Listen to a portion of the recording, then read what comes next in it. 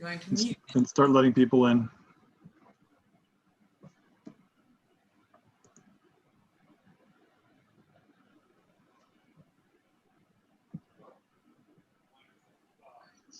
Oh, are we recording?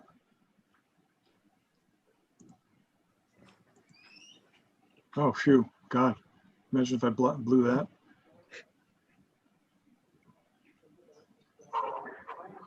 Yep, we're recording now.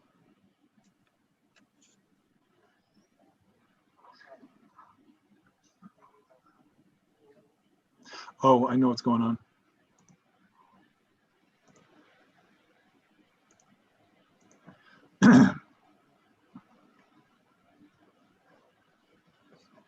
Biden just took Michigan, apparently. Yeah, it depends on what station you watch. They call these things at different. CNN called it at 4:15. No, Politico just did. I hope that's a beautiful Sauvignon Blanc, Susan. What? Oh, we are live streaming and the public has joined us.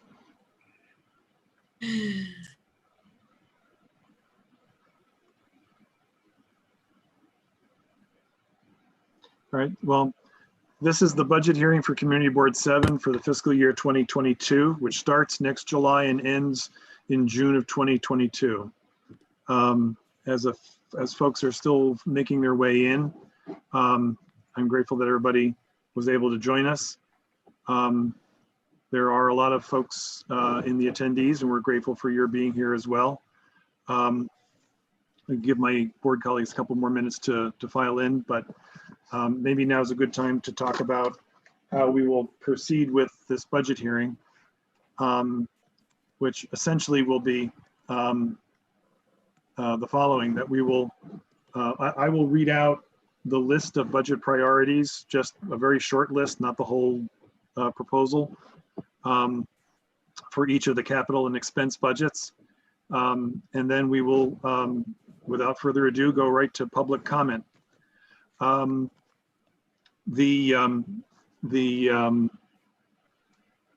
me, I'm a little under the weather.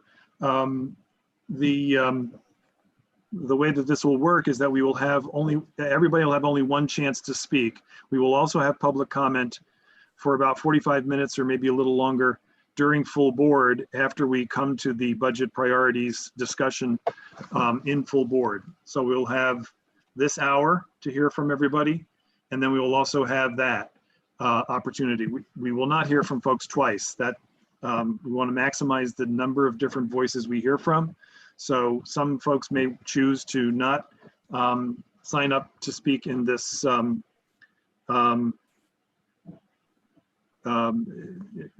choose not to sign up now, but rather to listen later.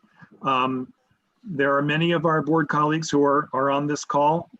We were hoping for, I think we're getting close to a quorum anyway.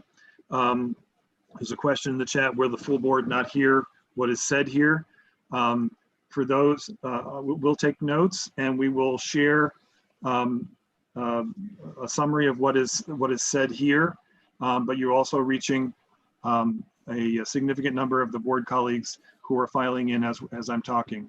And then we will hear from more folks at the full board meeting itself. And so we will do our level best to hear from as many different people as we can, and move on that way. I thank my colleagues for joining early to be a part of this important budget hearing. Let's give it a couple more seconds to let people file in, and then I will move us along.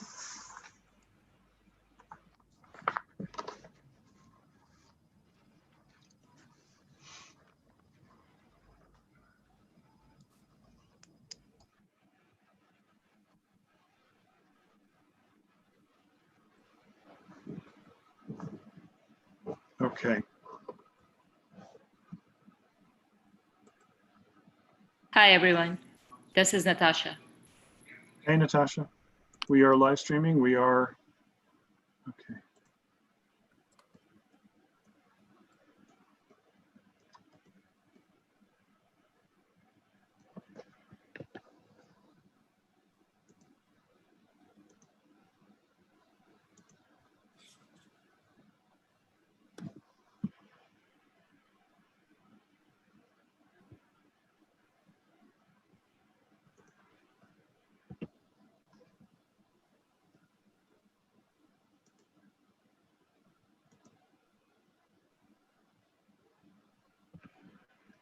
Okay, I've just put into the chat a link that will lead you to a place where you can sign up to speak at this pre-hearing, and also at the full board. But remember that we're only going to call on folks once, so you may want to make a decision now about. There may be more folks than we can hear in 45 minutes to an hour at full board. That's one of the reasons why we have this pre-meeting. You have the attention of a significant number of our board members, and there's more filing in. So if you want to speak during this pre-meeting, there's a separate box for the pre-meeting to sign up to speak in the pre-meeting. And if you want to wait till full board, then use that same sign-in sheet to sign up for full board.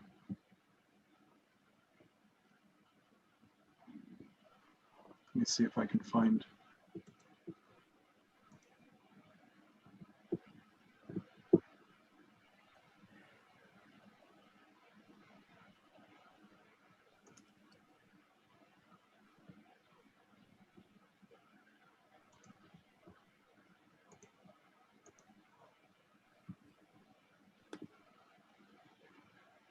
Oh, thank you. Someone just mentioned. So one of the things that the form asks you to give is your address, your local address. CB7 is, for the purposes of tonight, will be prioritizing hearing from community members. And by community members, I mean somebody who either resides here in CB7's district, or someone who has a business or works in this district. There may be one exception or two, but generally speaking, that's what we're going to aim for, is to prioritize hearing from our community first. I'm going to toggle back to see if anybody's signed up to speak. Okay. Oh, and then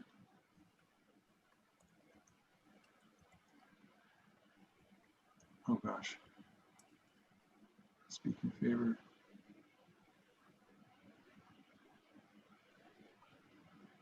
Okay.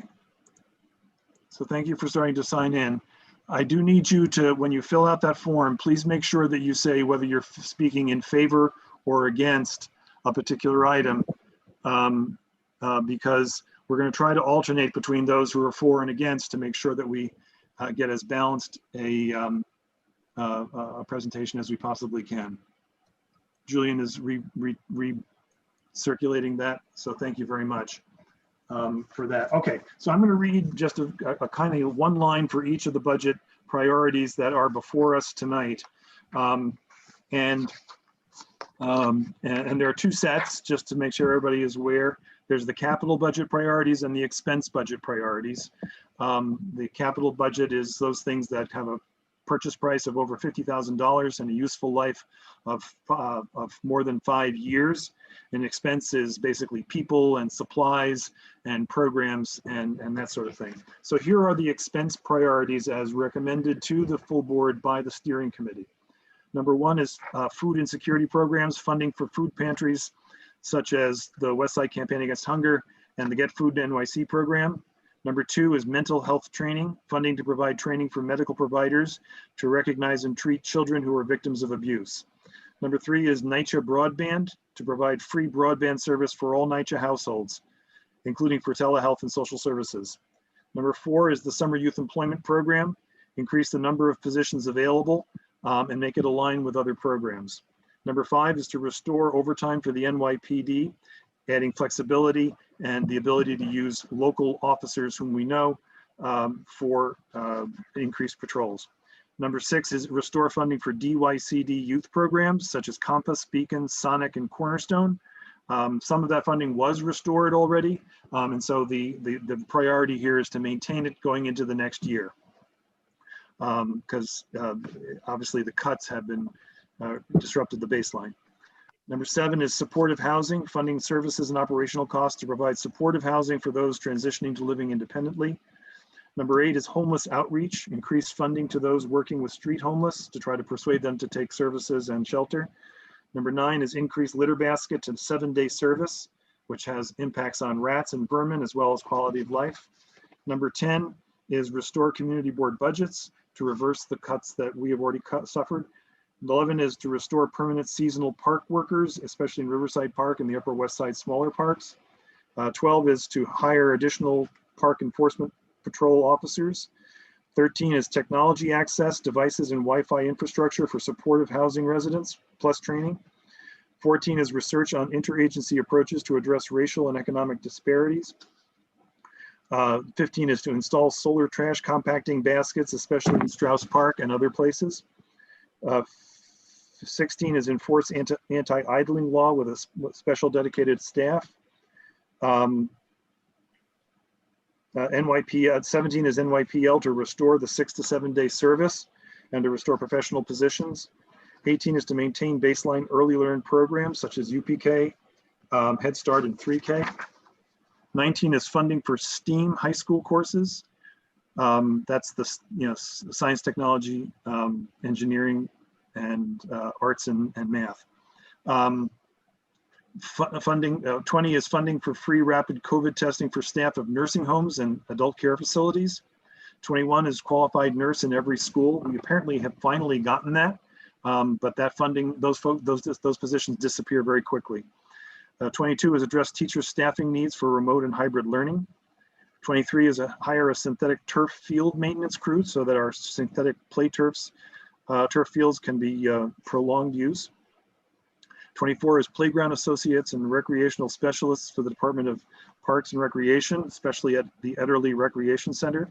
25 is street maintenance, street tree maintenance service. And 26 is remote learning devices such as laptops and Chromebooks. And you'll see later on at full board, we have, this is for next year, we have a parallel request for that during this year's, the current fiscal 21 budget. That's the expense priorities, the capital priorities. And all of these are on our website, by the way. They got up late because of the department, our webmaster had a glitch, but they're there. Number 1 is to preserve NYCHA, including increasing HPD funding. Number 2 is the health clinic for abused children, to create a mental health treatment facility for children who have experienced abuse. Number 3 is school ventilation to improve healthy airflow in schools, including the much discussed Martin Luther King campus. Number 4 is safe haven shelter, to create a new facility in the district to address street homelessness. Number 5 is NYCHA front doors, Douglas houses and beyond, the front doors that that don't lock properly. Number 6 is comfort stations a comfort station in Riverside Park South Phase 6, that's down by the river. Number 7 is NYCHA broadband. This is the infrastructure part of the request on the other side, to build and provide high-speed Wi-Fi to NYCHA residents. 8 is renovate the Saul Bloom playground at PS 84. 9 is the Frederick Douglass playground, which is on the campus of the Frederick Douglass houses. 10 is ADA accessibility for at least 1/3 of public schools. 11 is to create permanently affordable housing from SROs that are threatened with conversion to some other use. 12 is NYCHA senior centers to renovate so they can safely reopen and be operated. 13 is comfort station Riverside Park Phase 5, that's up by Riverside Boulevard. 14 is a kayak dock to create or restore one in Riverside Park. There was a program there that was completely community driven, but it was trashed by storms. 15 is new parks maintenance equipment. 16 is streetscape safety improvements such as curb extensions, traffic islands, traffic guiding changes, and so forth. 17 is the Bloomingdale Branch Library to renovate the basement, which is now just raw open space. So it doesn't get just used for, so it can become a community facility. 18 is install water and irrigation service at Verdi Square Park, another support for a community-driven project. 19 is reconstruct the Cherry Walk, which is in Riverside Park for pedestrian and bicycle paths. 20 is the NYPL bookmobile to bring another one to our community in need. 21 is the Anibal Avila's playground for new construction. New construction is helping with that, but there's more to do. 22 is renovate the dinosaur playground. That's at 96th Street in Riverside Park. It needs a full renovation and equipment, including a comfort station. 23 is speed cameras throughout the district. 24 is red light cameras throughout the district. 25 is NYCHA security systems, cameras and monitors. 26 is thermoplastic street markings to reapply them. 27 is curb cuts to repair or replace existing failing curb cuts for ADA access. 28 is restore HPD funding for affordable housing. 29 is permanent affordable housing in Manhattan Valley. 30 is reconstruct perimeter paths on Riverside Park. 31 is rebuild the step ramp in Riverside Park at 83rd Street. 32 is rebuild the step ramp in Riverside Park at 78th Street. 33 is rebuild the step ramp at 105th Street in Riverside Park. 34 is renovate the Happy Warrior Playground near PS 163. And 35 is restore the Soldiers and Sailors Monument in Riverside Park. So there we go. So let me go back to the list, which hopefully self-populates. Okay, so I was going to try to go in favor and against, in favor and against. And I'm having a little trouble understanding the form. So I'm just going to call on folks in order, just making sure that everybody, okay. Oh, Ashley Gonzalez, you're here for something else, right? Okay, so we'll call on you later. Let me see if I can. Okay. So I'm going to call on Owen Crowley, followed by Himani Dixit or Dishit. I'm sorry if I'm butchering those names.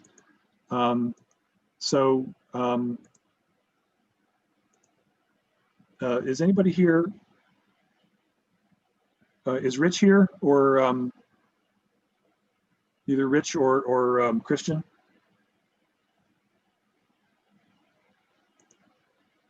No, not yet. Okay. All right, I'm gonna have to try to handle this myself then. So let me find.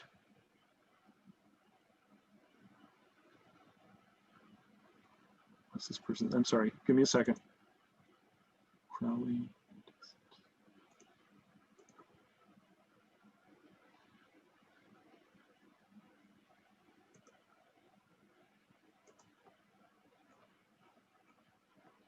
Sorry.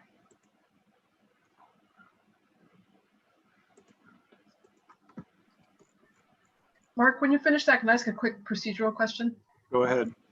I'm just curious about the breaking out of NYCHA items. Given that NYCHA on the capital priorities is our #1 thing, would it be acceptable to move items number 5 and 12 as bullet points underneath that first item to give it all the priority it needs, or do they need to be broken out?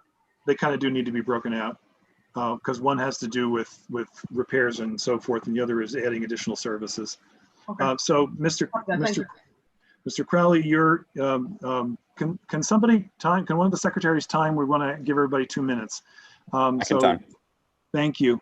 So Mr. Crowley, go ahead, and then I'm going to meanwhile try to promote. So what I'm doing, just so everybody knows, what I'm going to try to do is promote folks so that they can be seen as well as heard when they're speaking, but then I'll have to return you to the attendees after that. And this is a little bit labor intensive, so please bear with me. And thank you for all my board colleagues who have now joined us. I see that there's folks in the Q&A. I'm not going to be able to get to the Q&A and everything else I need to do, so please just bear with me. Mark Rich Robbins is in the house. Okay, thank you. So Mr. Crowley, go ahead. Thank you. Hopefully I don't need the 2 minutes. I'm interested in many things in this capital proposal, but I came here specifically to talk in support of the Safe Haven initiative. From what I understand, that's an effective means to help people get off the streets and get into some better situations with some well-structured services. And to the extent that those services can be provided, I think that benefits our community. My impression is that the stress of the times, COVID, people losing work, the political status of our country is probably adding a lot of stress to people who otherwise wouldn't need it anyway. And this is one way to help people who are not in shelters and who are not already being cared for. And I think if we want to respect all of our neighbors and to have a well-functioning neighborhood, the approach to that is to provide the support where it's necessary and get people into some programs, with the emphasis being on preserving the dignity of those individuals. There's too much talk on behalf of people, and here I am doing it myself. But I think the main thing is to consult the people in need in terms of what their needs are. But since we're here, this is my opinion. And also in general, I support infrastructure investments such as, for example, the broadband. I think really these days to function in society, to get jobs and to be available, full member of society, that's also a very important thing that people need, and it's not available to everybody, particularly people that are looking for work and people with children who need education. That's it. Thank you. The next person I'm going to call on, because I'm going to try to alternate for and against, is Erica Gerson. I believe I promoted you to panelist so that you can be seen as well as heard. So Erica, you have 2 minutes. I appreciate that, Mark. I had put in the thing that I actually wanted to speak later when the full board is present. Is that possible? Could you just confirm me for that? Sure thing. Thanks so much. Okay. Thanks. So now I need to find somebody who's against. I say, Mark, though, I think these buckets are a little funny because some people are for some things and against something. So I'm not sure that everyone understands what they're supposed to be writing in the form. I understand. It's the best we can do. We're trying to, the main purpose of the form is to make sure we're calling from local folks first. And it looks like everybody here, except for the person from the New York Public Library, is local. So thank you for that. Let me see. Hi, Mark. I think you had called on me earlier, and I just got the video. So I think I can speak if you guys have time. And who is this? I'm sorry. This is Himani Dixit. Okay, go ahead, Himani.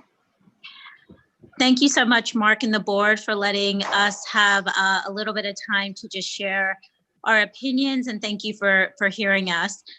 Just a brief introduction. I've been living on the Upper West Side for 15 years. I'm a mom of 2 young children who go to school on the Upper West Side, and I'm also a physician.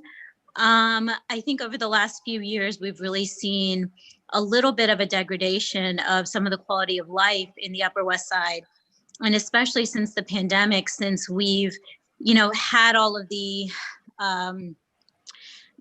grave concerns around safety and health. And I think we've all noticed a decline in quality of life issues when it comes to things like criminal activity, shoplifting in local stores, trash on the streets, encampments, and other quality of life and safety issues. And one of the things that I think is really important for us to consider when we're talking about having another safe haven is, do we have the resources to support yet another safe haven when we cannot effectively even take care of the residents and the indigent population and the vulnerable population that we currently need to serve? So I would like to see us in terms of priorities, please to prioritize women and children who are currently existing in our neighborhoods, who may have issues surrounding education, around needs for Wi-Fi, food insecurity, so many other issues in the shelters that we currently have existing and in the New York City housing that currently exists. There's so much work to be done in our current indigent population. And I would like to see the resources that we have in our tax dollars go to work to serve some of the needs of the population we currently have. I don't know that we can stretch ourselves so thin that we build yet another haven when we can't even take care of the people we currently have. And I'd like us to Ms. Dixit, we're at the 2-minute mark. Sorry. Just wanted to... Okay, let me just, thank you so much, Julian. And so, in summary, I think I would like us to just talk about what resources we actually have. And while I think it's an important thing to be compassionate and to look at the needs of everyone, we also need to figure out what's the best use of the resources we have and how can we serve our current neighborhood without stretching ourselves too thin. All right, thank you very much. I think the next person who will speak is Ann Smithy. And Hi. hang on one second. And before I do that, I want to give, there was a question in the chat I just saw go by quickly as to what these priorities are. I want to make it abundantly clear that the community board does not have a budget. We don't have any money at all. we are providing our recommendations on how the city's budget ought to be allocated or oriented. But it is not like we have a pile of money that we can apply to any of the things that we're recommending. It is simply our judgment and our recommendations as to how the city should prioritize funding issues as we go forward. So it is an advisory role we have, not an allocation role. So thank you for that. Ann Smithy. Oh, and one other thing, I'm going to say this a number of times over the evening, and I want to say right now, because I don't see anything that's problematic in the chat yet, and certainly the speakers have been eloquent and appropriate. But we're really going to try our very best to treat everybody with civility and decorum tonight. We want to have a good discussion about all these issues, but I will have very little. I will have very little patience for rough ways of treating one another in the chat. We really can't be doing that. We've got to be pulling together. So thank you for that, for following that directive. And I know that there are some folks who come to our meetings and are sometimes problematic. We will do our level best to make sure that this is a good experience for everybody. So I'll shut up now. Ann Smithy, you're up next. And Mark, before I speak, can I ask one additional question? Because this is kind of a new process to me, which is the documents that are sent out, are they supposed to be ordered like number 1 is the first priority, number 30 is the 30th priority? So we're kind of weighing in on what we think is most important. In effect, yes. The priorities that I read out and that are on the website are in the order in which the steering committee voted them. And keep in mind that once you get past priority 15 or 16, it is a long shot that any of them will ever be, well, not a long shot, but they are, the effect of making them a priority diminishes as you go down the list. Okay, thanks for that. So I'll just start by saying I live in the Upper West Side. I live on 85th Street. And I'm really interested in kind of promoting the priorities that talk about housing, both the Safe Haven program, which talks about shelters for people who experience homelessness, the NYCHA items, which are trying to improve housing for people who already live in housing that might be kind of poorly served on the Upper West Side, the homeless outreach services. I think all of those are great. And I think the Upper West Side is a pretty well-off neighborhood, which means that it can be hard for people who want to live here based on the rent. And so I think doing all we can to make housing accessible and affordable for people here, improving NYCHA, opening and supporting Safe Haven, opening and supporting other homeless shelters or other affordable housing is something that as a resident of this neighborhood, I really support. I'm glad to see it's on the priority list, and I'd love to see some of the ones that are lower down raised up even higher if we can. And I think that's all I wanted to say. So thanks for taking the time. Okay.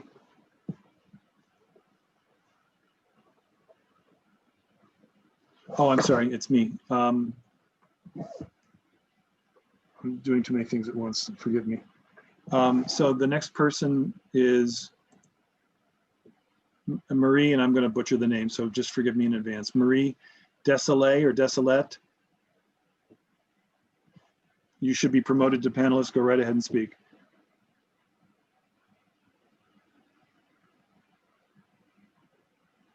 Do this here.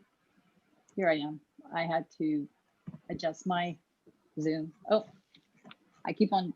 I don't think I can start the video. Oh, here I am. Am I there now? Yep, you are. Yes. Okay, good. So my name is Marie Desolé. It's French. That's why it's hard to pronounce. I'm a resident of the Upper West Side. I live in the 70s. I have a teenage daughter, and I'm an avid supporter of the local businesses. I think they are very important to our community, and these owner-operated businesses are very part of the Upper West Side. I'm also a great supporter of NYCHA. I think last week I had the chance to listen in, and they seem to be suffering an awful lot. The conditions in which they live in, the broadband for their children's education, which is really key for them to get into better jobs in the future. I think that cannot be not prioritized, as well as their security. I was shocked to listen to the priorities and see that the NYCHA security system is actually 25th on the list. I think these people need to be safe in their environment. I've had the chance as well. What I would like the board to consider is to prioritize NYCHA and the policing in our community as we see crime rates increasing. And the crime that is increasing is really about robberies. It's increased 20% year over year, 32% over the last 2 years, and 41% from 5 years ago. If you look at that trend, it's not looking good.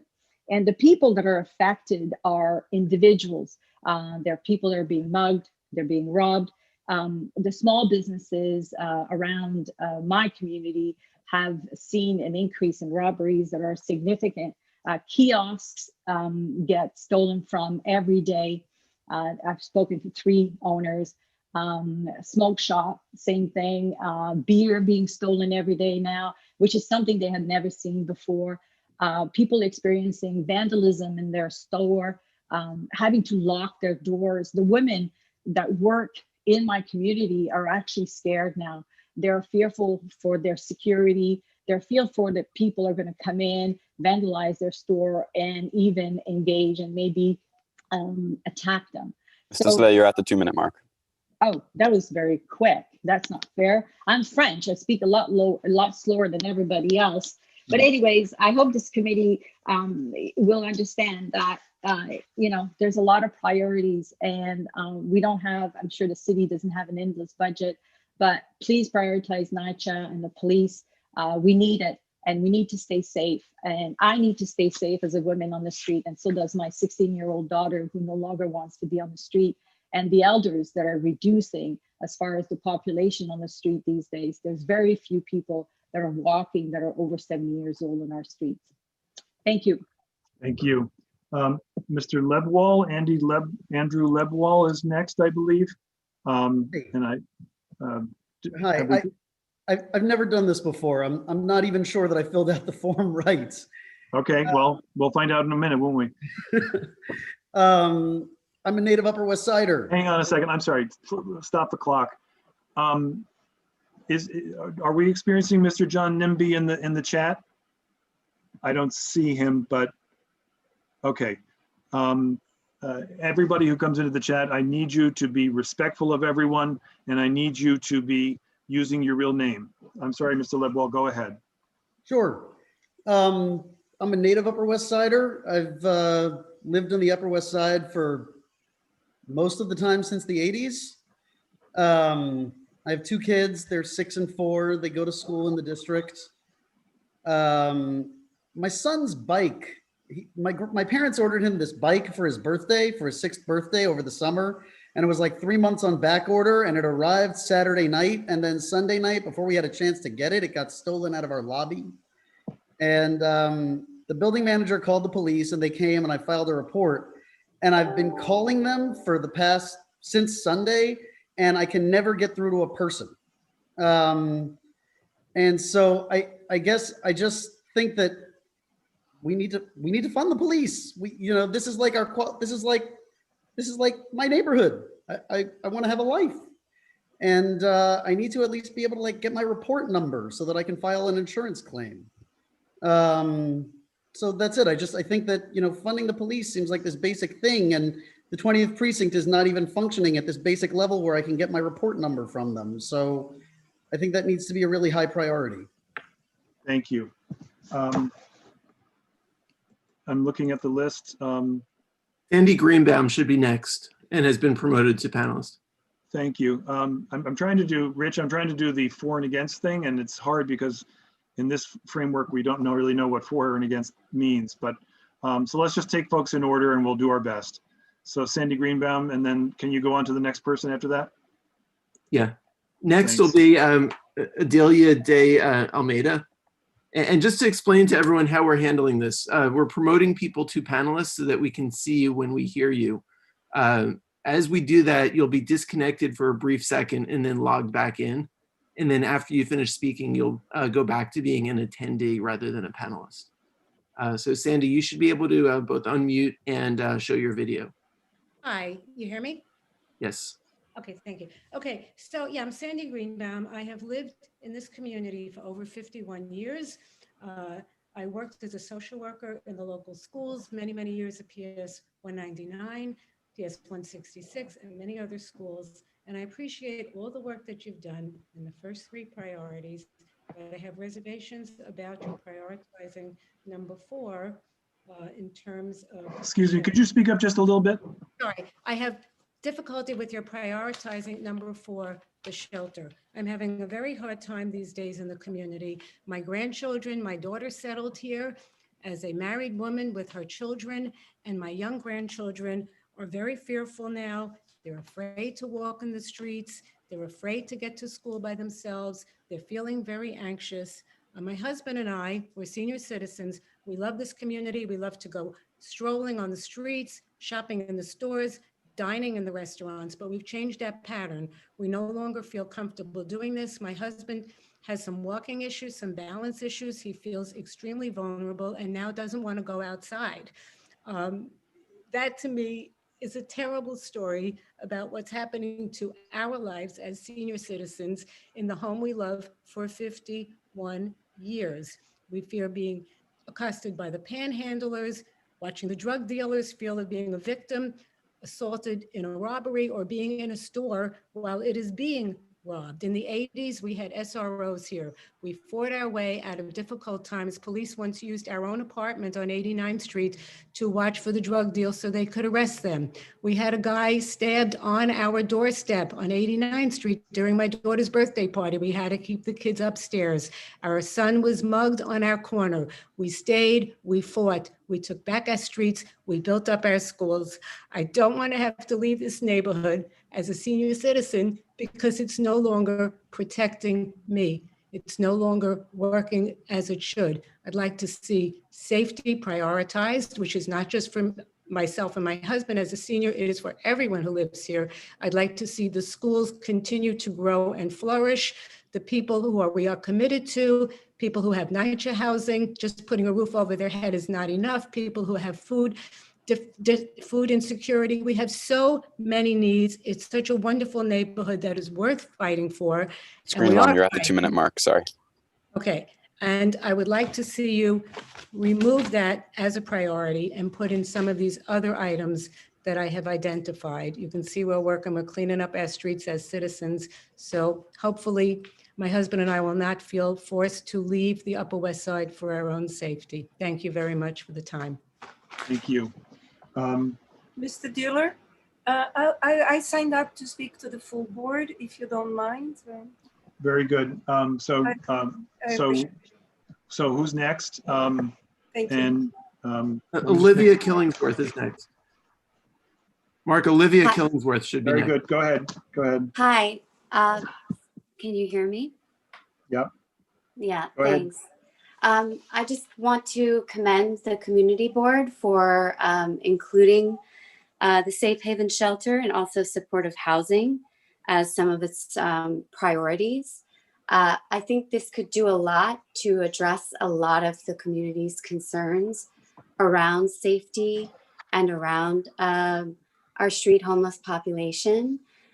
Safe Havens have a great track record of getting people into permanent housing, which is what we all want for folks who are living on the street. It's a wonderful program, and I think it would make our community stronger and safer, more secure, because it represents a kind of security that is a cooperative or collaborative security versus an antagonistic security. An antagonistic kind of security is a security from. It's the kind of security that's created when we put a fence or a barbed wire around something. It makes the people inside safe while the folks outside experience precarity. But a cooperative or collaborative security is security with others. It's the kind of security we get from a dam or a sewer system that benefits everybody in the community, or a mass vaccination scheme that helps everybody develop herd immunity. So I think a safe haven shelter is an example of cooperative or collaborative security that could in the end make us all safer. Those of us who are concerned about street homeless individuals and the individuals themselves who might be more willing to accept shelter and accept services and ultimately go into permanent housing. So I think it's really fantastic that the community board has prioritized this, and I urge you to support its inclusion in your priorities. Thank you so much. Thank you. Did we call on Owen Crowley? Did you speak, Mr. Crowley? I think we. Yeah, I spoke. Okay, very good. Thanks. So thank you. So Rich, who's next? And before you go, before we call on somebody, listen, we're having this, Mr. Nimby, we really need you to knock it off. The purpose of chat is to advance ideas, not to attack each other, not to attack the board members, not to attack other people in the audience. This has to stop, and if it doesn't stop, then my impatience will grow. And so the purpose of chat is not to be provocative. It is simply to share information, and it's got to stop. So just knock it off. Mark, yes, go ahead. sorry to interrupt you. Can you please, Rich, can you please post the sign up sheet again, because so that people can sign up to speak? No, I just got your text and I did just post it again. Okay. The chat is going so quickly, it flies by pretty quickly, but it's there. Yeah, and just to remind folks that we're only going to call on you once. So if you want to speak now, then you won't be speaking at full board. Okay. And Rich, can you post it one more time? Thank you so much. Thanks, Mark. Sorry to interrupt. Mr. Dura, do we need to resign to speak to the full board? You should have already done that on your form, but if you haven't, do it now. Adelia, I've marked you for full board. Okay, thank you. I'm gonna demote you now, and I'm gonna demote all other speakers. Nothing personal. We just want to. We need the space. Okay, let's keep going. Who's our next speaker? The next speaker is Kathy Bernstein.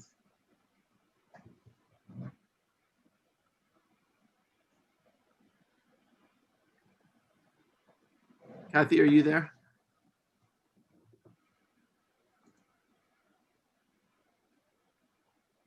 I need to, I thought I had promoted her. Okay. She'll be able to join in 1 second. And then Harry Sheshel is next, and I'm going to promote you.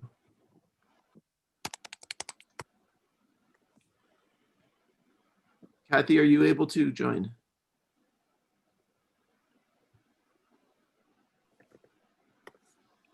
Can you hear me? Yep. Yes, now we can. Okay, thank you, sir. First, I want to just thank you, Mark, and everyone on this board for organizing this to let the neighborhood actually speak out. I've lived here for 35 years. I care deeply for this community, and I ran for political office, and in doing so, I had the opportunity to speak to many residents. And I'm just going to touch about 3 items.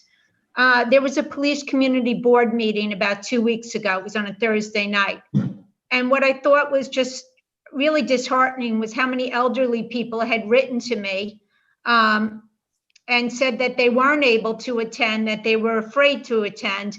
And we had a conversation, a dialogue. I spoke to each individual, it was over a dozen. And the reason why they were afraid to leave their apartment is they're elderly. And they're afraid of getting COVID, which I truly understand that at a certain age it's deadly. And they are being aggressively panhandled by men who will not wear masks. And they've sort of just given up. And I think that's such a sad commentary on our society and neighborhood where elderly, and it's men also, elderly men and women, some of them have walkers, they can't get away that quickly. And they're afraid to leave their homes because they don't want someone's face in their face demanding money. And a lot of them had said they ended up just giving money to get rid of the person. I've also spoken to a few of the residents at the Lucerne and Belle Claire, residents that were there, prior to the shelters. These are women and men who are elderly and disabled. And they spoke about a lot of crime and drug deals that are going on in their own hotel, not feeling safe. Again, back to this mask issue. At the Lucerne, I was told about smoking in the room, smoking in the hallways. And just as a personal story, 2 nights ago, I was on Broadway. I was walking north on the west side of the street, and I watched a man who was just completely wasted. He crossed the street. He didn't have the light, and he ran into a biker, a delivery guy, and knocked him over and just kept walking. And I followed him. He went into the Belle Ms. Claire. Bernstein, you're at the 2-minute mark. Okay. And they were nice, but couldn't help me. And so I just ask you to give some consideration to the elderly. Thank you for your time. Thank you very much. I'm still seeing troubling things in the chat, although it goes by so fast that I can't really catch it. Folks, we're not going to use words like racist. We're not going to use words that make that disparage each other. That just isn't going to get us anywhere that we need to be. Whatever your concerns are, we need to talk about the issues that are in front of us, not each other. This meeting is about trying to solve problems. So please follow our lead, or we'll have to do something more that I don't want to do. Rich, who's next? Harry, is it Sheshel? Cecil, yes. And then Allison Morpurgo is next. Hi, good evening. I am Harry Shessel. I am a 3rd generation Upper West Sider, born and bred. Grandparents were here. My mother was here. I have lived through, the 70s here, the 80s. I sort of don't remember really the 60s. And I don't think we're going back to where it was back then when, there were crack vials and prostitutes and you couldn't walk on Amsterdam and Columbus. But I do think that, because of what's been going on, especially with COVID and the economy and what's occurred specifically in New York, that there are going to be, the city is really going to have to look at its budget. We're really going to have to start thinking about where we want to prioritize. And I think the place to prioritize are the people who are here, the children who live in the community, especially those in NYCHA. Because, everybody who's sitting here, I don't know how many of you live in a NYCHA building, but I was involved with security back in the late 90s. And, those can be very dangerous places. And those are the kids who live there and the people and the elderly who live there. They need to feel as safe as everyone else, if not more so. And that is where the priority should be. It should be the people that we have in our community, of which there are 9,000 who live below the poverty line. In our own community, let's focus on helping those people who want a place to live, already living in a place that in many instances doesn't have proper heat, has broken facilities. The elderly can't get upstairs because the elevators are broken. They're scared to walk in their hallways. Those are the places that we should put our money.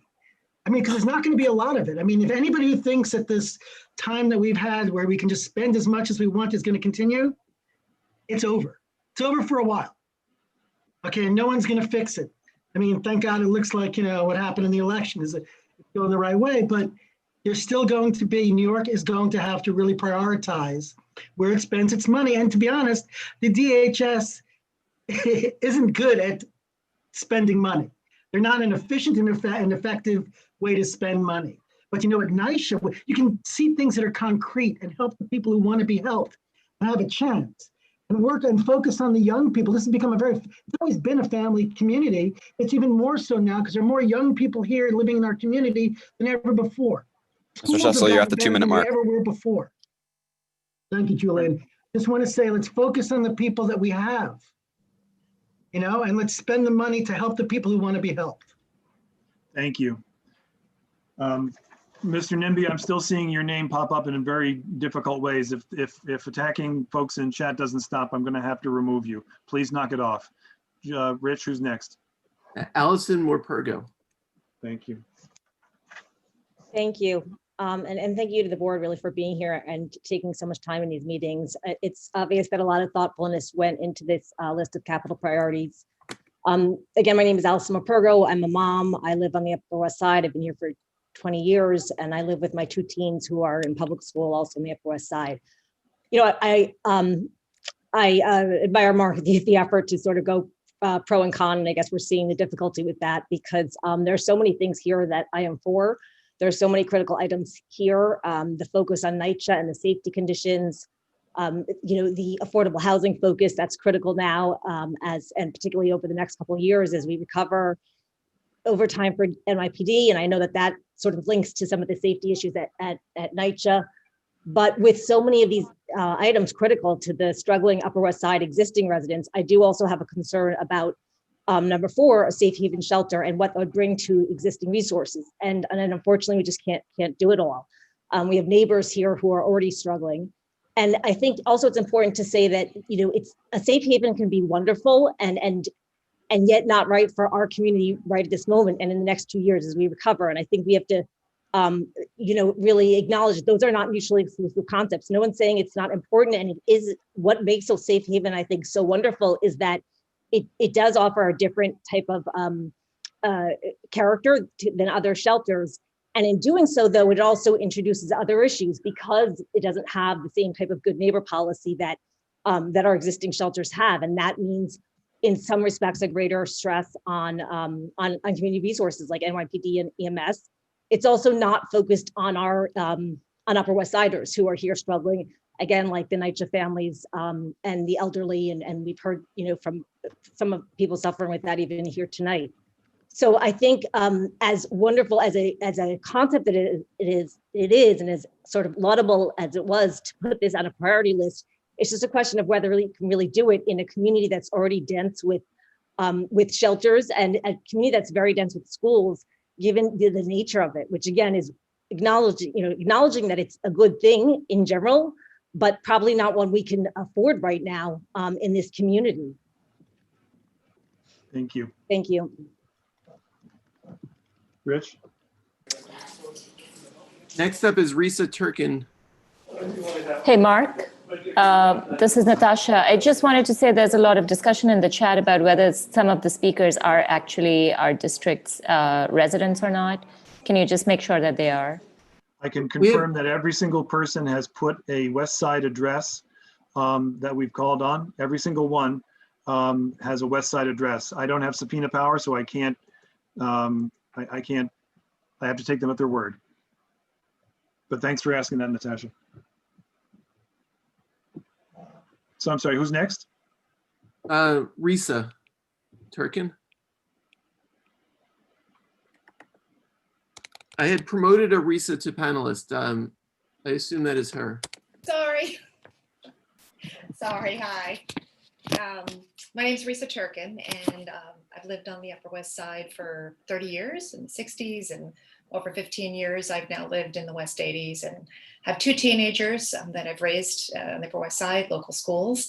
And, you know, I will say I'm very proud to be part of this caring community. And, you know, recently have been joining some of these calls. I really didn't know much about how things worked around here. And, you know, I appreciate, learned a lot what the community board does, and I'm very appreciative of the work you do. And I was on the call recently with West Side Campaign Against Hunger, where I've been volunteering, and you know, it's really sad to see what's been going on and the increased needs of people in our community. And I'm a small business owner on the Upper West Side, and I'm very aware that revenue is down now with COVID. I know we'll be paying easily more than 30% less taxes, and businesses hurt much more than ours. You know, it's going to be much less taxes. So I just wonder, when setting the priorities, how much has been looked at having less money to spend over at least the next couple of years. And therefore, with all the issues this community is presently facing, I'm just wondering why we're looking at a new shelter as a capital project that not only requires upfront money, but there'll be ongoing expenses every year going forward.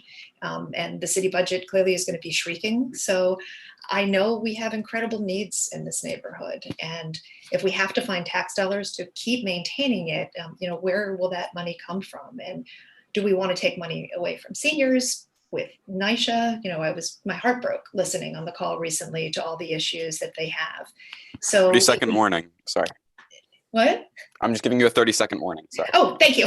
So, I mean, if we fund this new shelter, the money has to come from these critical needs, you know, sanitation and street safety and mental health. I mean, I've got neighbors that are afraid to leave. For the first time, we've had vandalism in our building. 15 years, we've never had that. So it just seems that we have so many needs right now, and so many people are increasingly struggling, and tax dollars are going down. You know, to me, it seems like that at this point in time in this community should not be a priority. So anyway, I thank you. I thank you for all you do, and I thank you for your time. Thank you. Who's next? So Amanda Fialk, and then we have 3 speakers after that. I'm going to repost the sign-up sheet, but that's all we have is 3 more speakers. Okay, and it's 6:10, so that's not too bad. Great, thank you. Thanks for giving me time to speak. Like many have said, I'm really pleased to see so many of the different items that we're proposing on the agenda, from food insecurity to mental health training to NYCHA and the Safe Haven. And like others, I also recognize that we have budget constraints. I too want to live in a safe community. I do live on the Upper West Side on 71st Street with my child and my husband. And I think it's important to recognize that what makes certain people feel more safe in the neighborhood makes other people feel less safe. So when we talk about increasing budgeting for more police presence, that might make certain people feel more secure and more safe in a neighborhood. It makes myself feel less safe, as my husband and my child are both Black, and having more of a police presence makes me nervous. I would propose that rather than giving more money to police presence, we could use some of that money to address some of these really important issues around housing, affordable housing, mental health, food insecurity. Also, I think that I've heard so many people in the community recognize and notice the increase in street homelessness. And one wonderful way to address that is by having safe havens available in the community. Thank you. Thank you. Who's next, Rich? Josh Penner. Hi. Most of my my comments were actually already spoken to by Harry and Risa and Allison. So I won't take anyone else's time here. I think I think the points have been made. So thank you. Well, that's terrific to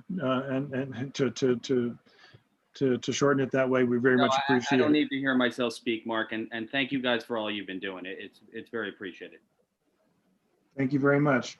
Who's the next? Corrine Lowe. Sorry, I wanted to speak in support of the budget priorities. Is that after Catherine speaks, I think, or after that they're laid out? I think I might have signed up for the wrong section.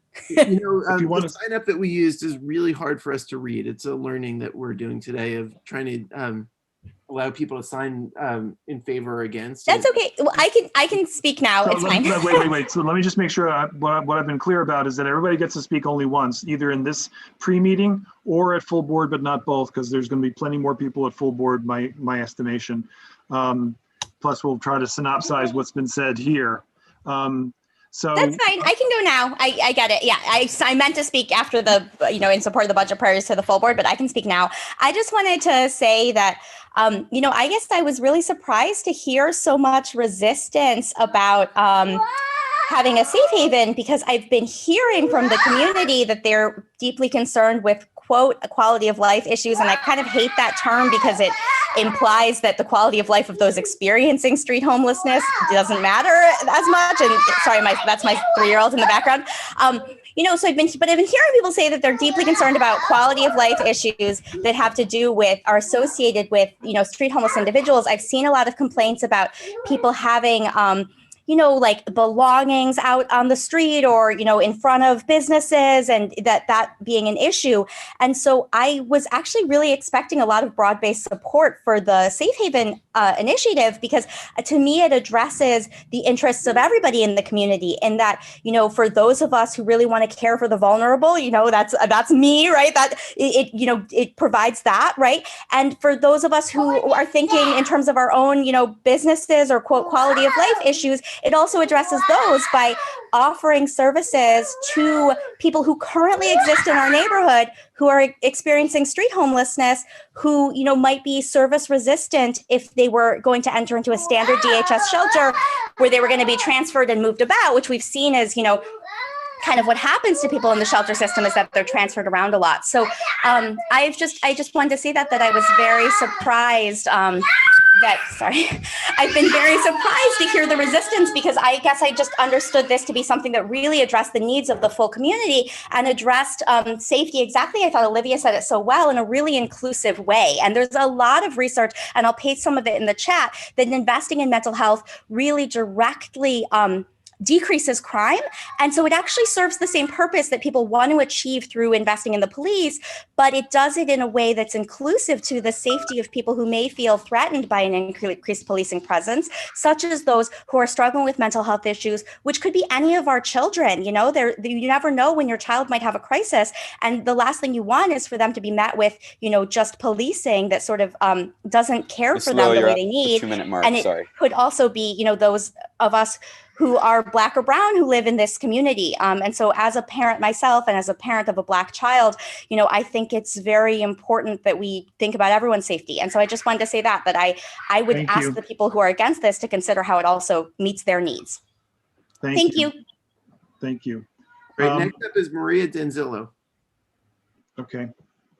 And Nicole Metzger, I saw your note that you want to be deferred.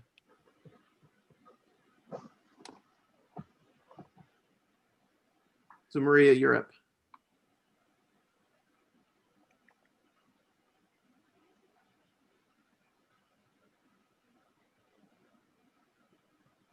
Maria? I'm so sorry. I was having trouble unmuting on my cell phone.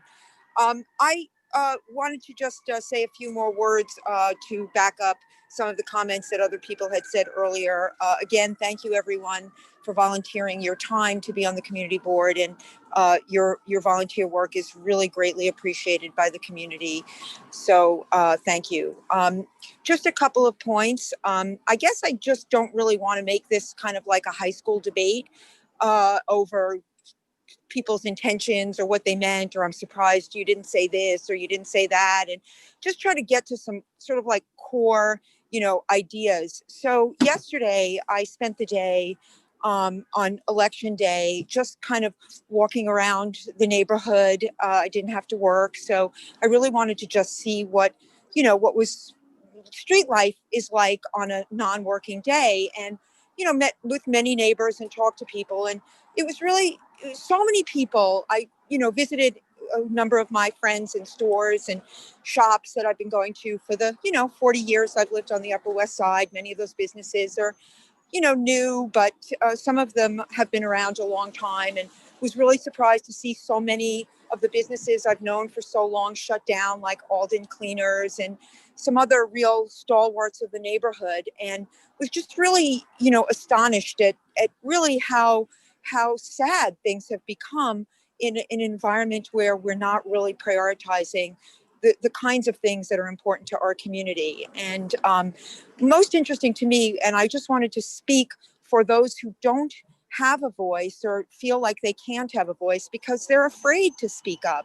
They're afraid. I mean, a restaurant that I've been going to for a long time was just really, really upset at the amount of crime that he's seen in his restaurant. He has an area outside for diners. He said no one comes. They're afraid to eat outside. He's had break-ins, I think 5 or 6 break-ins. He said the amount of paperwork and bureaucracy every time he has a situation is enormous. Insurance claims. His employees are he's had a lot of turnover because employees are nervous about working. And you know, if the businesses aren't closing down, they're afraid to speak out. They're afraid to talk about the Ms. Denzillo, reality. you're at the 2-minute mark. Thank you very much. They're afraid to talk about the reality of the neighborhood. So I just wanted to, you know, sort of just say, let's try to not do debates like we're in high school, but actually talk about reality. And I also want to say I'm very much concerned about DHS. They have shown in their dealings with the 104th Street shelter that they're not trustworthy. They don't work with us. And I think it's time to really kind of be realistic with them and say, look, guys, you need to work with us or we're not going to support anything else in this neighborhood. And we have to kind of take care of our own neighborhood, and we're going to have to stand up strong in the face of, you know, agencies that really aren't treating us very well. Anyway, thank you very much. Thank you for your time. Have a good evening. Thank you. Bye. Thank you. It's 6:19. Thanks, Mark. Our meeting starts at 6:30. Rich, do we have another speaker? Or? Yeah, John June is the next and final person who's signed up. Great. Let's hear from John June, then we'll take a little break to let the full board start. Great. Good evening. Thank you for the time. Again, Upper West Side resident. I just want to address the safe haven issue. I mean, I think it's a great idea. I was on the community board call when the proposal was first submitted, and I think the idea behind it was that obviously there is a lot of street homeless in our neighborhood, and adding a safe haven here would hopefully help get those people off our streets and onto a safe place for them. But I think the reality, the actual practicality of it is that most likely what's going to happen is that homeless people from other neighborhoods will be moved into this safe haven, right? Because the reality is, again, I'm quoting a little bit of an older statistic pre-COVID, but out of the 1,100 shelter beds in the Upper West Side, only 300 are actually being used by individuals from the Upper West Side. So that means a majority of the people in those shelter beds are from other neighborhoods. So my question is, if we're going to build a safe haven, wouldn't it make sense for the city to see where these large populations are, and again, kind of using fair share to see what neighborhoods these safe havens would be better suited in, right? If we're going to be moving people from the Upper East Side or Soho who don't have shelters at all into these safe havens, it just doesn't seem to make a lot of sense to me, right? Very good. All right. Thank you for speaking. We have a handful of folks who are going to be signing up for the full board comment period. Full board starts at 6:30. So unless there's anybody else who wants to be heard in this forum instead of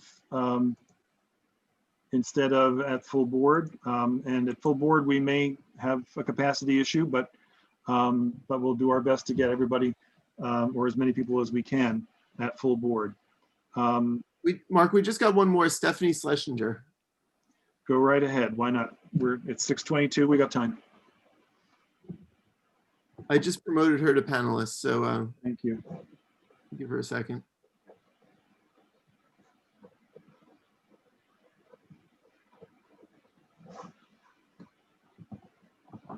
While we're waiting, if there's anyone else who signed up to speak but wanted to be deferred to full board, can you write your name in chat just so I know to we should call on you at full board?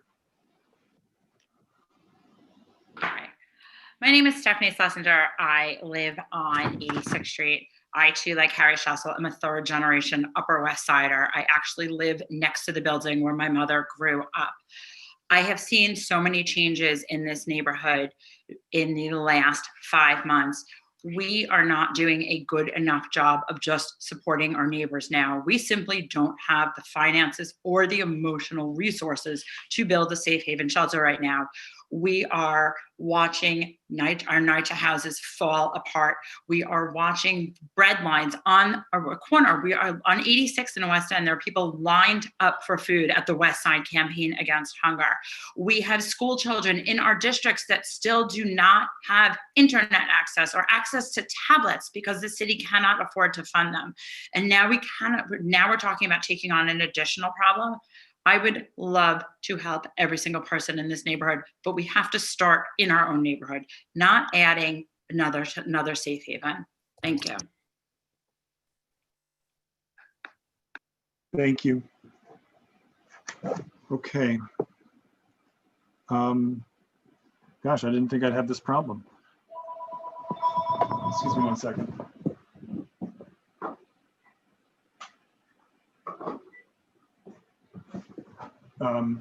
Thanks. All right, so at the top of the meeting, we're going to hear from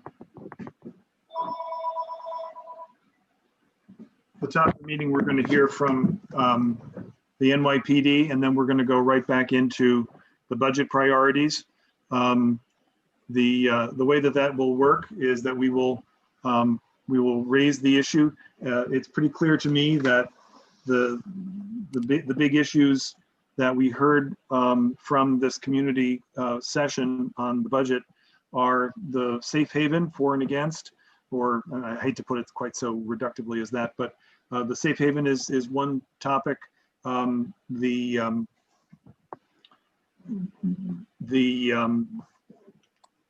sorry, give me 1 second, because I'm also trying to make sure that people can get into the meeting. All right. I'm still getting expressions of concerns about our friend, Mr. Nimby, and I really need you to toe the line here, or we're going to have to ask you to leave. There may be others as well, and so forth. But we really need this to be a productive dialogue, and that means not attacking or ridiculing each other in the chat or any other way. This is just not okay. So we'll hear from the NYPD. We will then. So the issues that will emerge from this budget hearing are the safe haven, the funding of the police, and certain aspects with respect to NYCHA. That's what I was hearing most of, and we will report that to the full board, although quite frankly, the full board is all here, and for which I'm really seriously grateful that my colleagues made all this time available for it. I see a couple of hands raised from my colleagues on the board, and so I'll take Jay and then Jeanette. And then we will be close to ready to start full board. Just a procedural question, Mark. Are we, or can we, when we vote on the budget priorities, vote on those 3 items separately? Well, the budget priorities are there's two motions. There's 2 resolutions, one for capital and one for expense. Right. So if somebody wanted to, I mean, this meeting could be, a week long if we wanted it to be. There's always the possibility of making a motion to move them, change the order of things, or any other motion for that matter. So we could do that if we were so led.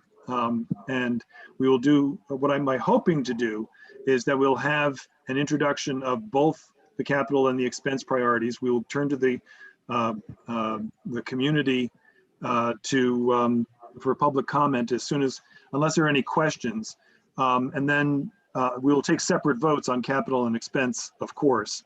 And there's actually a third one, which is a request to modify the fiscal 21 budget, which is the year we're actually in the middle of, for 3 particular items that wouldn't make sense to wait for next year's budget. For example, one of them has to do with laptops and Chromebooks for kids who don't have devices now. If you make them wait till next July, you'll certainly make them a year behind in school, and that doesn't make sense. Same with senior centers, and I forget what the third one is, but that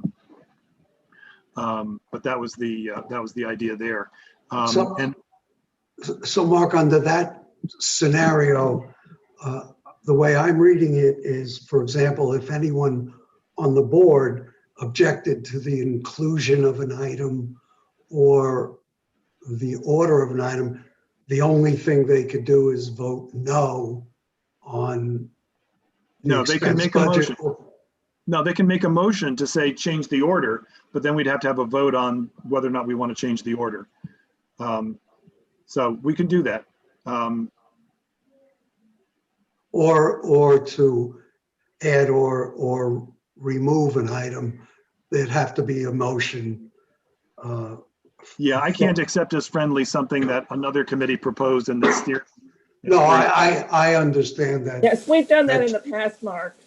At previous votes of the full board, we've changed something from steering. Right, but we did it by a vote, not by accepting it as friendly, correct? Well, it could be both ways. Yeah, but in this case, It's you know, usually a vote. It's usually a vote. it's usually a vote. Okay. Jeanette, what's your, do you have a question? Yes, sorry. Two questions. One, in the way that we do our budget priorities by ranking them from highest priority to lowest priority, is that required by City Hall? Or can we just be high priority, medium priority, low priority, which then really gives the agency the flexible to put money where they can if a high priority is something that they can't fund or such. But the other question I had was with respect to the safe haven. Stop there, because my brain is all over the place tonight. So let me answer your first question, and then I'll give you a second. The answer is that we have to input these things into a database at the office. I'm sorry, the Department of City Planning creates it, and then it gets rolled out to the Office of Management and Budget. We have to put them in order. Okay, thank you. And then for the safe haven, is it our intent that that is specifically requested to address our current uptick in homelessness and the mental health challenges that many of these people have? And if so, do we have any way to say we're proposing to build a new safe haven that will specifically address homeless on our streets? Or are the two really not so closely related? So that's an excellent question. The right people to answer that are the co-chairs of HHS. And so when we turn to the budget priorities, especially since the safe haven shelter was the subject of an awful lot of comments, I'm going to call on them to make a brief presentation about about their proposal. I'll speak for a couple seconds about the NYPD. And NYCHA will just take under advisement, and then we will turn to the community. Okay. Okay. So it's now 6:31. I'm calling to order the full board meeting for November. And good evening. I probably was incredibly rude earlier and didn't introduce myself. I'm Mark Diller. I'm the chair of Community Board 7. We have way beyond a quorum of our members here, and I thank them for their service on what's going to be a long night, especially for some folks who probably had a long night last night watching returns and either, well, and that's all I'll say about that, right? Okay, so the first thing that I want to do is call on our NYPD precincts, Captain Zuber and Deputy Inspector Yaguchi, excuse me, I keep making that mistake. But I don't see them here. I did say to them 6:40 because usually when we call a meeting to order, it takes a couple seconds to let people join the meeting and so forth. And I don't want to get too lost in the weeds on something else before we hear from them. So let's just pause for a second if we can. If there's another question I can answer in the meantime, I'm glad to do it. While we have a gap, why don't we approve the minutes of the last meeting? Great, thank you very much. Can we do that by consensus? Is there anybody who has a question or a comment or a concern about the minutes? So moved. Thank you. By a voice vote, all those in favor say aye. Aye. Anybody opposed? I don't hear anybody opposed. All right, so the minutes are approved with thanks. And that was the first effort out of our new. It's 30 seconds used. Thank you, well done, but importantly done. I see Richard has his hand up twice. Richard, you have to unmute. All right, can you hear me? Yes, you can now. All right. Since one of the items that may be controversial that's on tonight is overtime for police officers, if you could ask the commanders of the precincts to address that issue in addition to their other remarks, I think it would be very helpful, because as far as I know, we haven't had any committee meetings, we haven't had any information, any literature or anything else about that issue. And, you know, if it's a cut and dried issue, that's fine. But I think we should, as long as they're here and we're voting, we should hear from them on that issue. Thanks. I made a note of. That's a great idea. Could we put, or Rich already did, put the sign-up sheet into the chat. Please, if you want to speak on any of these issues, and then from here on in, I think it's going to be pretty clear how to sign up for that, to sign up to speak, whether you're for or against a particular item. And we will take you, the best we can do is to alternate between those for and against the various items. My approach to this is to have public testimony about both the capital and the expense at the same time, because otherwise we'd have to cut the speaking time in half for each of those resolutions and proposals. And I want to give the maximum flexibility and the maximum opportunity to speak to the community. So my proposal is, depending on how fast we can get to the community, that we call on the community for at least 45 minutes of testimony. In addition to what we've already heard, well, after we got finished with that introduction that I gave, at least 45 or 50 minutes of testimony so far. Let me use this time. Rich, did you have a question before I do this? I just want to say again that the sign-up sheet that we're using, by setting up this way, the sheet that we get to see is very confusing. So I'm just asking the community to bear with us. We wanted to make it so that you could see who's speaking in favor or against. And it just creates a lot of data that the spreadsheet doesn't present well. So we're going to do our best, but we might not get it perfect.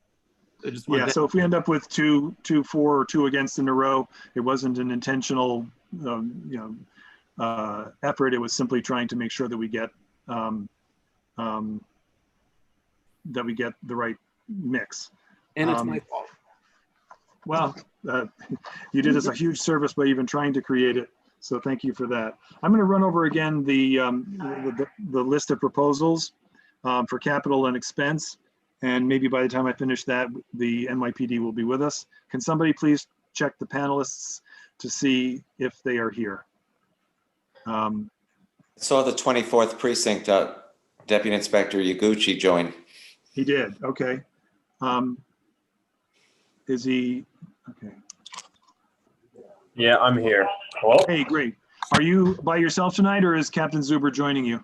I don't think Captain Zuber is joining us. He's got a couple things going on at the Trump Hotel. So I think it's just going to be me. Well, we thank you very much for joining us, and welcome to Community Board 7. Thanks for making the time, and especially for making the time right at this prescribed hour, so that we don't have to interrupt and can hear you flat out. Now, to the folks who are listening, there will be an opportunity for about 15 or 20 minutes to ask questions or give comments to Inspector Yaguchi after we're finished, but you need to sign up. Rich, if you could drop the link one more time. You need to sign up specifically for that. So while we're hearing from Deputy Inspector Yaguchi on his report, go ahead and sign up for that if you want to be heard on that. I'm going to keep that brief because we have a very long meeting ahead of us, and we are grateful for the NYPD after being deployed last night, and again, I assume again today, in a what-if basis. So without further ado, Inspector Yaguchi, you have the floor. Good evening, everybody. Thanks again for inviting me to your meeting. Just in terms of crime stats, we're just still experiencing increase in burglaries, package thefts, commercial burglaries kind of died down for a little bit, but in the last 2 weeks, we've had a couple hits on Columbus Avenue.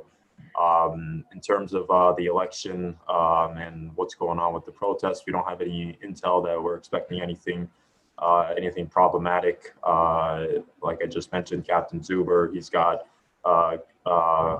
cops down at the Trump Hotel at Columbus Circle, a couple scheduled protests throughout the week there. Nothing bad, just I think a couple people want to protest and have their voices heard, but we're not expecting any trouble.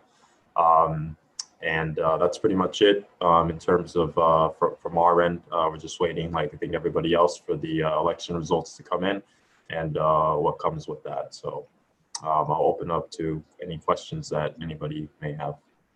Thanks. One of my colleagues recommended a question, which I'll pose now, and then I see Courtney has a question, and then we'll go to the public. During budget consultations with the Office of Management and Budget, One Police Plaza recommended that we restore at least a certain amount of overtime flexibility to the NYPD, and that was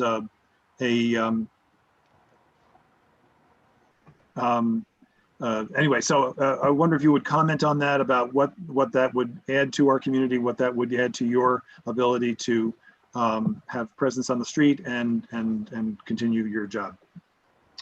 Certainly, our overtime budget has been cut, obviously, with the city experiencing some fiscal issues.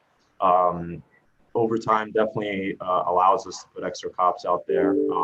We did have some cops on overtime this weekend with the Halloween and everything, so it definitely does help put some extra cops out there, especially when we're experiencing a lot of violence or a spike in crime. Thank you. Courtney, you have, I see Richard has his hand up, but Courtney was first and then Richard. So do I, please. Okay, Ethel. Thank you. So Courtney's first. Hi, thanks for everything you guys are doing. I also appreciate that you may not be the right person to ask this, but since CO Zuber is not here, I had heard that there actually had been some increased number of arrests, narcotics arrests, following the update that we got last month, and I wondered if you could provide a little more context or information around whether those numbers had increased since the last update. I'm not sure if you're referring to the narcotics arrests that were made around, I think, 79th Street, I think in the 20th precinct. Mm-hmm. I know they did an operation. I don't know if they're following that operation that they did, if there were further arrests that were made. Just in terms of like yearly narcotics arrests, like we're pretty much even compared to last year. I know that was kind of a specific target just because of the community complaints and the use of drugs down, where the shelter was. But I don't know if there's been an increase since then or not. But I know they haven't done an operation like the one that they did since then. Thank you, Richard Ash, followed by Ethel Sheffer. Yeah, I wanted to. We're going to be talking about overtime tonight, so I just wanted to, while you're here, get a few facts. I take it you still have overtime in your budget? We do. Can you give us a sense of how much the overtime was cut in your budget from last year to this year?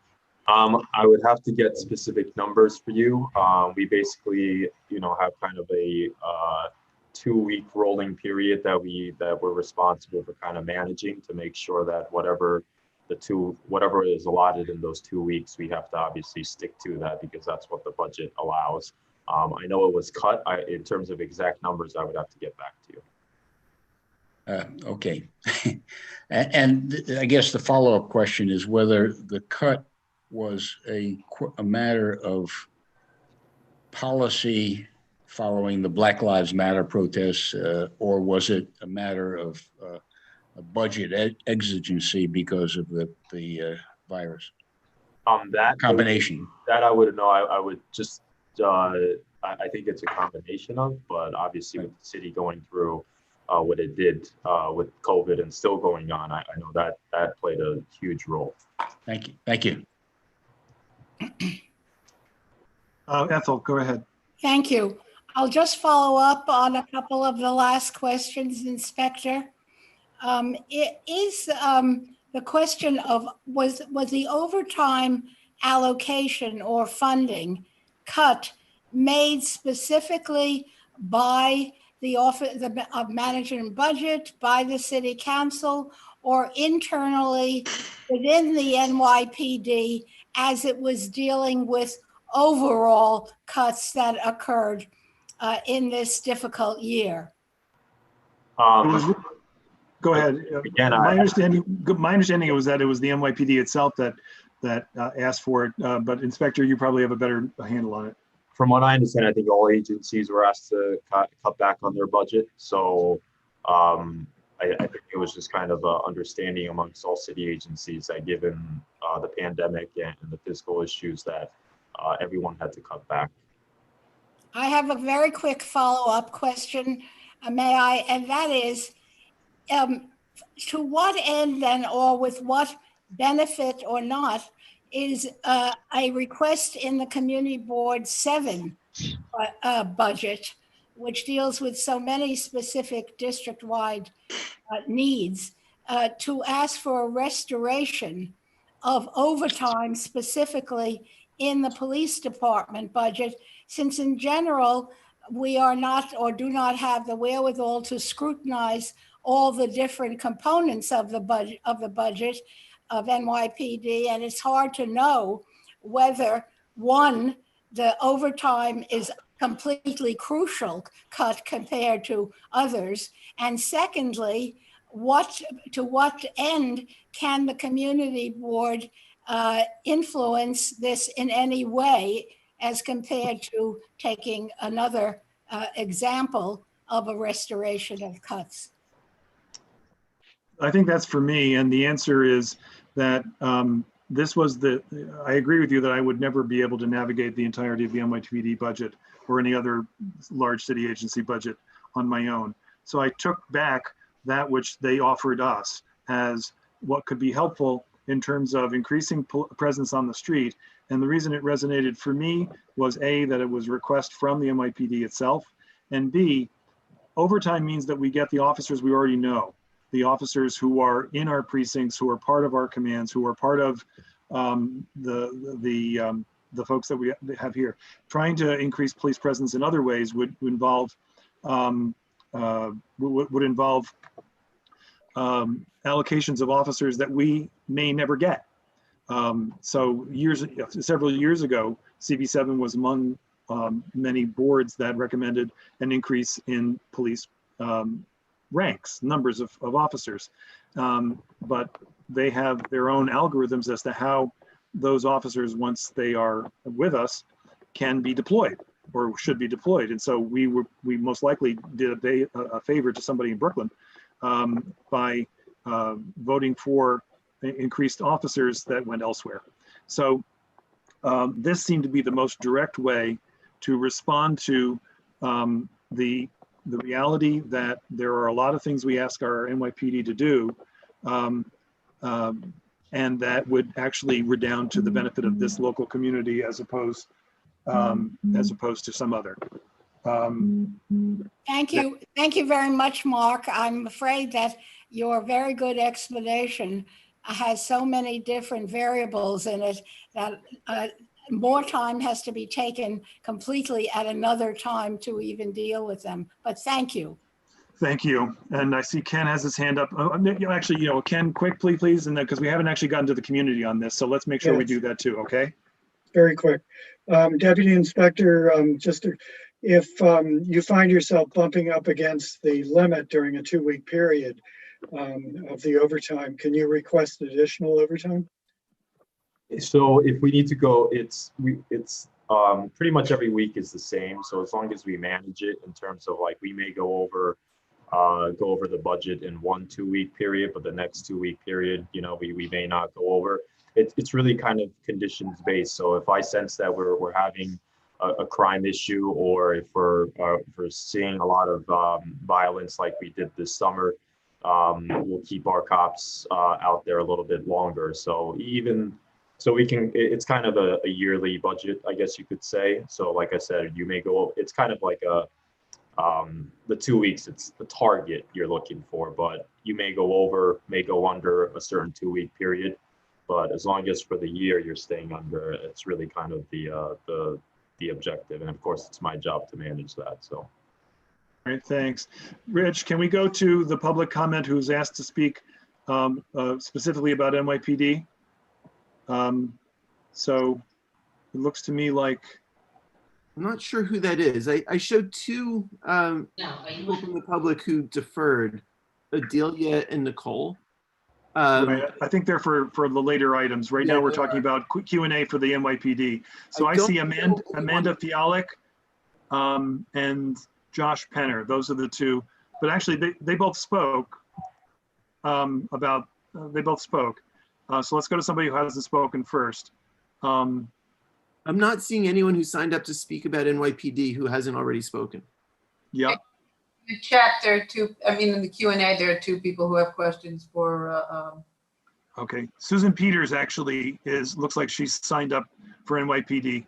So let's promote her and then I'll come back to the Q&A. Okay, and just to say again, because a lot of people weren't here when we said it before, we're promoting people to panelists because people were complaining that we weren't allowing people speaking to have video. And the way this works is you have to be a panelist to show video. Once you're done speaking, we put you back as an attendee. As we do that, it slightly disconnects you. It quickly disconnects you and logs you back in as a panelist. And then as we put you back as an attendee, it again disconnects you. It's not a perfect system, but it's Zoom and it's the best we got. So, This is Sue. Mark, I'm not signed up for New York PD. I signed up for at the end for other public comments. All right, thanks. Sorry, I misread it. There's a question from Jalen Heredia. I'm sorry if I'm mispronouncing. A resident of the community. Will there be a vote or a poll whether we are in support of funding the no, we don't take polls of that sort. If you want to be heard on whether you think that's a good or a bad idea, then sign up to speak. Estee Williams, for the captain, how does having a new shelter in a community affect workflow in a local precinct? How often do your officers at the 24th get called to a shelter?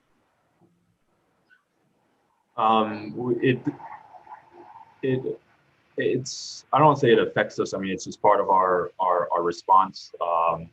We do have a significant number of shelters in the 24th precinct. So do 911 calls, do our officers our resources get diverted to that, whether it's a dispute going on or whether it's a crime that took place between shelter residents or getting called there because that individual needs to go to the hospital for some psychiatric help.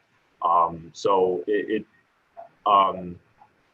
it does take up a lot of our resources, but I don't want to sit here and say it's a drain. It's just part of our daily work. Thank you. I see Melanie Westlock has asked to share an experience. I promoted her to a panelist, so thank you. Speak. Hi, can you hear and see me okay?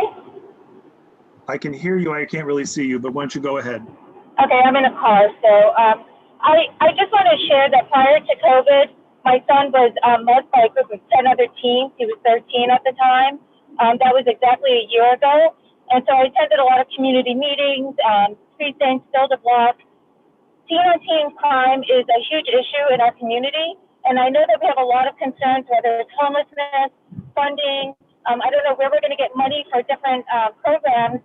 My concern as a resident of West 72nd Street is safety. My son travels to and from school. I know so many other teens who have been attacked in the past year. So I want to thank the NYPD for the work that they've done. I want to ask as a resident of the Upper West Side that we support them with whatever funding they need.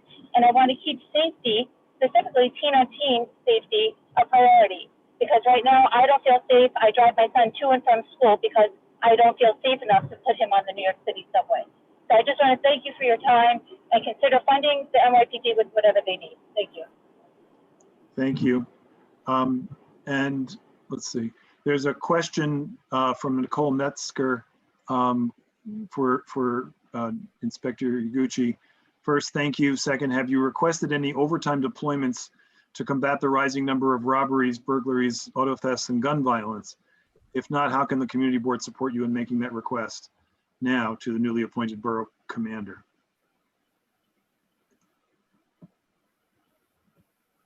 So like I said, we have a budget where we're allowed to, when we see an increase in crime, that we can use it ourselves without making that request. There is also at the borough level, so Manhattan North will also allow us extra overtime outside of that budget that I talked about when they see certain indicators or crimes going up. So this weekend, for instance, we got extra set of cops out on the streets because they noticed one, Halloween, and also just a certain trend in terms of our crime going up with in regards to burglaries and vehicle thefts. So that request, so without me having to request, there is our overhead command, so to speak, will kind of survey the borough, so to speak, see which precincts are seeing an increase or seeing some problematic areas, and they will kind of let us know, like, hey, we're going to give you some extra cops outside of that budget that we talked about. Very good. I think that's it for questions for the NYPD, and we have a long agenda ahead of us. So Inspector Yaguchi, you're of course always welcome for as long as you want to stay. But we're grateful that you made this special time available to us, so we had a reliable time to hear from you. And we thank you for joining us and for your work. And let's now move our agenda on. So we're going to, just as a couple of opening remarks, just in case there are folks that have joined us since the budget hearing, which went from essentially 5:15 to 6:30. This is the full board meeting, as has been our practice since we started doing meetings on Zoom. We will do the business session first, and then after the business session, we will have an additional opportunity for public comment. With respect to the business session, the first two items on the agenda are the capital budget priorities and the expense budget priorities. And the way that this will work is I will read once again a very quick one-liner for each of the budget priorities, capital and expense. For those who are new to this, capital priorities are things with a purchase price of $50,000 or more. It can be cumulative, by the way. So you can buy a bunch of one door for a NYCHA facility is not $50,000, but if you buy enough of them, it can be. And it has to have a useful life of more than 5 years. So one of the ways I like to summarize that is building a new basketball court is a capital expense. Running a program for children to play on it would be building it would be capital, running it would be expense. So I'll read those things, and then during the budget hearing, there were basically three areas of principal concern that were raised by the public speakers. One was the safe haven shelter proposal, and one was the NYPD budget, and with a lot of there were a lot of comments about needs for a feeling for safety and so forth. And the third was the conditions at NYCHA, and there was sort of an even split between folks talking about conditions vis-a-vis the conditions of apartments and things like security of the doors and so forth.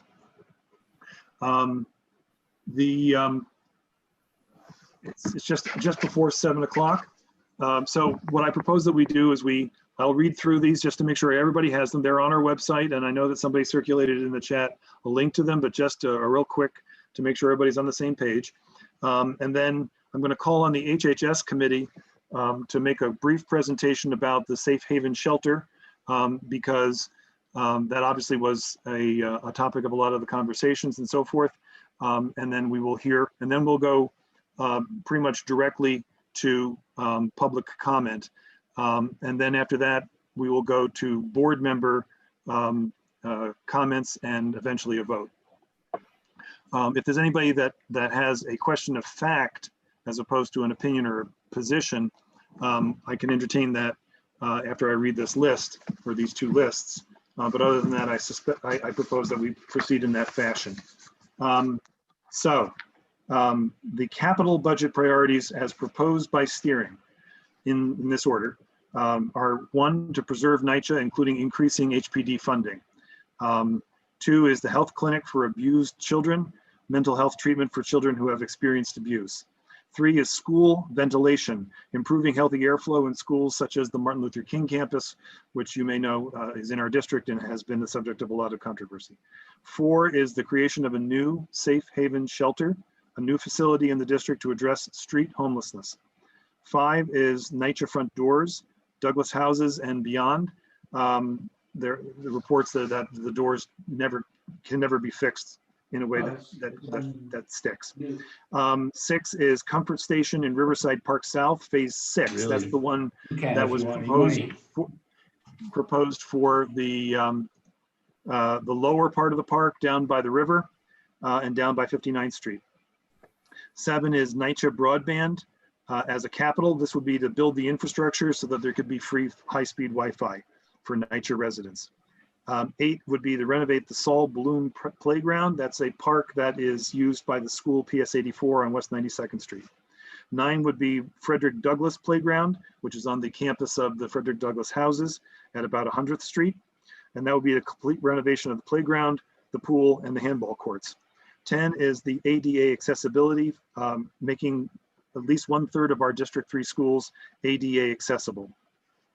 11 would be creating permanent affordable housing from SROs that are threatened with conversion to some other use. 12 would be NYCHA senior centers, renovating them so that they can safely reopen. 13 is Comfort Station in Riverside Park, Phase 5. That's the one up by Riverside Boulevard. It, like the other one, was dropped from the original plans for that park. Let's see, 14 is the kayak dock, which is to create or restore the one that's now been destroyed by storms. That's in Riverside Park, and it is a completely community-led organization, volunteers that make that work, but they need the facility. 15 is new parks maintenance equipment for the Upper West Side. 16 is streetscape safety improvements such as curb extensions, traffic islands, traffic guiding changes, and so forth. 17 is Bloomingdale Branch Library. Renovate the basement to function as a programming space. It's right now just raw space that is unused, except for some dead storage.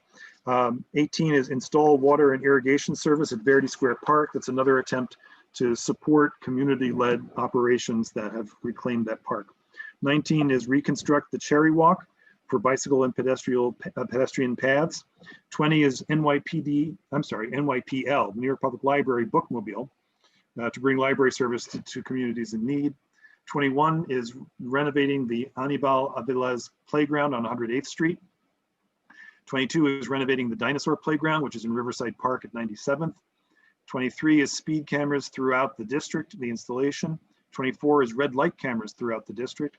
25 is NYCHA security systems, cameras and monitors for those buildings that don't already have them. Let's see. Yes, 26 is thermoplastic street markings to reapply them so that the traffic can be directed. 27 is curb cuts to repair or replace existing failing curb cuts for ADA access for crossing the streets. 28 is restoring HPD funding for affordable housing. 29 is permanent affordable housing in Manhattan Valley, the HPD Neighborhood Pillars Program. 30 is reconstruct perimeter paths along Riverside Park from 95th to 110th. 31 is rebuilding a step ramp in Riverside Park at 83rd Street. 32 is rebuilding a step ramp in Riverside Park at 78th Street. 33 is rebuilding a step ramp in Riverside Park at 105th Street. 34 is renovating the Happy Warrior Playground, repaving and new equipment and materials. That's the one by PS 163. And 35 is restore the Soldiers and Sailors Monument. Those are our capital priorities as recommended to the full board by the steering committee. Switching now to the expense budget priorities. Number 1 is funding food insecurity programs, food pantries such as the West Side Campaign Against Hunger and the New York City Get Food program. 2 is mental health training, funding to provide training for medical providers to recognize and treat children who are victims of abuse. 3 is NYCHA broadband, to actually operate the broadband that we hope to build with the capital. Free broadband service for all NYCHA households. 4 is restoring summer youth employment program slots, increasing the number of positions back to where it was before this past year for the summer youth employment program. 5 is restoring NYPD overtime, adding flexibility and using local officers. 6 is restoring funding for DYCD programs. That's Compass, Beacon, Sonic, and Cornerstone. Those are after school and summer programs for youth. 7 is supportive housing, funding services and operational costs to provide supportive housing services for those transitioning to living independently or who need services. Excuse me. 8 is homeless outreach, increasing funding to those working with street homeless, such as the Goddard Riverside Outreach Program. 9 is increasing litter basket service to the Department of Sanitation to a 7-day service. The current situation with their budget slashed is that it impacts rats and vermin as well as quality of life. 10 is restoring community board budgets to reverse the PEG cuts that we just had to absorb. 11 is to restore permanent seasonal park workers, Riverside Park on the Upper West Side. 12 is to hire additional PEP officers. PEP officers are Parks Enforcement Patrol. 13 is technology access, devices and Wi-Fi for supportive housing residents, plus training. 14 is research on interagency approaches to address racial and economic disparities. 15 is install solar trash compacting baskets in Strauss Park and other places. 16 is enforcing anti-idling laws. They want a dedicated enforcement staff. 17 is restoring the New York Public Library 7-day service and restoring professional positions. 18 is maintaining baseline early learn programs such as 3K, pre-K, and Head Start. 19 is funding for STEAM high school courses. That's science, technology, engineering, arts, and math. 20 is funding for free rapid COVID testing for staff of nursing homes and adult care facilities. They're required to have it, but they don't always have the budget for it, and the people being tested don't always have health insurance. 21 is ensuring a qualified nurse in every public school. The city scrambled to do that this year, but those nurses' positions turn over quite frequently. 22 is address teacher staffing needs for remote and hybrid learning. 23 is hiring a synthetic turf field maintenance crew. 24 is playground associates and recreational specialists, summers at playgrounds and the Ederle Rec Center. These are people that work with kids to have organized play. 25 is street maintenance service, street tree maintenance service. 26 is remote learning devices such as laptops and Chromebooks. And that is one of the items that we also will have a separate steering resolution as an amendment to the current year's budget. As opposed to this, which is, as I think I said before, but we'll repeat, these are the priorities that are proposed for the fiscal year 22 budget. So fiscal year 22 starts next July and runs through June 30th of 2022. With Mark, that, a quick question. Yes, sir. When you send these budget requests or budget priorities to various city agencies, does any language accompany this saying, we think these are all important, but we had to put these in a certain order? Is there any kind of, prologue that we send to the agencies? They are sent to the agencies by the Office of Management and Budget as part of our district needs statement, which we, and I can certainly insert into that a statement to the effect that you just said. If I sound a little disorganized with this, part of it is that that our budget team this year had to say goodbye to the person who was running the program all year, and we're grateful for all the work that she did to set this up and left me in a good position.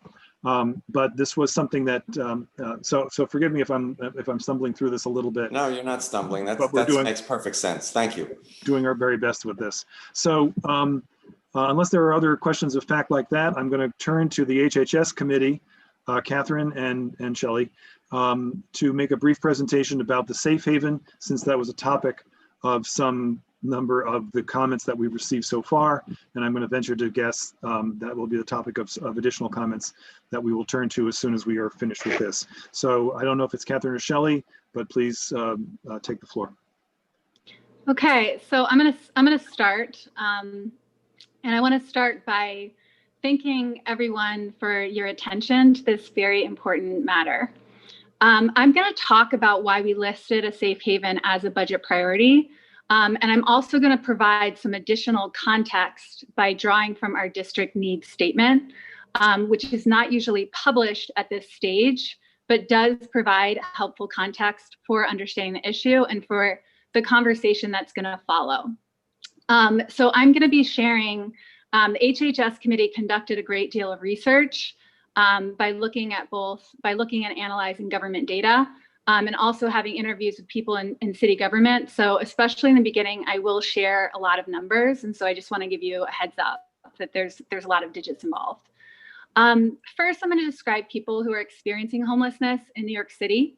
And current estimates of those experiencing homelessness in New York City range between 75,000 and 90,000. The majority of people experiencing homelessness in New York City are children and people of color. In New York City, those experiencing homelessness are also more likely to have experienced adverse childhood experiences. And in New York City, domestic violence is the leading cause of homelessness, and eviction is the second leading cause. A current count of total shelter beds in Community Board 7 is not available.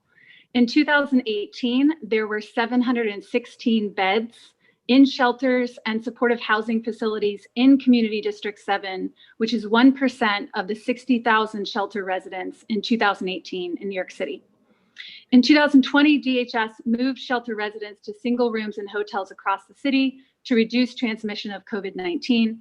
Coalition for the Homeless recently reported that the New York City mortality rate due to COVID-19 is 61% higher for those living in shelters than the New York City rate.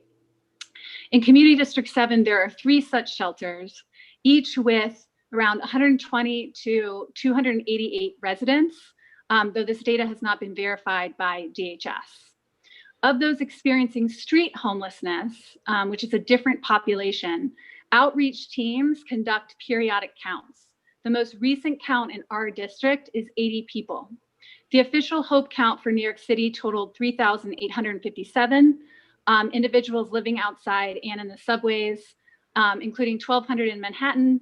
The citywide total increased by 7% from 2019 to 2020, and the Manhattan total by 55%.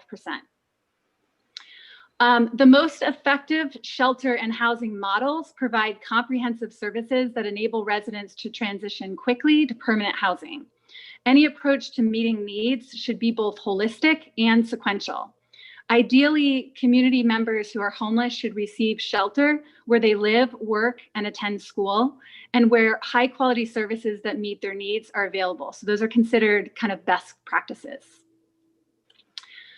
Safe haven shelters, which we describe as both something that our district needs and also budget priorities. I'm now going to describe what that is and how it works, and what the benefits are. So citywide, there is a shortage of safe haven shelters. The safe haven model is designed specifically for those who live outside and are unlikely to otherwise receive services. It has low barrier admissions policies and does not have preconditions and restrictions such as curfews. And it includes much smaller facilities. So instead of in the hundreds, it's more like 20 to 50 or less. It provides holistic mental health and other support services and focuses on quick transitions to permanent housing. It's considered the most effective means, the most effective tool that we have by which to persuade those living on the street to accept an offer of shelter.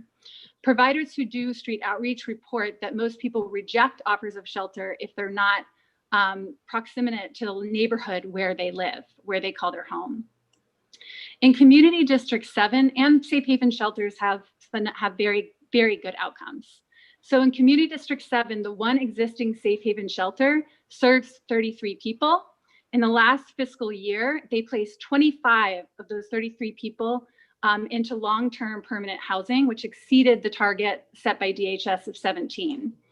In the first 4 months of this fiscal year, they've placed 6, with 6 more approved, and expect to exceed their target again for placing safe haven residents into long-term permanent housing.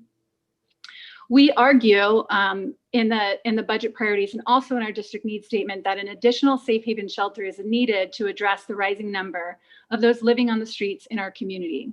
An additional safe haven shelter in Community District 7 would enable street outreach teams working to move this vulnerable population into a shelter model where they're likely to transition to permanent housing.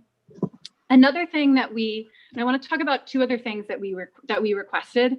in order to respond to the needs of the community around this issue.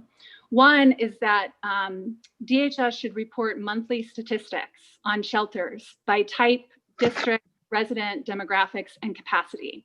Of particular concern is the disparate impact of DHS's decisions for particular populations, which is impossible to assess without data.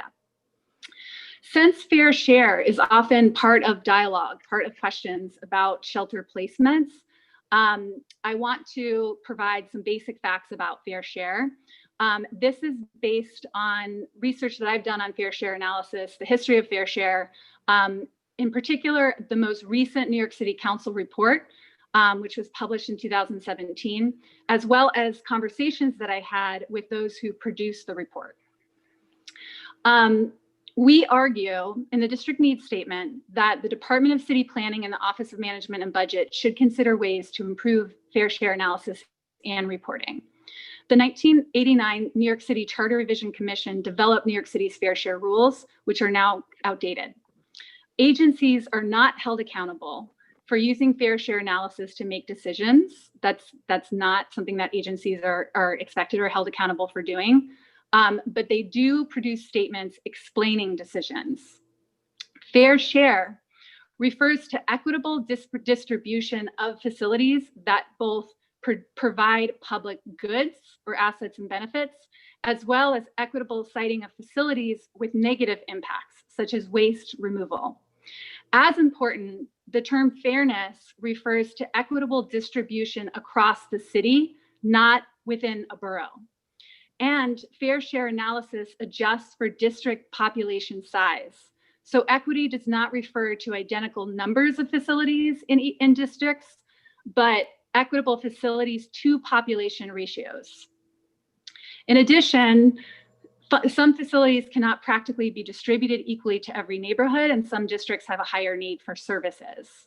Of concern, and this is very important, of concern to analysts who produced the 2017 report and wrote the corresponding legislation are districts with the highest concentration of facilities, defined as the top 10% of community districts with the high ratios of capacity of similar facilities to district population. So it's really the top 10% that is of interest. Residential facilities are part of fair share analysis, but including residential facilities is controversial since residents are part of communities.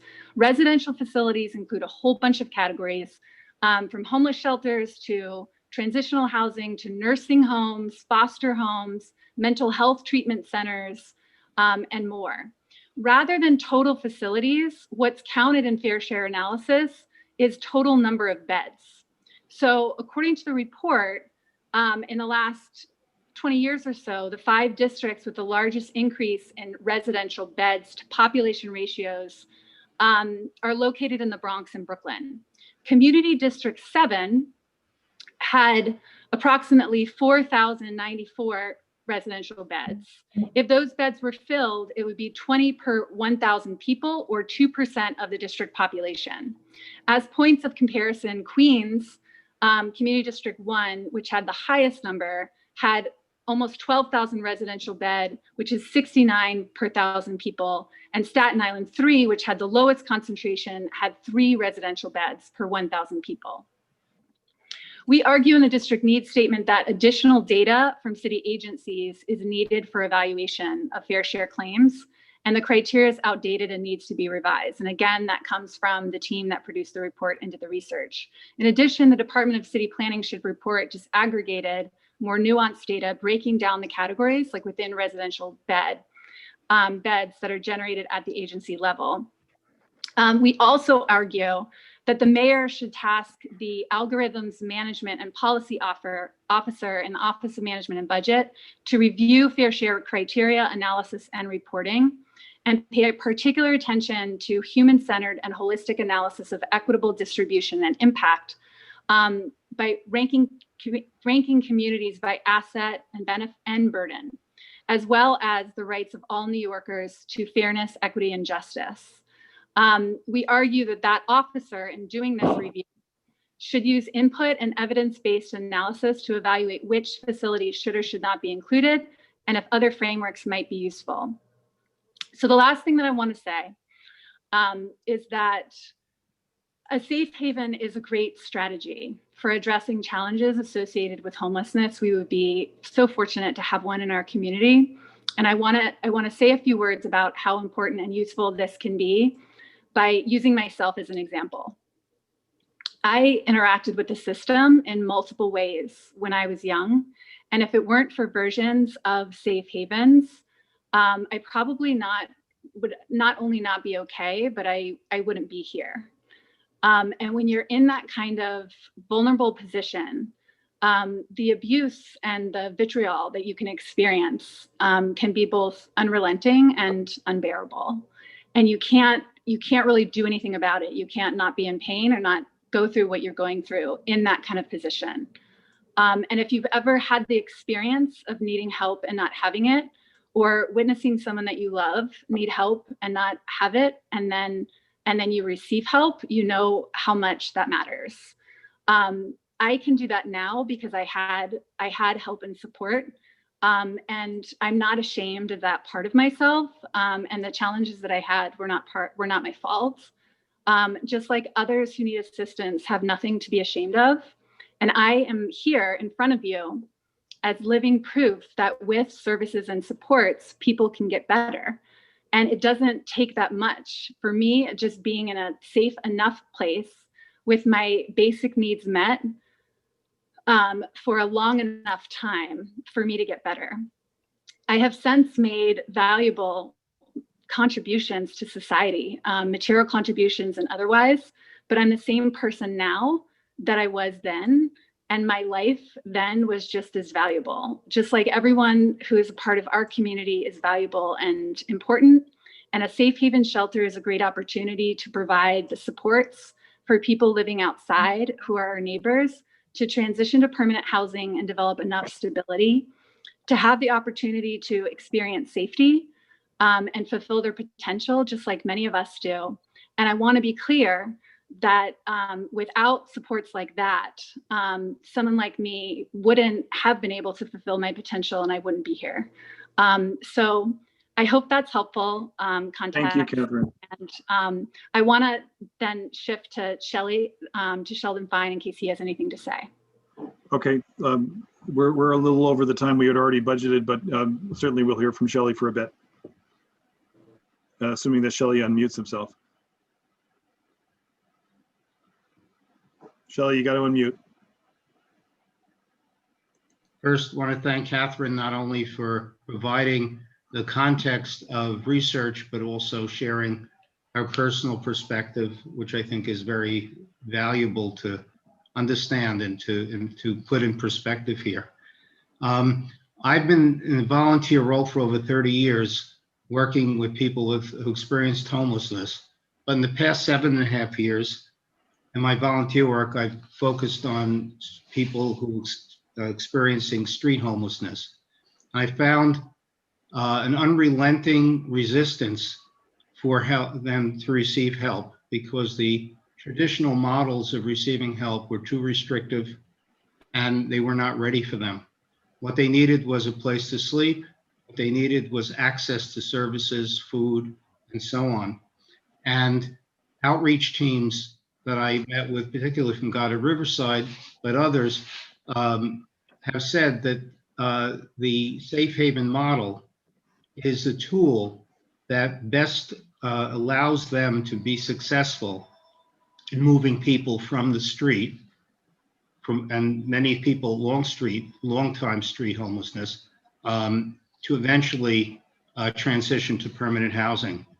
Two people who I worked with, one I found out after a while had been a professor of mine at City College many moons ago. I knew she looked familiar and she was very intelligent, but she would not move from the spot she had in the community. And at that time she had Burger King to sit in overnight and other opportunities. But today, people who street homelessness do not have options like the subway or restaurants to stay in overnight. So with the winter coming, it's particularly a horror thinking about what they're going to be going through. The fact is that people conflate safe haven shelters with shelters. And it's very different because everyone I've spoken to, and it's been dozens of people over the past few months, many are concerned about the 3 shelters that are temporary shelters during the COVID era in our area, and that's understood. They are unable to distinguish often between those people and the street homeless. And through discussion and walking with some of them, showing them the difference, that we're dealing with people who have long-term issues that are living in our community over a long time. This is not a new issue to the board. At the end of 2019, especially, and into the beginning of 2020, we had people coming, talking about the situations that they were experiencing in the community, particularly the encampments and other situations which they found frightening, abhorrent, hygienetically problematic, and sometimes other issues. But this is not a new issue to the community at all. What the new issue is the multiplied number from in the area of 20, 25 at most to 80 now. This budget proposal is for the 2022. The services of Safe Haven can make a big difference. We do have a Safe Haven in the north part of the district, and the only time there was an objection to it was in the first month or two because people didn't know what it was. But since then, I don't believe there's been one complaint. I live in that area, and people don't even know where it is because people are coming and going and conducting themselves in the right way. And the services are wonderful. The services include providing private rooms, particularly during COVID, meals, laundry, and in terms of the help, supportive services, either directly or by referral, case management, mental health services, and when necessary, substance abuse services. So I think we have a way to address a major issue when I speak to people, they say, yeah, that's the most serious issue, and it's long-term, street homelessness. And if we ignore that and say we're going to deal with our issues with hotels now, which are serious, and that probably will go away, but the street homeless are not going away. And they are people living in our community. And anyone who wants to hear stories, I can speak for hours and tell you the individual case stories. But I think we should seriously consider this as a budget priority. Thank you for listening. Thanks, Shelley. I see Roberta has her hand up. I think Roberta, can we hold off until after we've heard from the community? No, I'd just like to make, if I could. I think, why don't we wait until we've heard from the community, and then we'll deal with all of our board stuff at one time. Is that okay? Can we do that? I prefer to say what I want to say now, but it's your call. Yeah, that's my call. I'm sorry. Thank you very much for understanding me. Please remind me if I forget to call on you first when we get back to this. Thank you. So I think without any, so to pause on that, as chair of the board, I feel called upon to say something, although I don't want to take a lot of time because we want to hear from the community. But that was, I wanted to thank everybody for their work on the district needs statement and on the budget priorities. HHS obviously led the class in terms of the amount of effort that you put into it. So we are grateful for that. But I do feel the need to get to the public. It's 7:28 now. I propose that we have 45 minutes, at least 45 minutes of public comment. We're going to do the same thing again, for and against, and we're prioritizing local residents only, with one exception. There's a person who works in our community at a safe haven, and so we will call on that person as well as other members of the community. So working in the community, I believe to be as relevant as living in the community. So that's what we're going to do. Roberta and Jay, I see your hands, but unless I really do think that we should hear from the public. So can we please? My hand is raised, Mark, my hand is raised for later. Okay, well, I just wanted to be a You're in the second in queue. line after Roberta. You're in the queue. I got it. Thank you. Rich, I need your help here. Yes, I believe that there are 3 speakers who are signed up to speak about budget issues. Adelia de Almeida, who asked to be deferred when we called her. Erica Gerson, Adelia de la Alameda, and Nicole Metzger, I believe, are the first. Well, so we're going to go, but are there any, we're going to try to alternate for and against. So let's call on Erica Gerson first, and she was the first one to sign up in the first part of this, in the budget hearing. Again, my apologies. I'm a little under the weather today, so I'm stumbling a bit here. And then we're going to hear from Mark Hurwitz, and then we're going to hear from Adelia de Almeida. I'm sorry if I'm butchering that. And then we'll see where we are. I have Nicole Metzger on my list as well. Julian has his hand up. Just to clarify, we're doing 2-minute speaking times. 2 minute speaking time. Thank you. Okay. To members of the public, I'll give a 30-second warning when you have 30 seconds left. You know, I think that'd be a little hard to maintain my concentration. I'd rather get just the 2 minute at time. Is that okay? That's I noticed other people got totally thrown off by the 30 seconds. So Erica, whenever you're ready, why don't you start my clock till you say go. Am I up? You're up. Whenever you're ready, give it a start. Okay, great. My name is Erica Gerson. I've met some of you on previous calls. I live in the West 80s. I have 4 school-age children that attend school in the West 70s. I grew up in this district. My parents were in their 70s, also still reside here. Many of you missed the earlier call, the pre-call. That was my mom in tears, who was talking about having had the police in our apartment watching the drug deals go down. That was my mom, who said she and my dad have changed their habits because they don't feel safe, even though they've been here for 50 years fighting for this neighborhood. And she's the last person you would ever imagine would give up on the Upper West Side. And she just doesn't feel safe here right now. So that's who I am. And that's a part of my story. And I think stories do matter. I want to thank Catherine. I really applaud you for sharing your story. There is no shame in needing help, whatever it is. And I'm grateful that city services were actually able to help you, which is unfortunately not always the case. And I think that just highlights that we have so many people in this community. For those of us who've been on different subcommittee calls, people are on the verge of crisis. You don't have to be a street homeless person to be on the verge of crisis. You don't have to be in a shelter. You don't have to be in NYCHA housing, but that sure is stressful and has its own challenges. There are people all over this city and all over our community board district that are on the verge of crisis, and we need to care for them so they can get, like she said, that little bit of sustained help to keep them from going over the edge. So I have a few points that I'd like to make. I also want to thank the community board. I know this all takes a tremendous amount of time and we really do appreciate your work. And I think in an ideal world with unlimited financial resources, we would fund everything on the list. They're all worthy.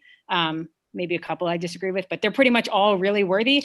But we just can't. The budgets are shrinking. And so to say we're going to do this all is just unrealistic. We have no choice but to prioritize those projects that can do the most good with the dollars that we have and deliver the results to people that we've already made commitments to. So in that vein, it's really hard for me as someone, I used to work at McKinsey. I don't know how to do a budget priorities without numbers. So there's no numbers attached to this project.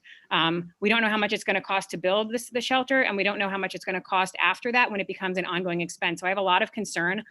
Just as a back of the envelope, if we assume it's $50,000 per person, which is what DHS usually spends, that if we do a 50 person, which is what Catherine said it might be, that would be $2.5 million every year that we have to find that has to come from somewhere. So that really concerns me. Ms. Gerson, you're at the 2-minute mark. Holy crap, I'll be so quick. I'm going to zoom through a couple things here. Okay, thank you. So we need to take care of our street security, NYCHA housing. I strongly encourage someone to propose moving number 25 up. I think that's just unbearable. I would like to put it as number 4 and take out number 4. I hope someone else will bring up that DHS is on the watch list from the city.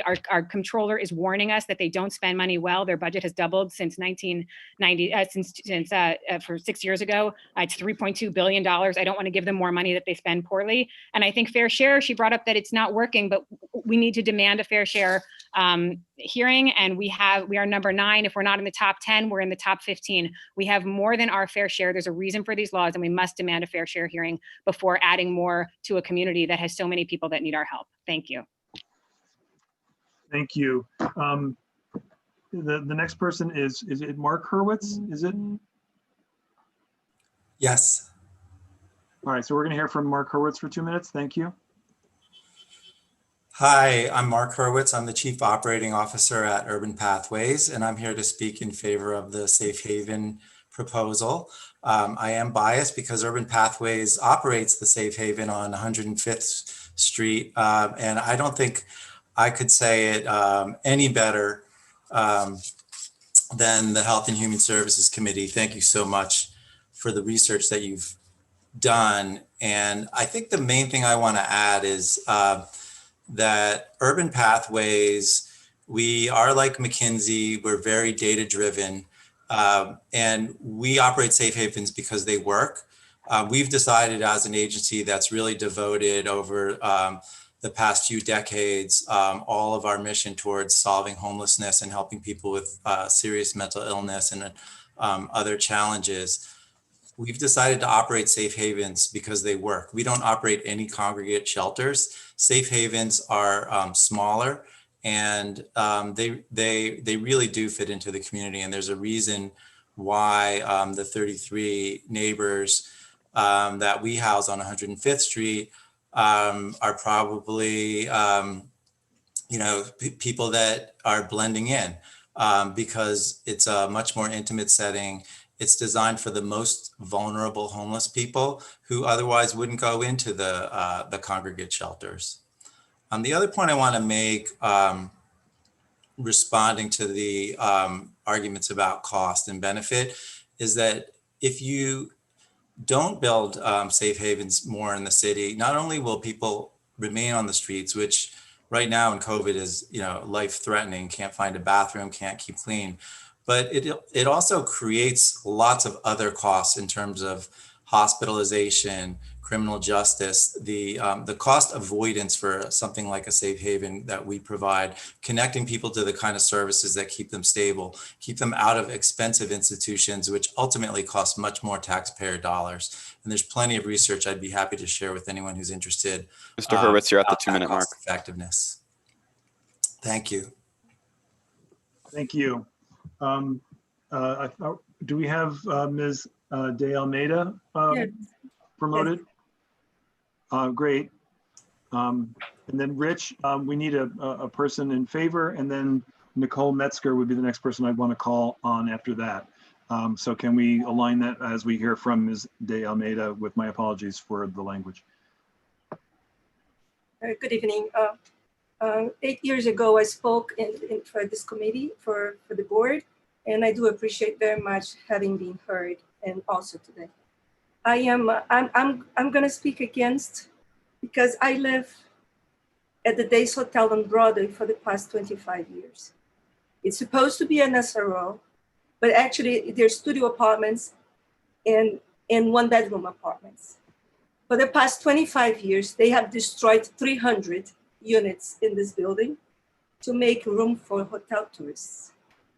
Since January 2017, they started using it as a shelter, and it became worse during COVID. There are shelter people all over here. We have no security, no masks. We're mistreated every day. In the past 6 weeks, there has been heavy drugs on my floor. I believe it's meth or crack cocaine. The landlord, the owner, is Sam Dome, and it's managed by Santé Chatois. They pretend they don't see, they pretend they can't smell meth. I am an immigrant from Brazil. I'm a multiracial immigrant. I do not come from a privileged background. My father was born in a slum in Rio de Janeiro and started studying for the first time at the age of 17. He became a surgeon for the Brazilian army. And all he told me to get out of these things was not to pay $200 a day for a 4-star hotel, but to study. I came to New York and I got 4 scholarships in 1 week to study ballet. I'm afraid to open my door to throw my garbage out in the garbage chute because there are drug dealers all over the place. I've called the police every day for the past 6 weeks. Everybody seems to be very, very concerned about either the very rich or the very poor. But there are people like me who work every day to pay taxes, to pay my rent, every day. For the past 22 years, I've been fighting this landlord. I don't have where to go. There's 60 people living in this building, tenants, a newborn, and a lady who's 105 years old. We get no help. Nobody's worried about the tenants that are being kicked out from the affordable housing. And there's no communal bathrooms here, no communal kitchens. They're all units in a highly desirable area. The reason I want to be in the Upper West Side is because I used to be a ballet dancer. I like to go to the Metropolitan Opera to see opera and ballet. I don't mind the size of the apartment, that's very small.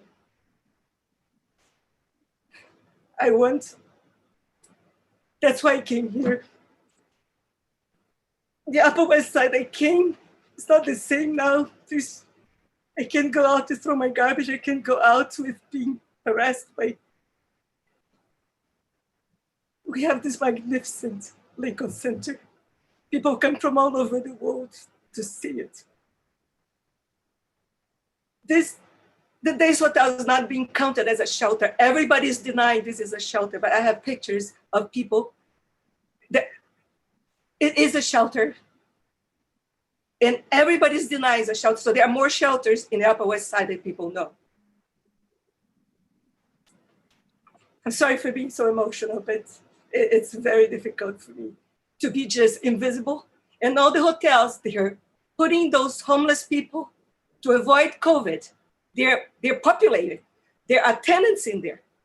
They are being surrounded by people and they do drugs. They have drugs for breakfast. They have crack for breakfast. I don't want to. You're at the 4-minute mark. I'm sorry. Can you please try to wrap up? So please just try to help this. Try to help us. Rent stabilized tenants are completely abandoned by everybody. Everybody. Ms. Almeida, we let you go on more than double the time. I hope no one will hold that against me because I appreciate out of respect for what you're sharing, and we thank you for that. I don't know what building you're referring to. The Days Hotel on Broadway, on 94th and Broadway.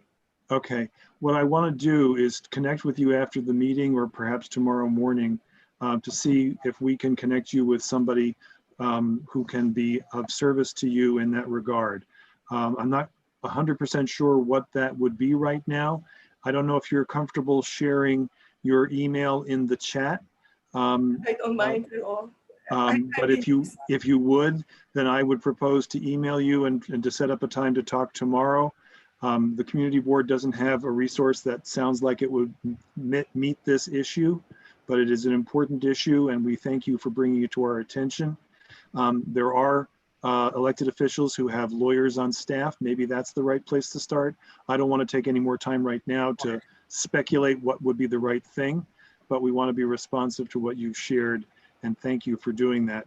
So I just want to interrupt Mark. She should not put her email in the chat. I'll send to Mr. Diller. I have your email, Mr. Diller. You have my email? Great. Why don't you email me after the meeting and then I will try my best to connect you with somebody who can be useful or helpful. Thank you. I appreciate it. Thank you for sharing. Thank you. Rich, where are we going next? I have a few other people who are posted as speak against. Jeffrey Bergman. Well, Nicole Metzger is the next against. Is there a person signed up to speak for? I know we had several in the information session. I'm sorry, the budget hearing. Olivia Killingsworth, Amanda Fialk, and a few others. Corinne Lowe.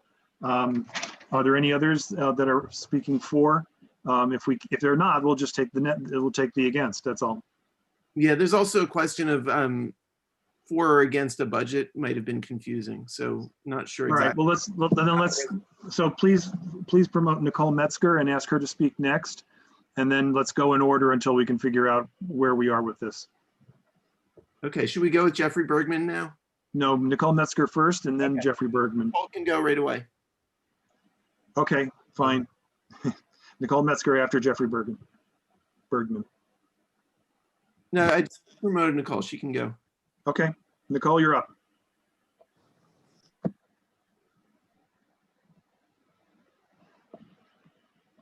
I'm just taking the folks who were signed up for the first session and got redirected. That's why. Nicole, can you hear me? And can you unmute? Yeah. Are you ready for me? There you go. Yeah, Okay, now we great. got you.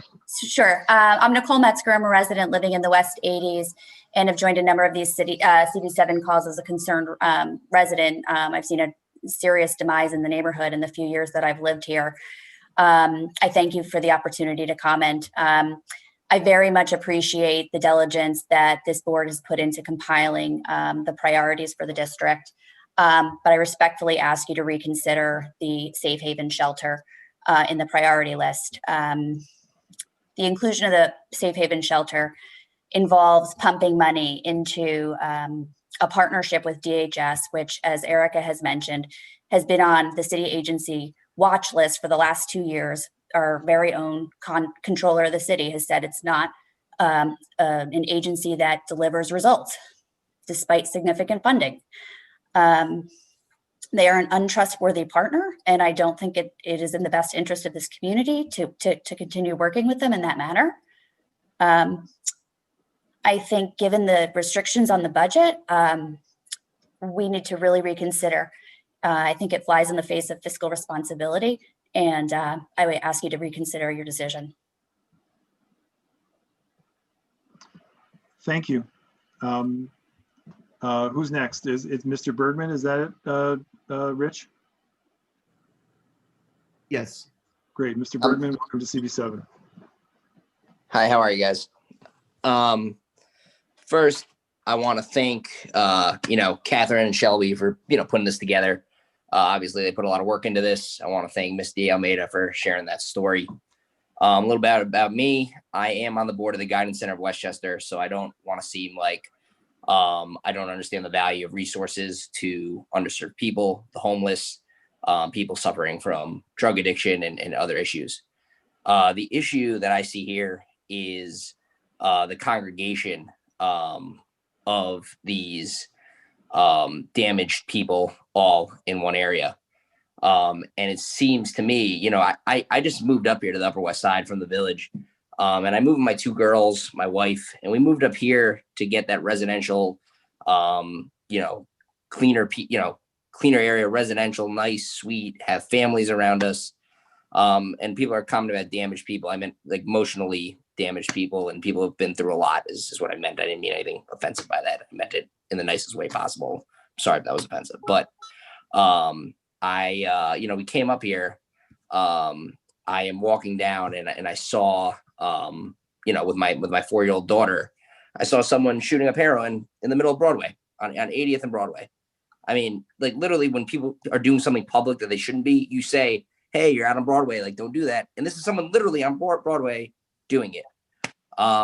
So that was concerning to me. My wife was spit on the other day, right at 81st and Broadway. And, I want to, I don't want to seem callous or rude and not think that, every person is a person and deserves it. It's just, it's at some point, the congregation is becoming an issue. So what I think is more useful, and we all have our stories. I just want to try to promote something. There is number 25 on the list. I would promote maybe an amendment, which I think is, additional security cameras. I think that might be a useful way to do this instead of building a whole new safe haven. I just think that this is a very expensive undertaking that I don't know will actually cause the community to become better.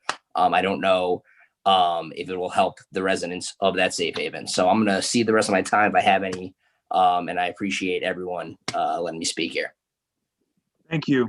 Do we have anybody else, Rich, who's for or against, I guess, at this point? I mean, for would, go ahead. Gary Loeffler. Okay.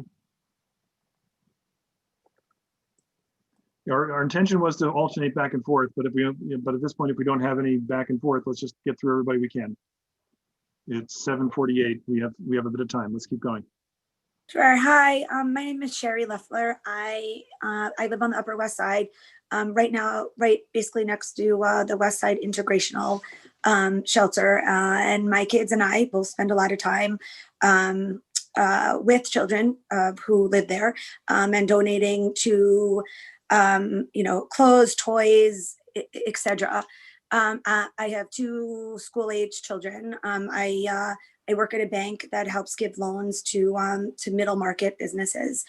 I feel like the discussion tonight and up to now has not been adequate at all in supporting a safe haven. I feel like information is just thrown around. It's not sourced. It's not stated.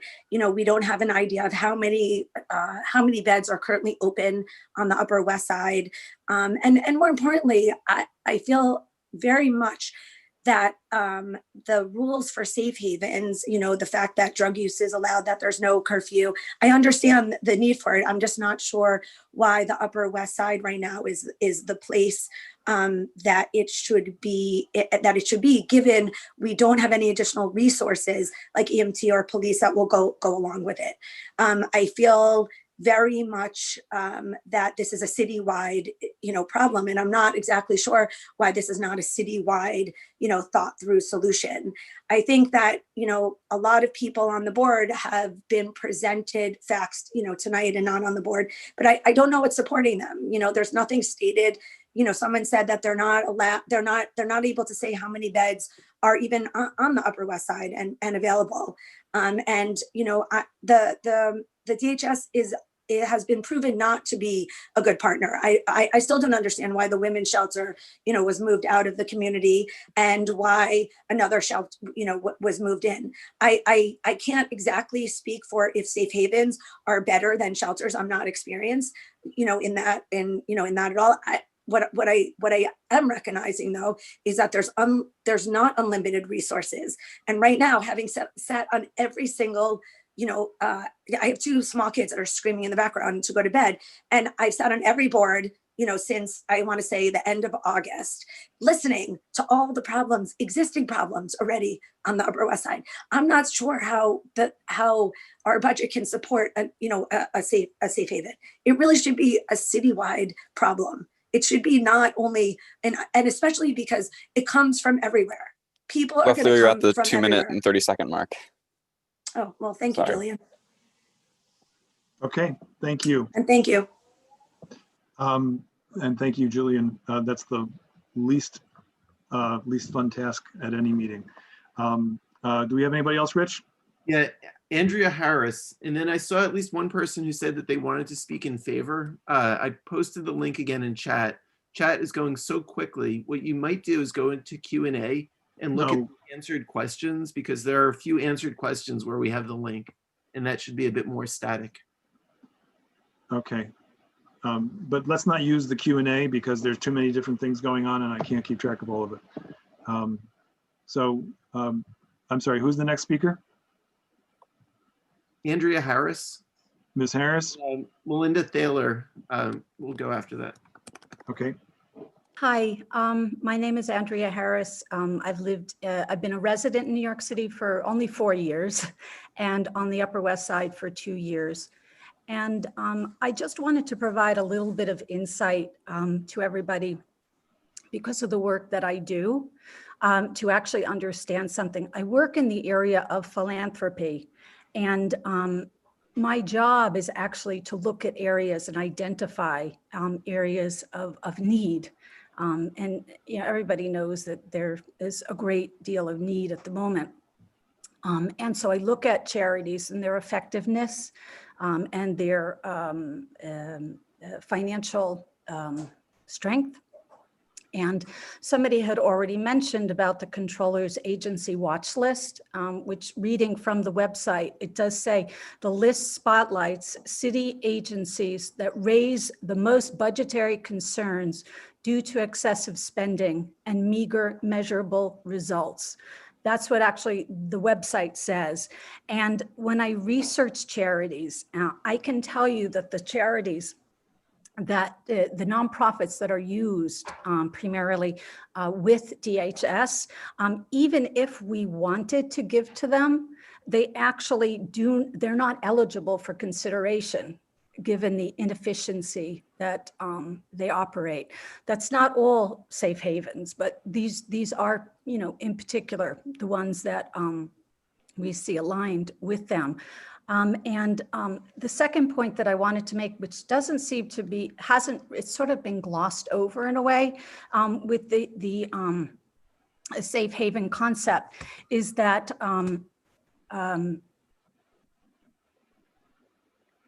first of all, they have very few restrictions, and that means that they essentially can be out all day, all night, doing what they're doing.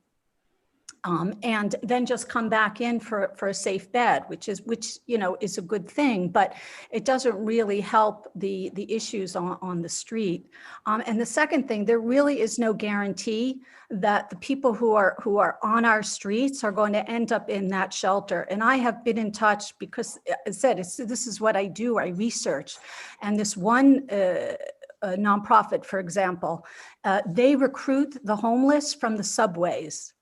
And I mentioned to them one time that outside of their safe haven, there seemed to be a great number of homeless people, half undressed, and they said to me, "But that's homeless outreach from our organization that we don't handle because we do the subways."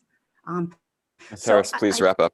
Yeah, that's it. I just want to, be sure that that all that is taken into consideration when you're thinking about the safe haven shelter. Thank you. Okay. Rich, do we have anybody else? Melinda Thaler. Oh, right. Okay. Thank you. I can't You're tell. up. I'm up. You're Okay. So I'm Melinda Thaler. I've lived on the Upper West Side for almost 30 years, and I do appreciate the board's work tonight to use limited resources to address limitless needs. It's an impossible task, and so I do want to express my appreciation for your efforts to scratch this one. I value all the board's discussions about the ongoing community needs, food insecurity, housing insecurity, and my focus tonight is going to be on domestic violence and how it impacts our needs. I am an advocate for victims and survivors of domestic violence, and I am also myself a survivor of domestic violence. I speak to you as a survivor so you can understand how your budgeting decisions impact our community, a community from which I have escaped, a community where young children reach out to the police to protect their own and their mothers' lives. Domestic violence and child abuse is surging during COVID. The rates of increase during COVID are hard to peg, but medical journals peg it somewhere between 50 and 100% rise. Our domestic violence helplines are literally ringing off the hook, impossible to staff given the increased call volume. Having people contained in their homes, absent from schools, offices, daycares, and community, and closely confined with their abusers exacerbates the conditions that promote domestic violence. Perhaps most importantly, sheltering in place does not inflict equivalent hardship on all people. Domestic violence has a disproportionate effect on communities of color and other marginalized groups. Economic instability, unsafe housing, such as we have in NYCHA, neighborhood violence, and lack of safe and stable childcare are all catalysts for domestic violence. Domestic violence victims do not have the benefit of passersby, Good Samaritans, or frankly, anyone who can happen upon them and help. They are locked up. The police are their first and last refuge. We need increased police presence during this pandemic just to tread water on keeping domestic violence levels static, not even to make progress. Beside an initial call, domestic violence commands police to follow up with protective orders because once law enforcement is engaged, revenge is expected. We need the New York Police Department overtime just to maintain the domestic violence levels where they are. Bringing in a new safe haven will divert police resources so that neither the residents of the safe haven nor the current community are safe. Even if, as Shelley Fine said in his very helpful remarks, the resource needs of the safe haven are not above the average, they are not zero. It does not command it commands additional resources that we don't have. Precinct 20 already finds itself unable to respond to assault and other calls because the allocated patrol cars are inadequate to respond to the existing call volume. Officer Zuber tells us we are understaffed and spread thin. Adding a safe haven will make everyone in our community more vulnerable with already stretched resources, especially our children. I myself walked around the streets of New York with the benefit of a protective order for 3 years. 3 years of enforced police protection. And I called upon the police to enforce that order more than once. I am here to share my views with you because the New York Police Department was there for me, and as it is not now for those whose calls it is stretched too thin to respond to. Lastly, as I mentioned, domestic violence is tied to, among other things, unsafe housing. We need to prioritize in our budget bringing the NYCHA housing to safe, habitable, and comfortable standards. My children and I have had the help of our community's excellent police force, and we have not become victims, but survivors because of the police.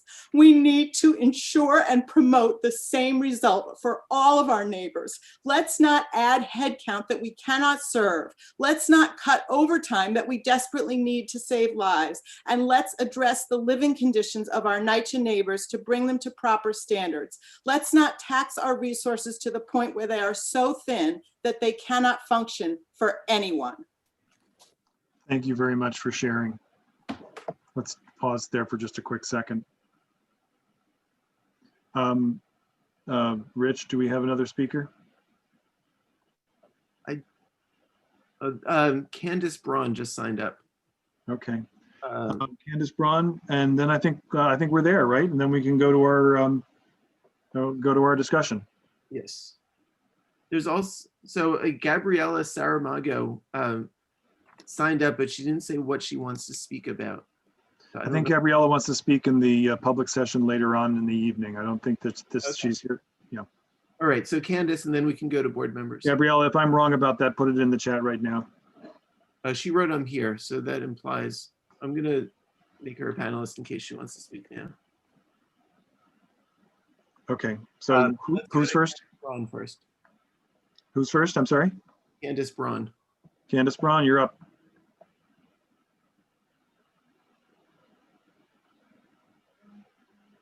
Hi, Candace. Can you hear me? Yes, we can. Okay, sorry, I was having speaker problems. I just wanted to say thank you for having all these meetings and keeping us so well informed. I really appreciate everyone's hard work in such a crazy time right now, and it's extra appreciated. I am in full support of the Safe Haven Shelter. I respect Urban Pathways. I've been involved with them for a really long time, and I think that sometimes, we all have our different opinions, but we need to listen to the experts and take their advice. And we can research our own facts as well, but when you have such a well-respected organization as Urban Pathways, who's had so much success, I think it says a lot. And as far as I understand it, from what Mark said earlier at the beginning of the meeting, we're not picking just one item on the list to fund. So funding a safe haven or any of the things on the list that seem important to us shouldn't be mutually exclusive of funding other much needed services also. And I also want to remind everyone that the shelters that many are complaining about now, with the 800 people in them on the Upper West Side, are temporary.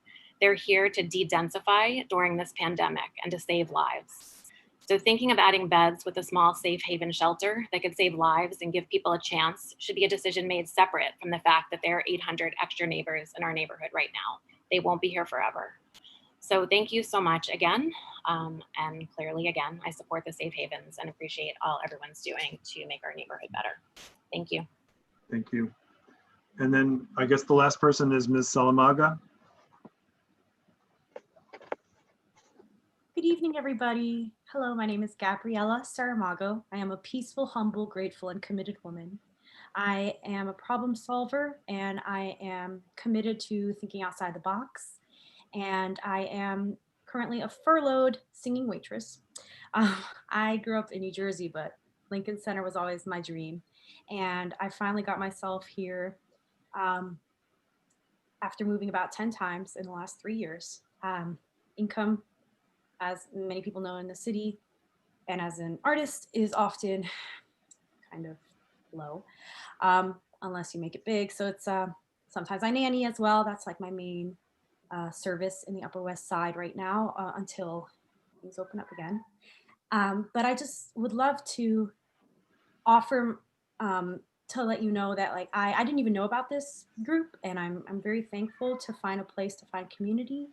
I really love helping, and I'm just trying to find a way to use my time and my talents, because sitting here not creating, we can only do so much. We need an audience. We want an audience. And I think perhaps as a community, I would like to challenge any artists that you know of right now who are out of work. We're not going through a good time right now, but we have so much creativity and we have time. So if there are things, I do hear a lot of problems. Obviously, we're going through a very rough time in our society, but I would like to just offer that as a source for all of you as well. Thank you so much. That is a little bit off topic, so I'm going to say thanks very much for joining us. I'm glad to, we emailed earlier in the week, and I'm glad to put a face to the name. So thank you very much for joining us. I want to let everybody know that the Manhattan Borough President has joined us, but has agreed to hold off until we, I estimated that we would get to elected official reports at 9:30. I'm hoping we beat that by a little bit, but it's important that we complete the discussion that we're in the middle of now. So with apologies and thanks to the Borough President, we're going to continue. So now we're going to come back to the board. Hang on. So, and I want to make another quick note that we've been doing okay, but there have been some rough spots in the chat. Please don't make the chat about each other. Please make the chat about the issues that we're all trying to confront. We've had a very respectful discussion so far, and I want to continue that. And I need your help to do that. So please, let's do it that way. So there are now, we've been handling public comment on all budget priorities, but now we sort of need to start acting like a community board and dealing with one resolution at a time. So the first one will be the capital budget. And I see 3 hands that are already up. And this will be the opportunity to speak about that. Actually, would it make sense to speak about both? No, I guess we probably have to, we're gonna have to take separate votes anyway. All right, so the panel, I'm sorry, the board members who had their hands raised before in this order were Roberta, Jay, and Sarah. And now I see Howard as well. So we're going to take folks, oh, and I see Kay is joined the group as well. So we'll take those in that order and then see where we go, and I'll do my best to facilitate. So Roberta, you're up first. Thank you. As a member of the Budget Committee, I just wanted to say I personally believe in the value of safe havens, but I think we did not follow the process requested by the Budget Committee for years, which is to have any item that's going to be on the capital or the expense budget to be proposed at a public meeting prior to the steering committee meeting when we create the priority list. And since that didn't happen, I request that this item be removed temporarily from our capital expense budget, sent back to the Health and Human Services Committee to be vetted and discussed at a public meeting. And I understand that they are planning to do so at the November meeting.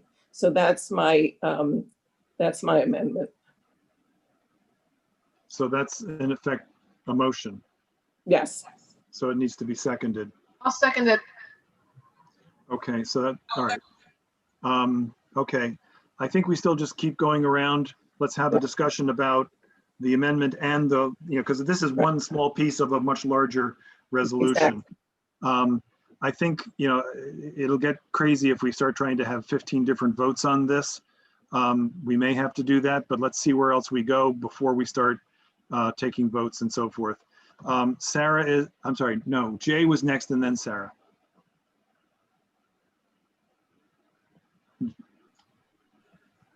So Mark, in light of what Roberta just said, what I was going to say was that in light of the discussion both at the meeting prior to the full board and the discussion that just ended at full board, I think that the community,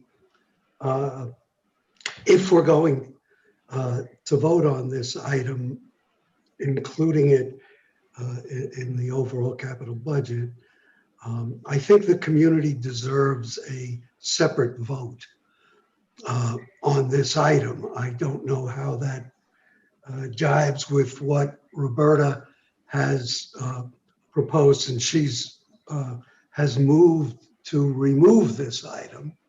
Then obviously the my motion to have a separate vote on this item, the safe haven item, would then become moot. But if it it does, Jay. remains- Jay, let me just jump in because I want to move us along here. This item I will not accept as friendly amendment something that originated from a different committee. So so there will be unless withdrawn, the motion will be subject of a separate vote.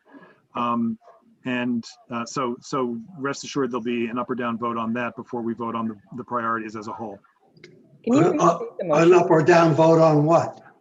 On Roberta's motion.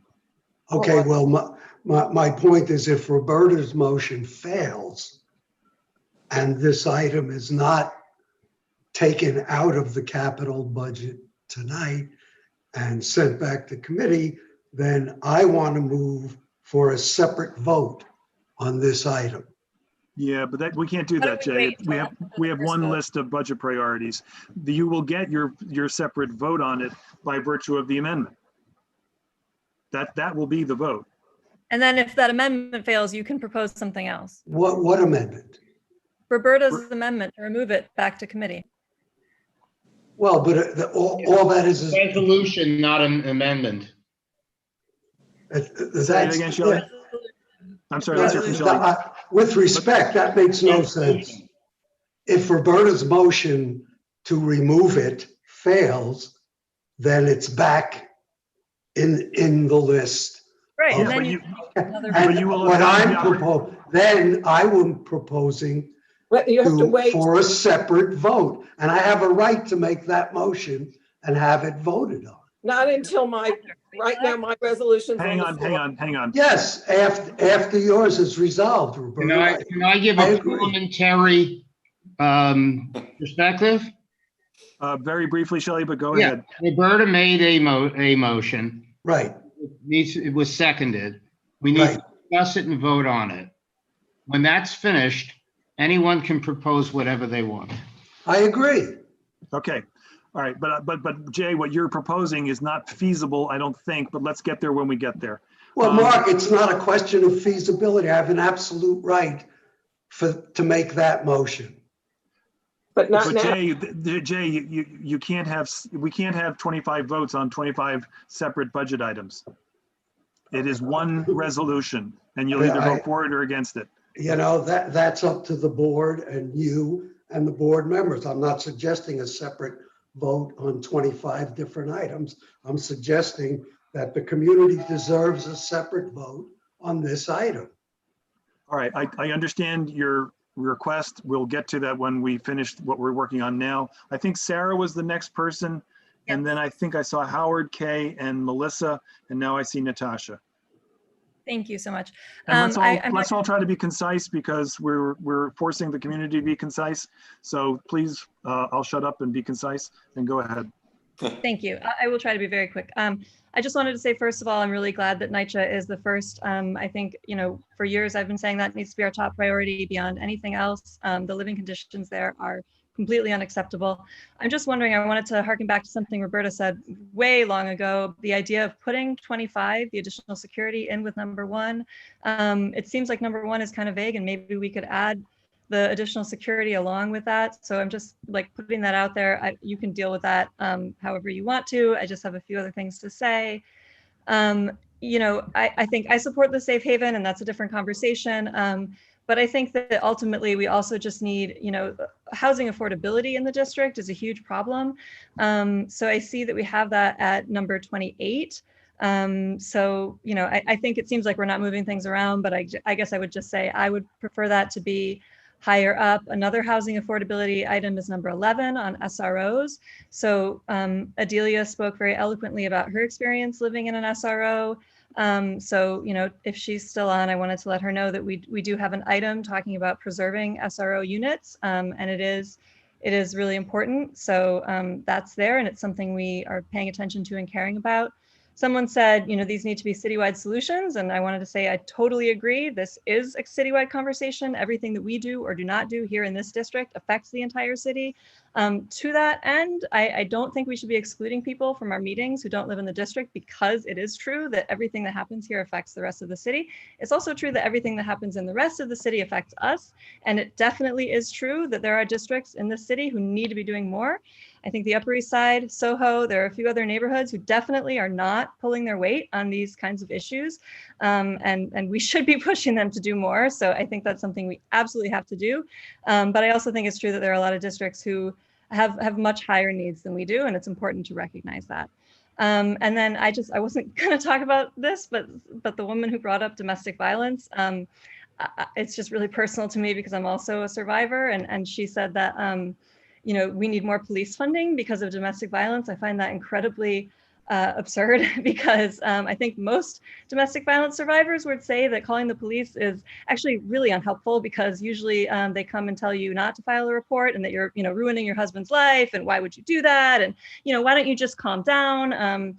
I find police are not helpful to most domestic violence victims. So please don't use domestic violence survivors as an excuse for increasing police funding. That is just really, really disrespectful to many victims of domestic violence who have suffered at the hands of police. And just tying it back to the original conversation, domestic violence is a leading cause of homelessness in this city. So let's just, I think it's important to keep those perspectives straight. Thank you. Thank you. I think Howard was next, then Kay, then Melissa, and Natasha. Hi, I just wanted to say I'm abstaining from the vote, and I want to explain why I'm abstaining, lest anyone interpret it as being for or against any particular item on the list. I'm abstaining for a very particular reason. The city is facing the biggest budget crisis in its history.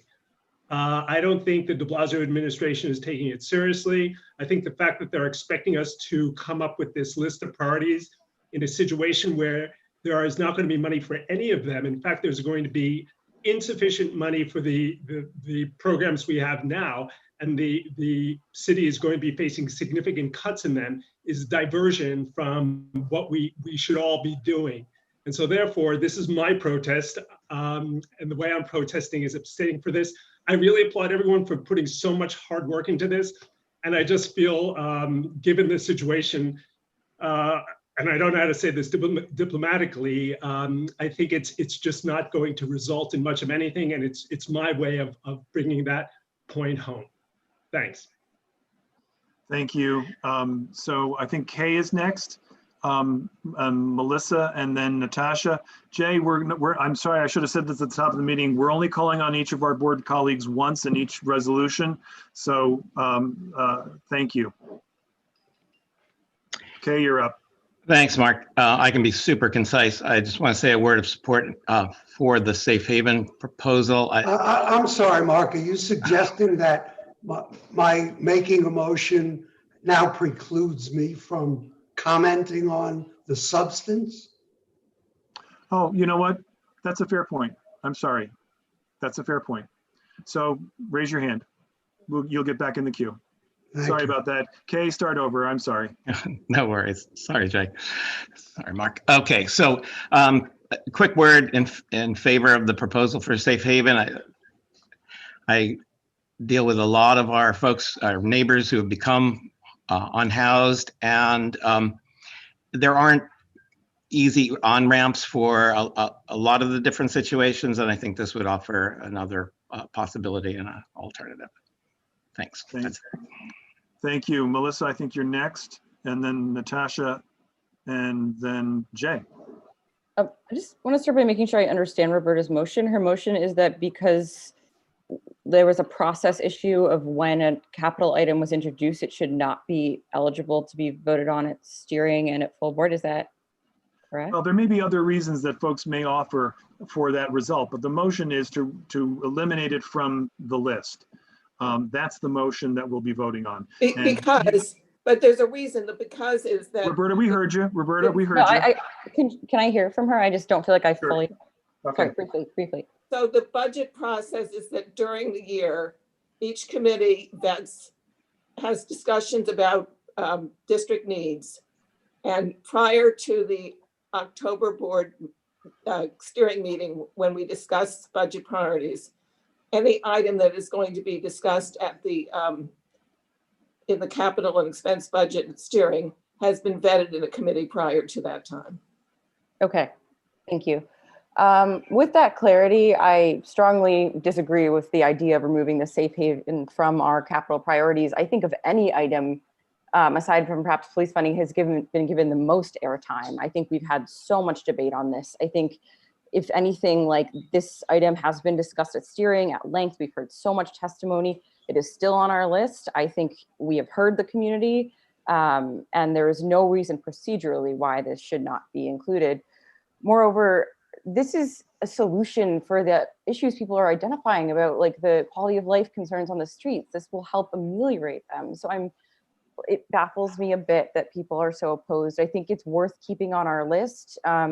I think it shows that we're looking for solutions to help the entire community, and not just be taking a stand for no reason and being divisive. I also, to the point made earlier about the budget and whether there's even a point in voting on these, it's a little nihilistic. You know, I used to work at OMB. I can say these are going to be heavily vetted. Most of them will receive a no in response, but it's still a way that we express our values to the city agencies. And I'm not afraid that putting them forward will result in worse city spending in any way. And I do appreciate many people expressing support for elevating the NYCHA needs for our community. And I'm fine with any changes of lumping certain items together. I think that's fine in my book. That's it. All right, thank you. After Melissa was Natasha and then Jay, and now I see Robert SBA. Hi, I just had two very, very quick questions for either Catherine or Shelley. Just a point of clarification about the safe havens. Somebody, like a few different people said that this would, that safe havens allow for homeless people from the streets anywhere in the city, so not necessarily just from the district. If you could clarify whether that's true or not. And also, do these safe havens come with services, or is that like a separate thing that would have to be organized once the physical safe haven is up and running? Thank you. Shelley, you have to unmute yourself, Shelley. I can answer. Go ahead. I can answer that if you want me to answer that, Mark. Go ahead. It's up to you guys. Yeah. Shelley, if you want to add anything after that. Sure. They're designed specifically for people who live outside, for people who live on the street, and so and for people who live locally, because people tend to not want to leave the neighborhoods where they live and reside. So so the city has a system of outreach workers, street outreach workers going and saying, and encouraging people to go into the shelter system, but people don't want to go into the shelter system as it currently functions, and don't want to leave the neighborhood. We saw that with the 107th Street shelter, where women were very established in part of the community, and then they were displaced all over the city. And so it makes more sense to kind of have shelters like where people live, because then they're much more likely to go inside. And the safe haven shelters have a very strong record of success at moving people quickly from the safe havens to permanent housing. So last year, 25 of 33 were moved into permanent housing. So it's a very successful model for moving people off the street into permanent housing. The second question was that yes, there are a strong emphasis is on mental health and other support services, including medical support and that kind of thing. But there are a lot of mental health services. I don't know if Shelley wants to add anything to that. Yeah, I think it's essential, and especially with urban pathways, we know that the supportive services, for the most part, are right there on site: case management, mental health services, and if necessary, substance abuse services. And where, for the most part, it's done on site, when it's not available, they refer them to an agency. But most of it is locally based. And what I've seen in the community where we have one is that people don't even know it is there, but the people who are being served successfully. Thanks, Shelley. Thanks, Catherine. So now it looks like Jay and then Robert, and now I have Linda Alexander, and then I will want to say something, and then I'll give the last word to the committee chairs. So Mark, I apologize for my confusion. My understanding is that Roberta made a motion to remove this item from the list, and that motion has to be voted on. If that motion is successful, then all of this discussion about the substance of that item is moot. So why don't we vote on the motion? If the motion fails and it remains on the list, then we continue the discussion about the substance. So Jay, I'm going to encourage you to say whatever it is you want to say about the substance of the whole resolution, including this item, because I don't want to keep going around and around and around. I'm going to try to get us to a vote. It is 8:25 and we haven't taken a single vote other than the minutes tonight. It's going to be okay, fine, but it'll take the same time. And if we do all this and Roberta's successful, it's all for naught. But so be it. As to the substance of this particular item, first I want to say something. I have more than the utmost respect for Catherine and Shelley. I have no independent knowledge or expertise on the effectiveness of these safe haven institutions.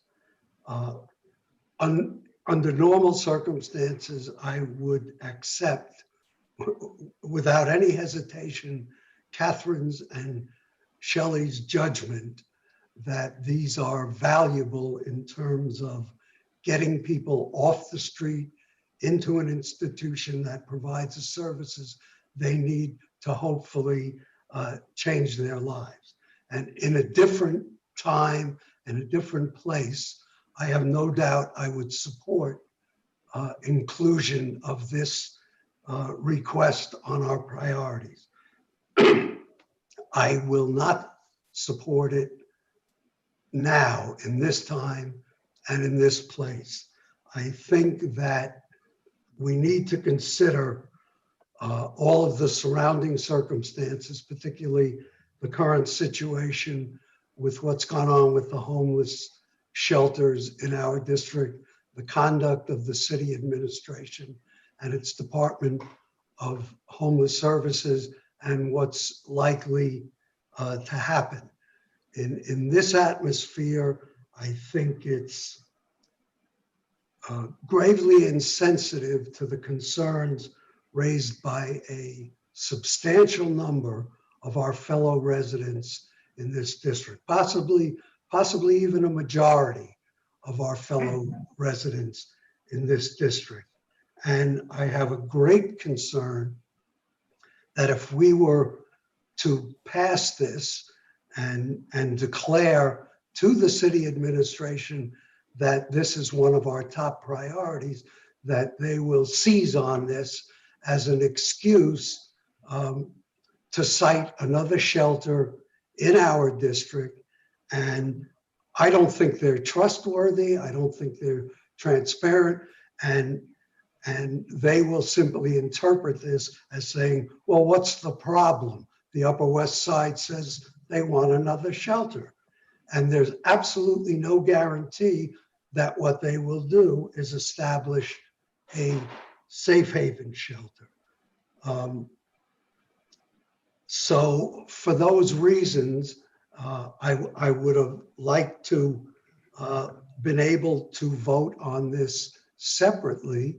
But if it turns out when we dispose of Roberta's motion that it is still included in the list, my intention then would be to vote no on the entire list of capital priorities.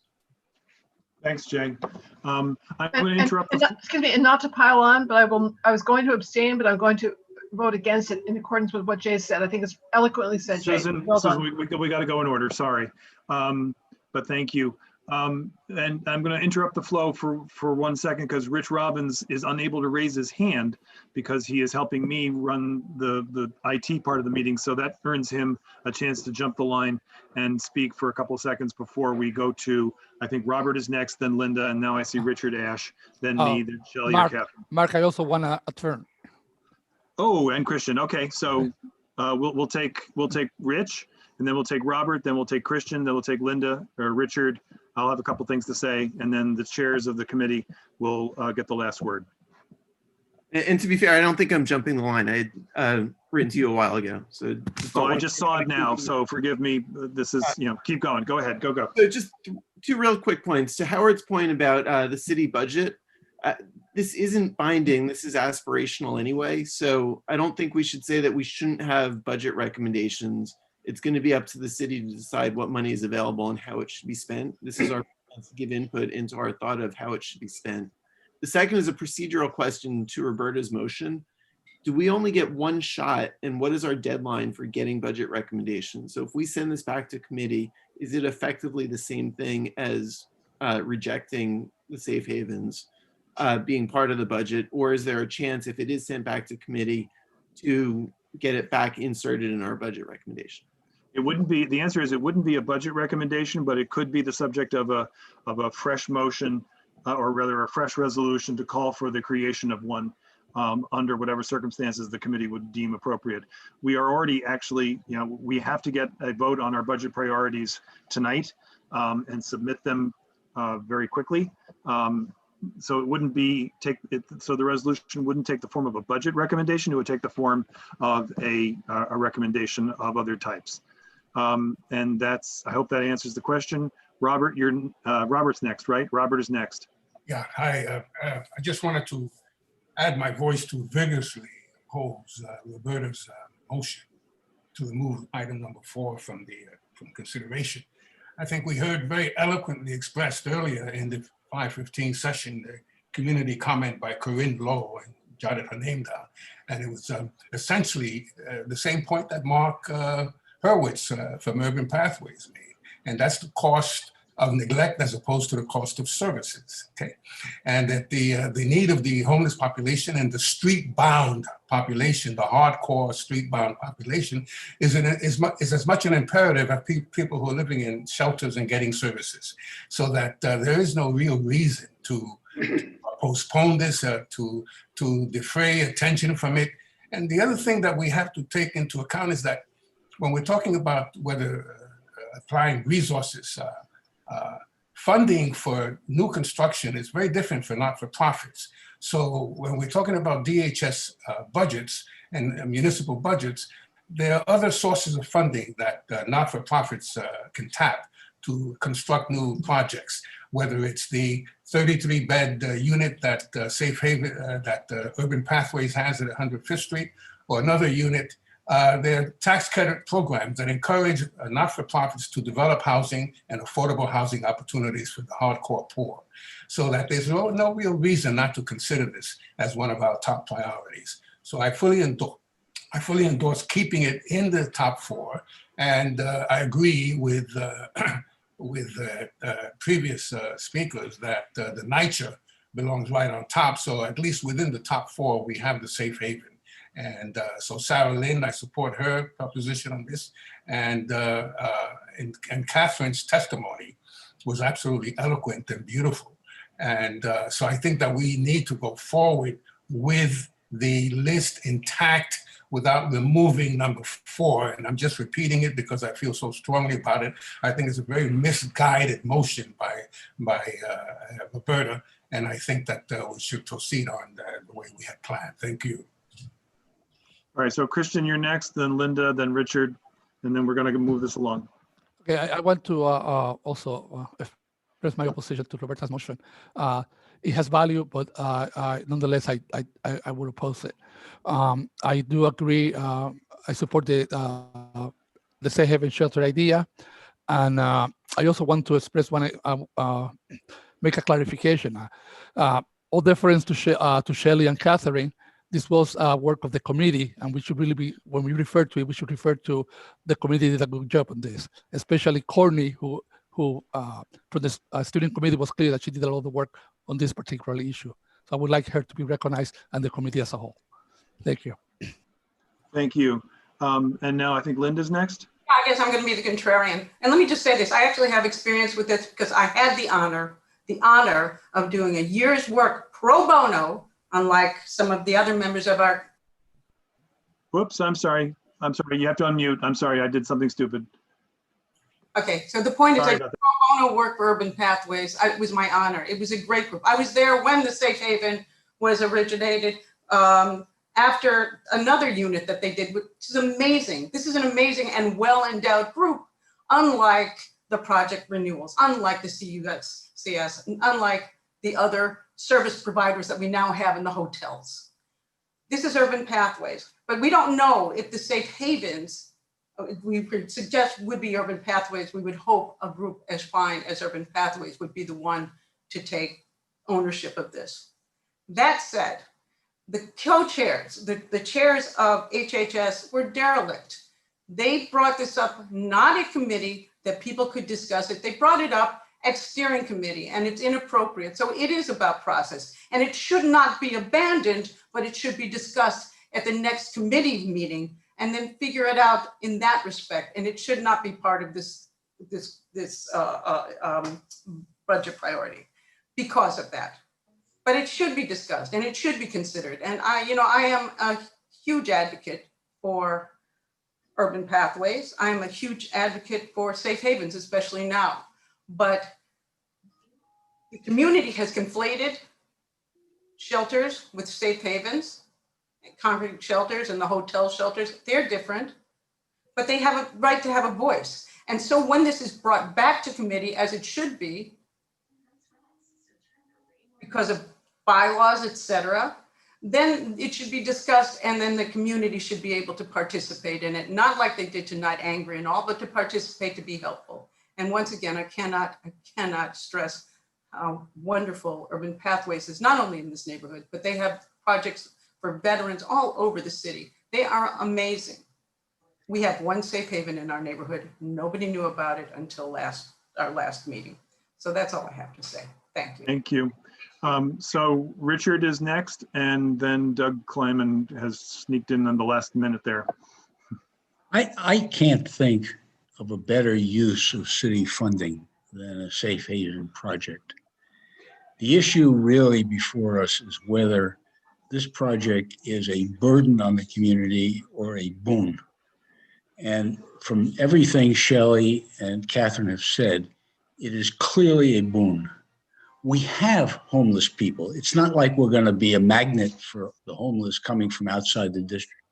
There are people living on our streets in the Upper West Side.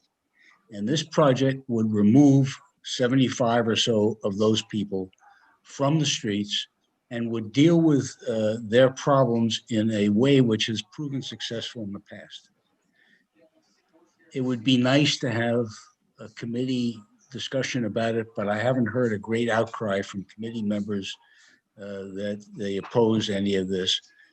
We have had two public hearings on it, and I think it's time that we understand that the homeless problem is not going to go away by saying that we're not going to provide services.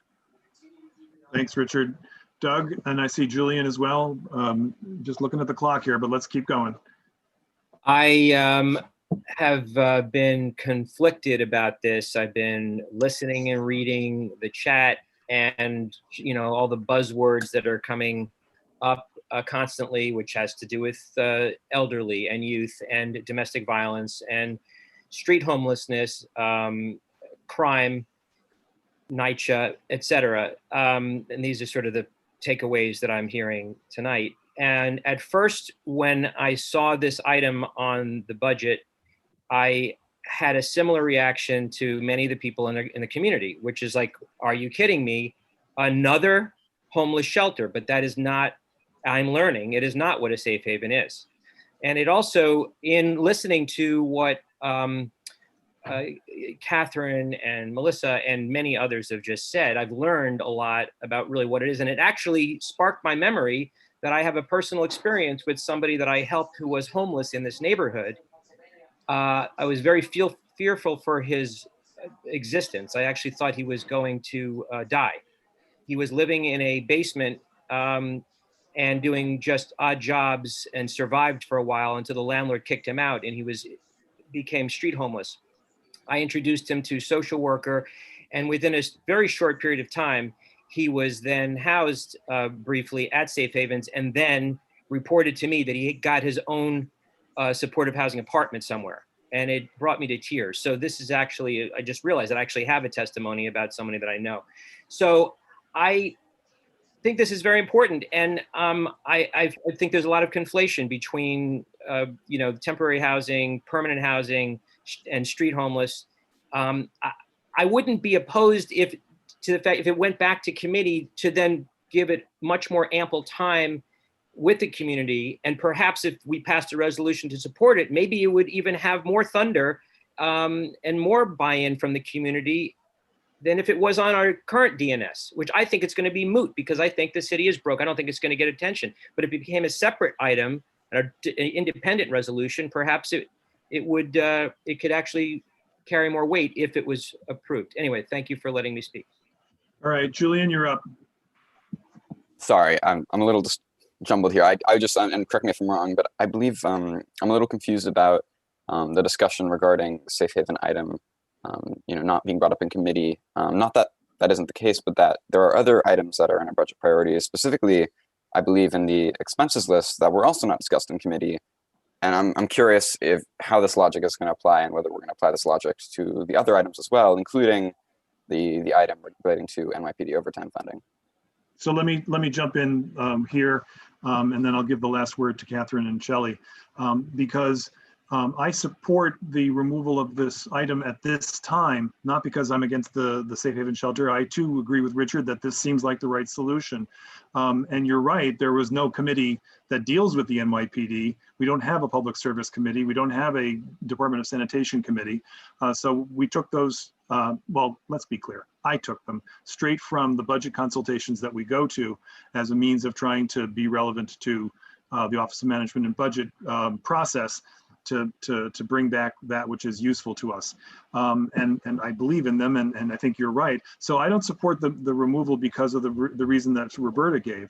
I support the removal at this time because I think that it would be a better process to have a separate meeting about it and to have a separate discussion about it.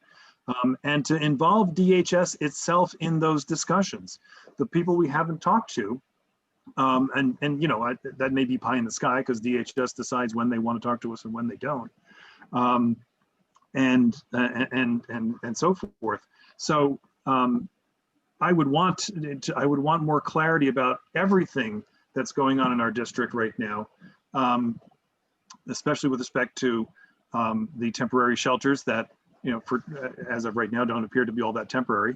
And I would want us to have a complete picture with a complete opportunity to negotiate with DHS. Yes, I am taking a lawyer perspective on this, but I would want us to be able to sort of negotiate or discuss how to achieve the goals that we want, which is, we've been tasked by the community with trying to do something about the street homeless. This probably is it, or at least it's the only thing we haven't tried. But I want to make sure that we get what we ask for. We want to get whatever we can in the way of a commitment about that. And I want to make sure that we get as far along with of meeting all the needs that we can in that sense. So I think procedurally, it's a different procedure than the one that has been offered to you, but it leads to the same thing, which is that we ought to table this and pick it up at another time. And Julian, I see your hand up. I really have a strict rule about clarifying question, just to clarify. This is not like an opinion or anything, just clarifying question. Is it mutually exclusive that we can't, like, if it was included in the budget priorities, could we not also have a resolution relating to it to ask it, like, and can we not continue looking into it as a committee and continue, you know, that process? Are they mutually exclusive? Or like, would that process be for naught if we included it in the budget priorities? I guess is my question. We would have already said we want it, but certainly the committee can continue with that. But if we've already said we want it, then the power to, you know, the negotiation gets a little weaker in my view. That's what I'm concerned about. As a point no, it isn't. It's a point of information, Mr. Chair. What is, and I follow up on Julian, what precludes the inclusion of this item in the general budget priorities, which are 50, and a subsequent detailed investigation by HHS and the development of a resolution that will expand on it and maybe even change some aspects as more information is obtained, and that occurs in the next meeting or two. What precludes that as a point of information? One could do both. You could do both. I don't want to make this about me. You could do both. It isn't about you. It's a point of information. And so I think my opinion is that it would be more effective in the way that I laid it out. Obviously, you can do both. You absolutely can do both. I think it would be more effective the other way. But I should give the last word to Catherine and Shelley, but especially Catherine, who has worked so hard on this and spoke so eloquently earlier today. And so I'll shut up and ask Catherine to speak. So I first just want to say thank you so much for everyone for listening to our presentation, for listening to the community, and for sharing your concerns and for your dedication. I think everybody raised really good points about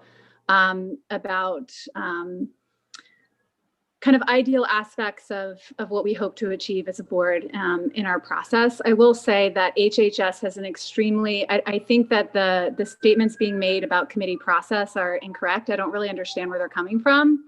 We have a very inclusive and democratic process as a committee. Everyone's informed with everything we're doing. Everybody participates in the research and takes on different issues. And we have a great deal of integrity when it comes to how we research things, the amount of time that we spend researching. So we started research for the DNS in the spring or early summer. And we have at least, I mean, I'm guessing 5-page piece on this, Ethel, in the district needs statement.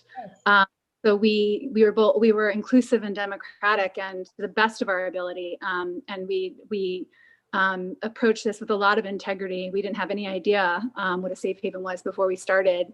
We were just looking to identify what the needs were.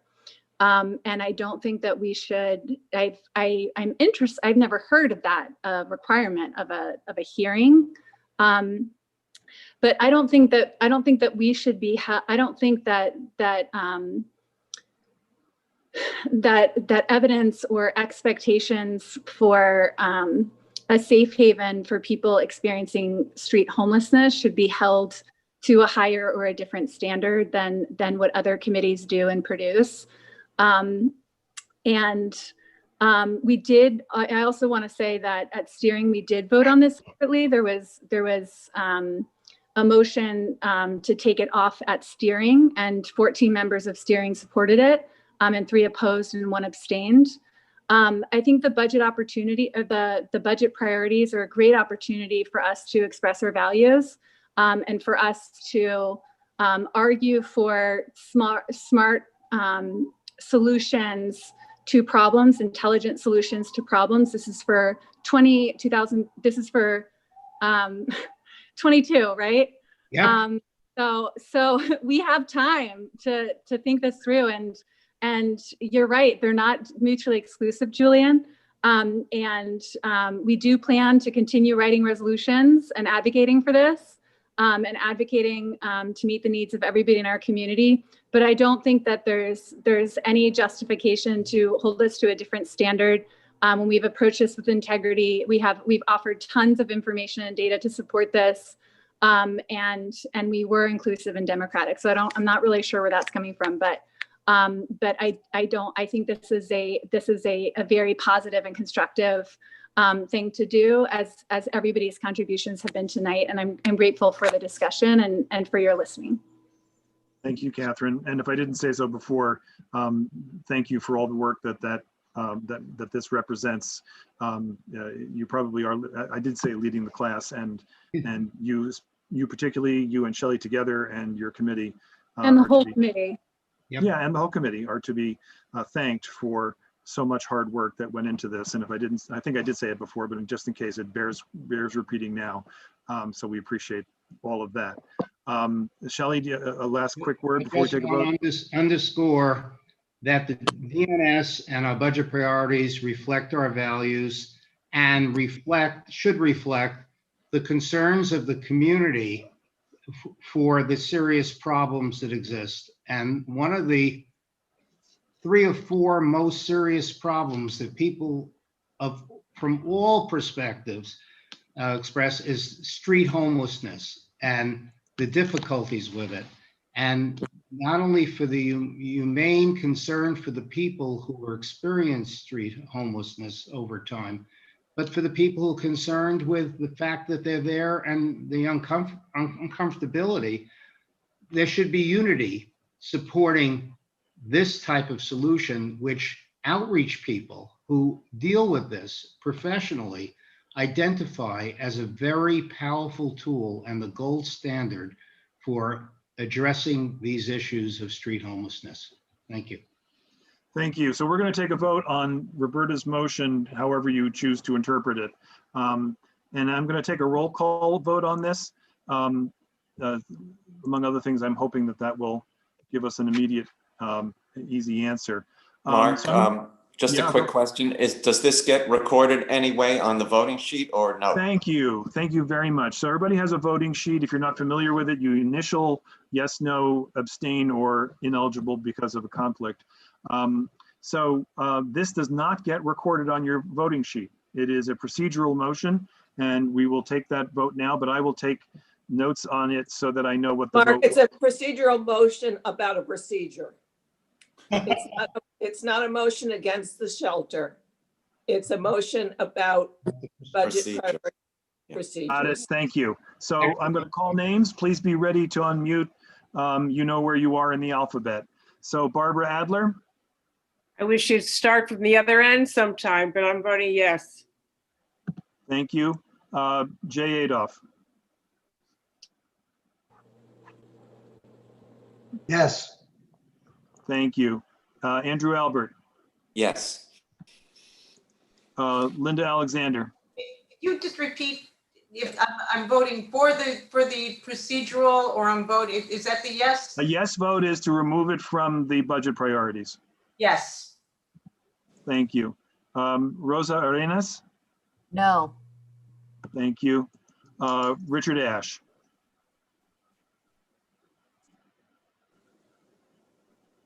Richard, are you with us? On mute. No. Thank you. Got it. Let's see who's next. Stephen Brown, are you with us? I am with you and I'm voting yes. Thank you. Elizabeth Caputo? No. Thanks. Let's see. Josh Cohen? No. Thanks. Christian Cordova? No. Thank you. Ken Conklin? No. Thanks. Paige Cowley? Louisa Craddock?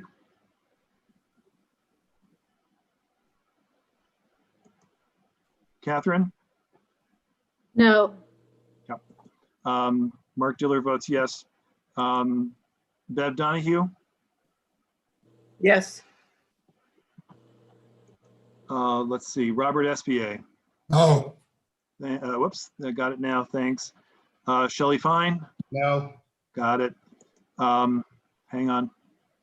Let's see. Paul Fisher? Can somebody check the chat? Is Paul voting? He voted no in the chat. Thank you. Julian? No. Got it. Amy Hyman? Is Amy with us? Okay, Madeline Innocent? No. Audrey Isaacs? Okay. Kay Carpin? No. Got it. Natasha Cosme? No. Doug Kleiman? Yes. Blanche Lawton? Is Blanche with us? I don't think so, Mark. Thank you. Sarah? No. Thank you. Doug McGowan? Yes. Courtney Clark Matakis? Yes. Ira Michnick? No. Thank you. Clary Newwelt? Yes. Thank you. William Ortiz? I think he had a conflict. Not a conflict of interest, just a meeting conflict. Michelle Parker? Yes. Jeanette Roush? No. Seema, ready? No. Andrew Ridgie? No. Rich Robbins? No. Got it. Madge Rosenberg? No. Melissa Rosenberg? No. Thank you. Let me see. Where am I next? Peter Sampton? Yes. Thanks. Meg Schmidt? No. Thanks. Susan Schwartz? Yes. Roberta Seamer? Yes. Thank you. Ethel Sheffer? No. Polly Spain? No. Got it. Irena Stennett? Just a point of clarification. Is the issue here that this item went before the steering committee, but not the Health and Human Services Committee? I'm just trying to understand what maybe Roberta, I'm sorry, I've been following this, but it's not that linear. Roberta, what's the issue here? So normally for years, we've had, but the district needs state, the budget committee has gone to the committees starting about 5 or 6 years ago, and we asked each committee to talk with their stakeholders about items that relate to the district needs, and then to come back to the budget committee by usually by September with their district needs, and then by early October with their budget priorities, and to have had meetings with appropriate stakeholders. And this did not happen? No, this came up. Well, let's be clear. I mean, there was a lot of outreach to stakeholders, especially the people who run these facilities, and to try to understand them. But there was no public hearing with the community, and it was not a public meeting. Okay, I think we've been over that, because there are other things on the menu that have that likewise came out of other processes beside that. I'm arguing against my own vote now. Okay, it's okay, Mark. I think I understand it, and I would say I'm going to abstain. Okay. So Howard Yaris? The reasons I explained, I'm abstaining. Okay. So the motion fails 15-4. Oh, it should be 15-4 to 2. I don't know why it's 1. Mark, Yep. hi, my Wi-Fi went, so I didn't vote. Louisa, I'm going to call you again. I'll call second call on everybody. So Louisa? Thank you. No. Got it. Mark, that can't be right that it was 15-4. I have 20. I'm sorry. 15 to 24. I'm sorry.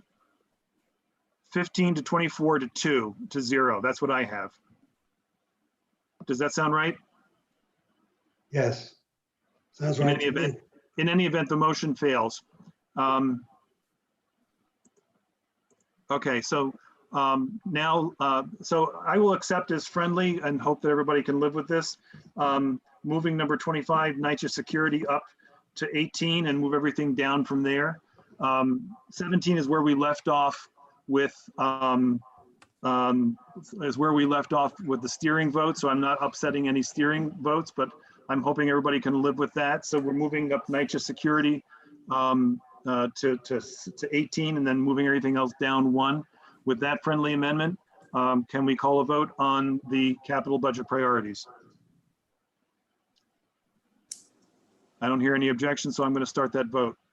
One second. So moved, has to be seconded. Second. All right, so so your vote will be your vote on this. So I'm going to go backwards in honor of Barbara Adler. So now we're voting on the budget priorities as a whole. Both? Capital budget. For capital, that's right. So let's go. Howard Yaris? Back to back. For the reasons I explained, I'm abstaining. Very good. Irena Stennett? Are these on all of the priorities, Mark? Correct, as I just explained. Capital. Everything in that document.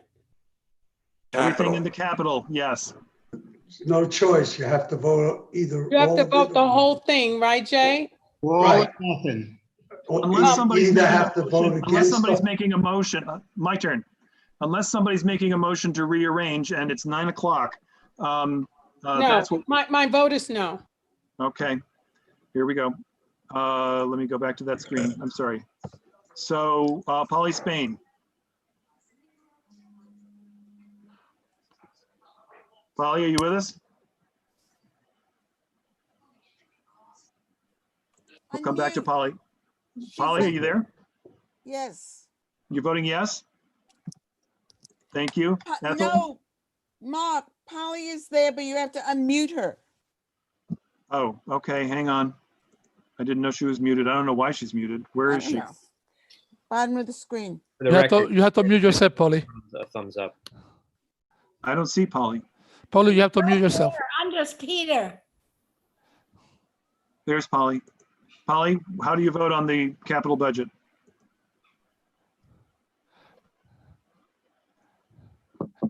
Yes. Yes? Yes, right. she also yes. All right, Ethel? Yes. Thank you. Roberta? Abstain. Thank you. Susan Schwartz? Abstain. Thank you. Meg Schmidt? Yes. Thanks. Peter Sampton? Peter, unmute. Yeah, you got to unmute, guys. Why don't you go ahead and unmute now? Yes. Yes. Thank you. Melissa Rosenberg? Yes. Thank you. Madge Rosenberg? Yes. Thank you. Richard Robbins? Rich Robbins? Yes. Thanks. Andrew Ritchie? Yes. Seema Reddy? Yes. Jeanette Roush? Yes. Michelle Parker? Yes. William Ortiz has probably not joined us yet. Clary Newell? No. Ira Michnick? Yes. Courtney Clark Matakis? Abstain. Doug McGowan? No. Sarah Lind? Yes. Blanche Lawton? We didn't have Blanche before. No with us, yeah. Doug Kleiman? Abstain. Natasha Cosme? Yes. Kay Carpin? Yes. Audrey Isaacs? Audrey probably had to call tonight. Madeline Innocent was with us before. Amy Hyman? She was not with us before either. Okay, thanks. Julian? Yes. Paul Fisher? Somebody help me with this?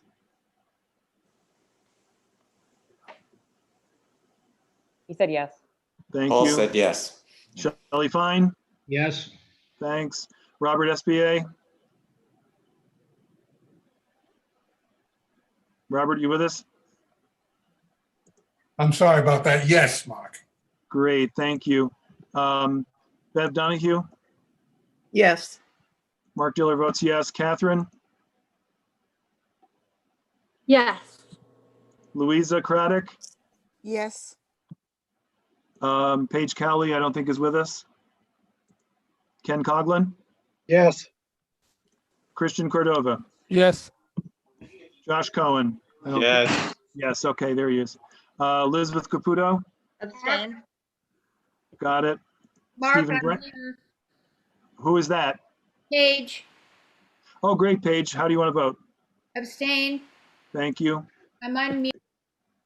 Got it. Stephen Brown, Yes. Richard Ash,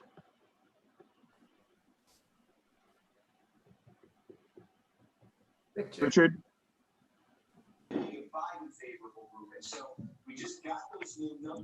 not sure what's going on. Richard Ash, where are you?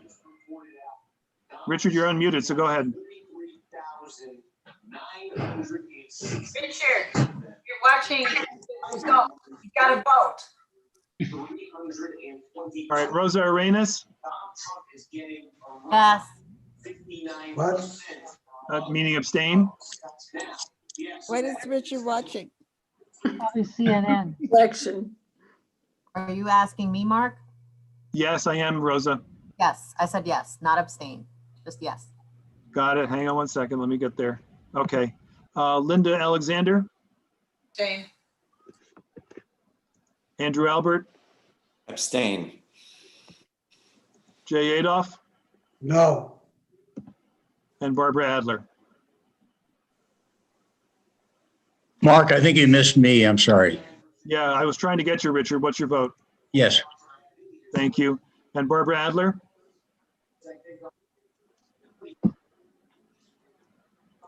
Barbara? I'm sorry, Mark, I was muted. I'm abstaining. Okay, let's see what we got in terms of a vote. I'm sorry, hang on one second. Okay, so the capital budget priority resolution passes 29 to 4 to 10 to 0. Thank you. Now we need to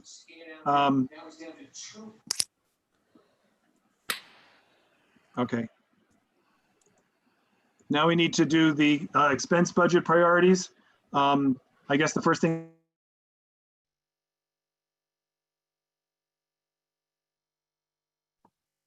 Mark, I think you were Mark, muted. I'm sorry. I muted you by accident. You've been waiting a long time for that. I don't blame you one bit. Jeanette has her hand up. It is 9:06. I'm just keeping track of the time, but we're going to do this right, not fast. So go ahead, Jeanette. Yes, with the expense items, item number 2, mental health training. I would love to support that, but I'd love to support it where it included mental health training for police officers. I think with our issue with so many homeless on the street who have mental health issues, I'm very wary to call the police, especially if it's a person of color, because I don't know how they're going to react to the person. Whereas if there was sort of like a task force that included the mental health care person, that I think that would be better. So I'm wondering if it's a friendly amendment to tweak it somehow to also include the training for the police. Catherine and Shelley, can you add the police to your medical training? Is that acceptable? I wouldn't mind. I'd just like to point out that the police homeless unit has been eliminated, but still, it would be useful.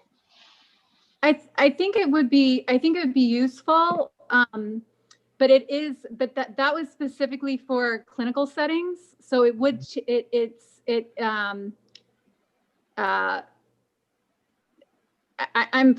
just it's different. What do you think, Shelley?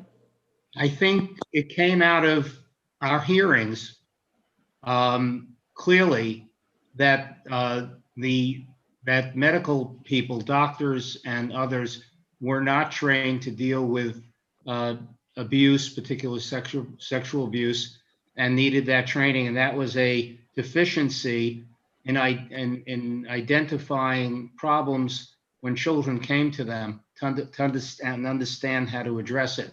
So it was very specific. I think we could, Yeah. pursue that issue in another context. I don't know if Yes. it's okay. Well, we either add it to this or we take a vote on this. Jeanette, are you okay with that explanation?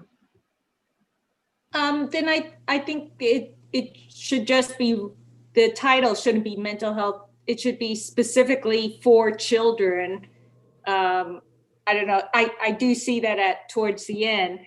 I think the whole discussion we just had on the capital budget is really, trying to address the increased homeless population on our streets. And I think the majority of the people who are on our sidewalks that so much of the general public has been in the community has been discussing are people who have mental health issues. And I was walking down West End and there was a homeless person who had mental health issues who was knocking down every single full garbage can.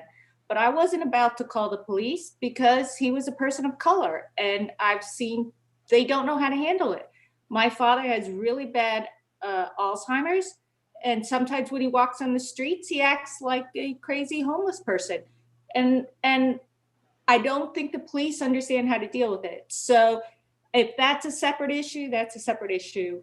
Yeah. I support the mental health for the kids, but. Well, also the police have told us that they don't respond to those issues, that we should call 311 now.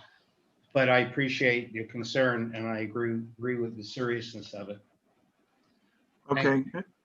Okay, Robert?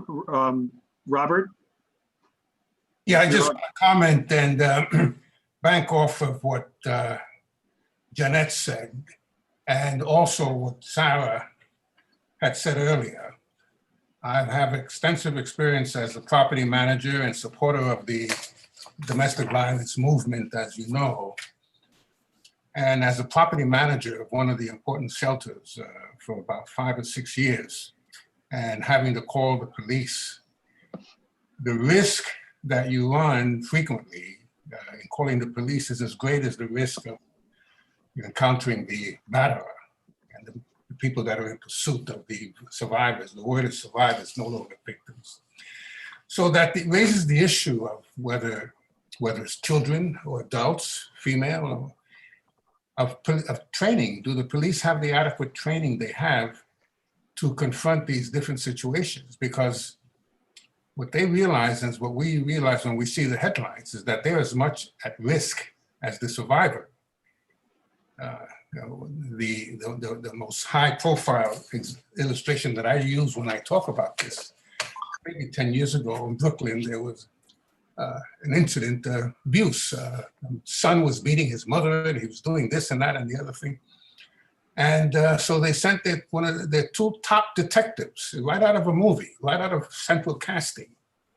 Big guys with the suits, with the guns and the whole thing, with the gold badges and the whole thing. And they were approaching this man on a stoop and he just pulled out a shotgun and killed them both.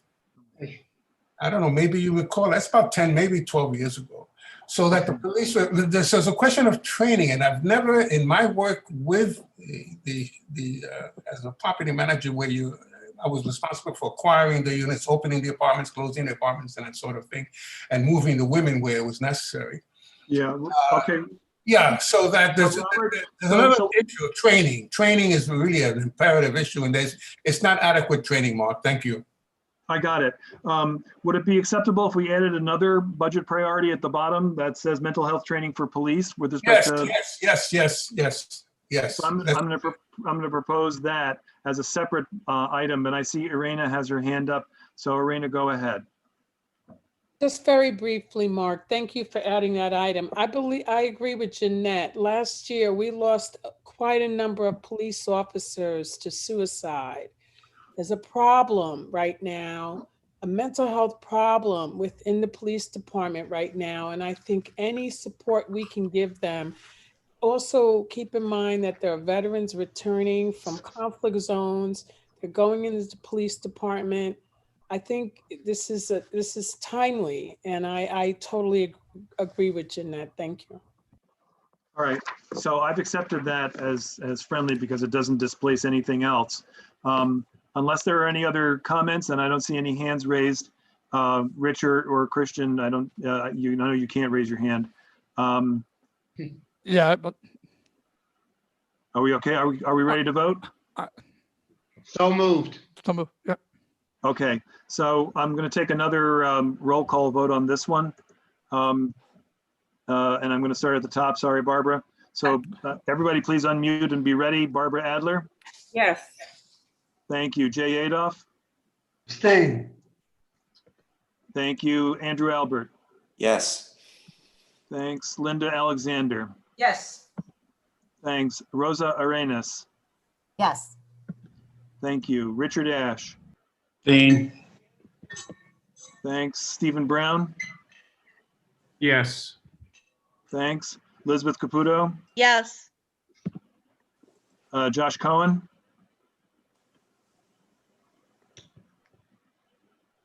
Josh Cohen. Yes. Thanks. Christian Cordova. Yes. Thank you. Ken Coughlin. Yes. Thank you. Paige Cowley. Yes. Thanks. Louisa Craddock. Yes. Thanks. Catherine DeLazaro. Yes. Thanks. Mark Diller votes yes. Bev Donahue. Yes. Thanks. Robert SBA. Yes. Thanks. Shelley Fine. Yes. Paul Fisher. Somebody help me. You wrote abstain in the chat. Got it. Thank you. Julian Giordano. Yes. Thank you. Amy Hyman. Not here. Madeline Innocent. Not here. Audrey Isaacs. Not here. She was here earlier, but Kay Carpin. Yes. Thanks. Let me see. Where are we? Natasha Cosme. Yes. Thanks. Doug Kleiman. Yes. Blanche Lawton. I think we're missing Blanche. Okay. Sarah Lind. Yes. Thank you. Doug McGowan. Abstain. I'm sorry, is that an abstain? Abstain. Got it. Thank you. Courtney Clark Matakis. Same. I'm sorry, I read that as abstain. Is that correct? Correct. Thanks. Ira Michnick. Yes. Thanks. Clary Newell. Abstain. Got it. William Ortiz is not here unless he joined recently. Michelle Parker. Abstain. Thank you. Let me see. I'm sorry. Jeanette Roush. Yes. Thanks. Seema Reddy. Yes. Thanks. Andrew Ridgie. Yes. Thanks. Let's see. Rich Robbins. Yes. Thanks. Madge Rosenberg. Yes. Thank you. Melissa Rosenberg. Abstain. Got it. Peter Sampton.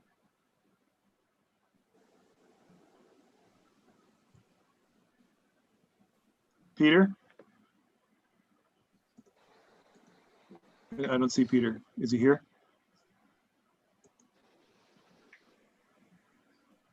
You seem to have left us. Okay. Continuing, I have Meg Schmidt. Abstain. Thank you. Susan Schwartz. Abstain. Thank you. Roberta Seamer. Yes. Thank you. Ethel Sheffer.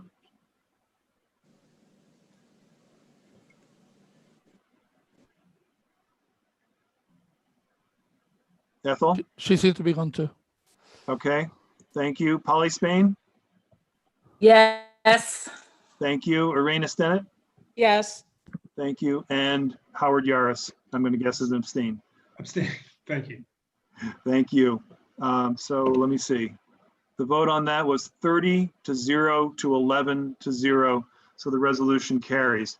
The third motion resolution before you is the immediate or amendment of the fiscal 21 budget. Let me come back to this screen for a second. And this is the one where the steering committee said we shouldn't wait till July to try to fund these things because the need will be past us by then. So we're going to try to advocate for this in the current budget as part of the November amendment. Essentially, it was additional devices and Wi-Fi access for remote learning for students who need them, with an emphasis on laptops and Chromebooks, especially for older children, because an iPad is really hard to write a report on. Number two, in that same resolution, is funding for rapid COVID testing to be made more available throughout the district. This relates to people who work in homeless shelters or nursing homes or other adult care facilities who are required to have this test, but often don't have health insurance, and it is a burden on the organization to try to provide that. So the idea is that the city should provide that testing for the benefit. And Mark, just a correction, that is specifically for nursing homes, because in our district, we have 2 that have just really high rates of deaths. And so that's specifically for nursing homes. So I just want to clarify that. Nursing homes and adult care facilities, right? Yeah. Yeah, not shelters. I'm sorry, I misspoke, and you're correct. So thank you for correcting me. And then the third was funding for senior centers so they can safely reopen now, not next July, and to meet all the proper cleaning regimens and provide, but first they got to be renovated and be ready for social distancing and so forth. That's the resolution. And I see Melissa Rosenberg has her hand up, and then maybe Shelley just raised his hand too. So Melissa and then Shelley. Yeah, could you explain to the community members what abstain means? There seems to be a little bit of confusion. I think it would be helpful to those. Okay. The way I like to describe abstain is that it's a soft no. Essentially, in order for a resolution to pass our board or to pass the city council, by the way, this is a citywide ordinance, so it's not something we made up. The rule is that the yes votes have to exceed the sum of no votes and abstentions. So if a vote was 10 to 5 to 5, the resolution would fail because there has to be more yes votes than either no, the sum of no and abstain. So 11 to 5 to 5 passes, 10 to 5 to 5 fails. I hope that makes it clear. And people vote abstain for a variety of reasons instead of voting no. And it's a perfectly acceptable abstention vote. So I see Shelley, and now I see Elizabeth Caputo has her hand up too. So Shelley first, then Elizabeth. Shelley, you have to mute. An abstention has the effect of counterbalancing yes votes, but most people vote abstain because there's something within the motion that they find that they cannot vote for or don't want to vote against. So it's a valid expression. Okay, it has many purposes for many people. So we should, but the effect is in the vote, it counterbalances the yes votes as counts on the negative side. Thank you. Thanks, Shelley. I see Elizabeth and then Doug, and then I'd like to take a vote on this. Sure, just quickly on the Wi-Fi issue and the computer issue for kids and students. It's obviously been a big issue with 77,000 devices being lacking right now by the city. Can we make sure that those go to those in need? Is that part of what's included in this? And it's not just randomly for people, but it's for the people who most need them. Thanks. It arose out of a discussion with school principals. And so I'm happy to amend the request to make sure that the distribution is through the principals, who will make sure that they are distributed to the right people. How's that? Those most in need. I think our neighborhood is not necessarily those most in need, but the people who are most in need in our neighborhood should be prioritized. Thanks. Yep. Okay. Call the question. Doug's got his hand up, and then I will. Just, I was responding to the member of the community that were asking questions. There was 1/4 option, which is not eligible, which we didn't discuss. And there was some confusion in the chat as to an abstention is not an ineligible vote. Thank you. That is correct. If someone is not eligible, the quorum is preserved, but that person doesn't vote. And by the way, if someone's ineligible to vote, they are still permitted to speak on a resolution as long as they declare what it is that makes them ineligible. And so far, we haven't had a vote tonight that fits that description. And so with the budget modification, this one I'm going to do by just a show of hands. So let me go back to that screen.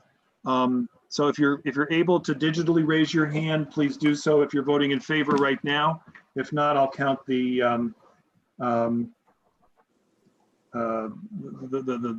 regular hands. So go ahead and raise your blue hands if you have them. Paul Fisher is a yes. Okay, so that's one. Let's see, I'm gonna start counting physical hands. Myself is 2. Let me see. Shelley I have is 3. Louisa Craddock is 4. Christian Cordova is 5. Polly Spain is 6. Susan Schwartz is 7. Linda Alexander is 8. Okay, Jeanette Roush is 9. Are there any others? Doug McGowan voted yes. Okay, that's 10.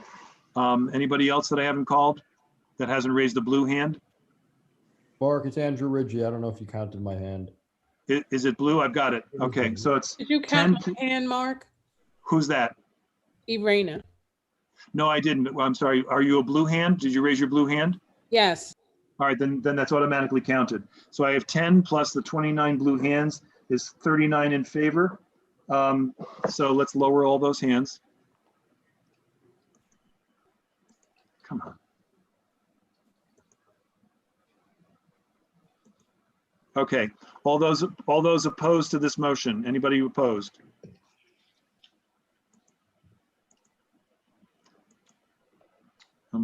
Okay. I see one. One blue hand. Anybody else? Okay, and then abstaining on this motion? Anybody abstaining?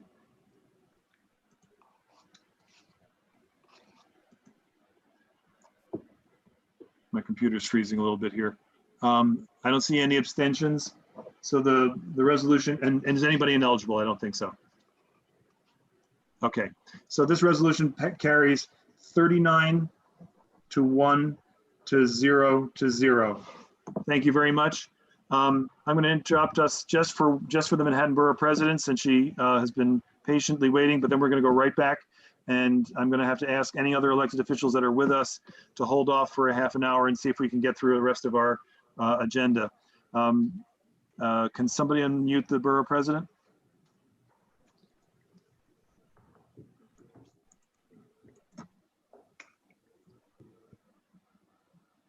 Where is the Borough President? She's been promoted to panelist. I'm looking for her. Oh, here she is.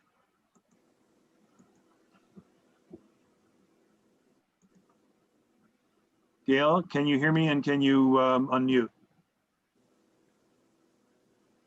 Can see you. Yes, I'll be very quick because I have been listening and I appreciate the discussion. I'm going to do quick items on the helicopters. We are talking to New Jersey primarily. There are 50 airports in New Jersey and 1 in Westchester. So most of the traffic is coming from them. We're swamped with calls. Community Board 4 has calls, etc. So we're trying hard. Second, the childcare. I don't know exactly what's going on, but we're doing a call on Friday. We know that 550 slots to low-income families in Chelsea, Upper West Side, and Chinatown have been cut.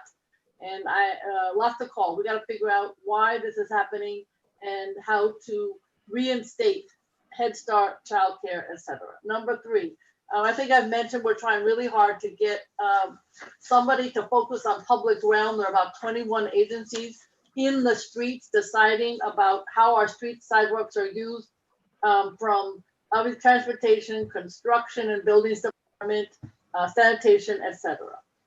Waste water treatment plants, waste can now, as it has in Boston and the Netherlands, determine where there is a COVID hotspot. Boston just did that last week. 6 days in advance, they knew where there was a hot spot.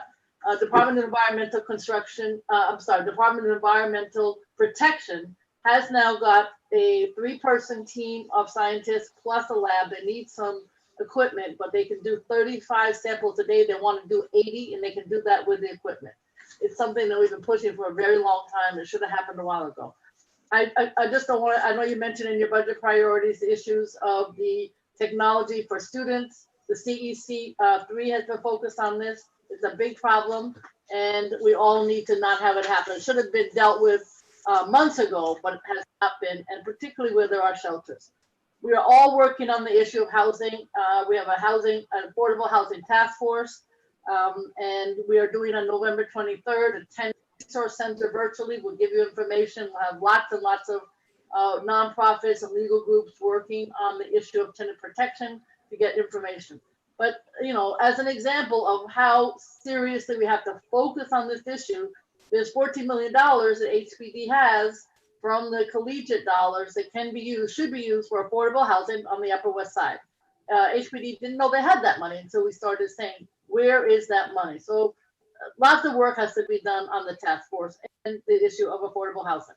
I want to thank everybody who's been doing cleanups. I've certainly been participating in the borough, and it is a huge effort, lots of volunteers, and thank you to everybody. The community board applications are going to be released next month, and we look forward to new applicants and re-applicants. I know there was a lot of issue about what should the police be doing in terms of the homeless. So I was a moderator for the Southern Manhattan, and there was a Northern Manhattan Police Reinvention and Reform listening session. As you know, it includes the New York Urban League, Federation of Protestant Welfare Agency, and the Robin Hood Foundation. They're not done, but I do suggest that they either come to one of your meetings. I do think I have a great respect for the police department, but there is something inconsistent about how they go about dealing with it. It's not seamless, and it needs help. So I want to know what you think about how that could be done. And just finally, just in terms of the issue that you've been talking about so eloquently, I will say that it's my experience for Safe Haven. I'm working on one in another part of Manhattan, and I worked on one in 14th Street. It takes a year to pull this off, or longer. So just so you know, you're talking about it now, but if there is to be one, it's at least a year, maybe longer. So there's lots of time to have the kinds of discussions. And I think people have to understand that, in my opinion, it helps. It's local, usually assigned to those that are locally in our streets. The guy on 79th Street, 96th Street, 72nd Street. I think I know most of the individuals who are regulars, and they and the ladies, the two piano players who are on the street. Those are all people who could, in fact, I think, benefit from such an effort, but it has to be done with the right nonprofit in the right location with the right community support. Thank you very much. I don't want to say too much because you have a lot and it's late, but congratulations, Community Board 7. And thank you, Mark, for your amazing work on the issue of the hotels and the challenges, because it has been phenomenal. Thank you very much. Thank you, Gail, and thank you. We're going to continue with our agenda because we're only on resolution number 4. There are a couple of elected officials who are in our room. I know I said 9:30 and it's 9:30 now. If you can bear with us for a second, what I think we'll do is we'll do a little business, and then we'll turn to you, and then we'll do a little business, and we'll turn to another one of you. So please bear with us as we go along. Right now, I'm going to call on the Preservation Committee. They had 3 resolutions for you tonight. 2 of them you received in writing just before the meeting started. The third one will be described to you. So I don't know if it's Kay or Michelle who's going to take the ball here. I'll start off, Mark. Is that right, Michelle? And then you'll tell me what I did wrong. Which one do you want to start with? 1 West 67th? Yeah, sure. Go ahead, Kay. Okay, this is, I think all our resolutions are pretty clear. This is some work done on the top of the Hotel des Artistes. There you have it in the back end of it, the side away from the street. And it's about the rooftop parapet and a couple of changes and additions to the the skylight and the solarium there on the right side of the right-hand picture, right there. We had a long talk. We made a couple of suggestions, particularly around the parapet being replaced with some glass. The owner of the apartment is wheelchair bound and wants to be able to go out on the terrace and be able to see, and also is providing that same sort of a glass parapet for the next door neighbor. Yeah, he's bearing the cost of that. For Yes, symmetry purposes. exactly. And so some of our concerns were about the bird rating on the glass to make sure it conforms with the suggestions of the and recommendations of the Audubon Society to make them safe. And that's basically the gist of this, right, Michelle? Yeah, the modifications to the parapet were approved by Landmarks about 9 years ago, but because there was no work done, and therefore the approval expired. Yep. Our preservation committee, with Mr. Diller as the chair, or one of the chairs, or one of the Nope. co-chairs of the committee, wrote that resolution approving the modifications to the rear parapet. I thought that 9 years ago, but I wasn't the chair of the committee. The committee was chaired by the wonderful Lenore Norman at that time. May her, Oh, okay, yes, may she rest in peace. yes. Okay. Are we ready to vote? Anybody have a question? Yeah. Yes, I have a question. What's Landmark West's position on this bill, on this application? Do we know? They were not at our meeting, were they? They were not at the meeting. Mark? Yes, sir. If I understand this spreadsheet correctly, there were three I'm sorry, you're people breaking up a that little bit, Christian. I'm sorry. were listed to speak on this in favor. I'm sorry, say again? Three public members wanted to speak about. Oh my gosh, okay. I'm sorry. I'm terrific. It's late and I'm stupid. So let's call on them. Yeah, in the answer to your question, Arana, that Landmark West, who's always invited, of course, did not speak. And this matter will go in front of the LPC on November 10th for their consideration. And usually. Thank you, Michelle. Thank you. Let's see. Martin Finio and then Nate Robin. Great. Yes. So could you help me with that, Christian? Yeah, Martin Finio is already ready to talk. So go right ahead, sir. I'm here, and I am really just the architect. I'm here in support of the project because it's my project. That's all I have to say. Got it. Have you heard? Can I just speak to the? Sure. Martin, this is Irena Stennett. I'm sorry you can't see me. Has Landmark West taken a position on this application, sir? They have not, no. Thank you. Actually, is Paige still with us? Yep. I don't know if I don't want to put you on the spot, Paige, but if you want to say anything, you're more than welcome to. Yes, Sean Corsandi looked at the project because it's on the same street. They found, I don't know who else reviewed it from our committee, but they were in support of it. I believe it will be a positive resolution statement that will be drafted. I can furnish it to the community board tomorrow. I'll be talking to Sean and make sure you get a copy. Thank you, Paige. Thank you. Good question, Arana. Thanks. Thanks, and thanks for jumping in, Paige. And Nate Robin? Go ahead. I'm the senior project manager, and I'm working with Martin, so we're just here to answer any questions. We're working with the Audubon Society and with the Linnean Society, and we're in communication with them now and their preservationist to address the concern about bird life. Got it. And then the other person that signed up to speak, Himani Dixit, did you want to speak about 160? He's no longer with us. Okay, very good. So that's the community, and thank you for saving my bacon there, Christian. Unless there's any hands raised, I don't see any. Let's call the question. We'll do a show of hands vote on this one, please.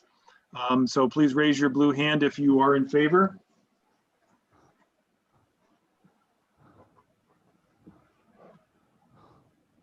I'm not seeing any. Okay, here they come.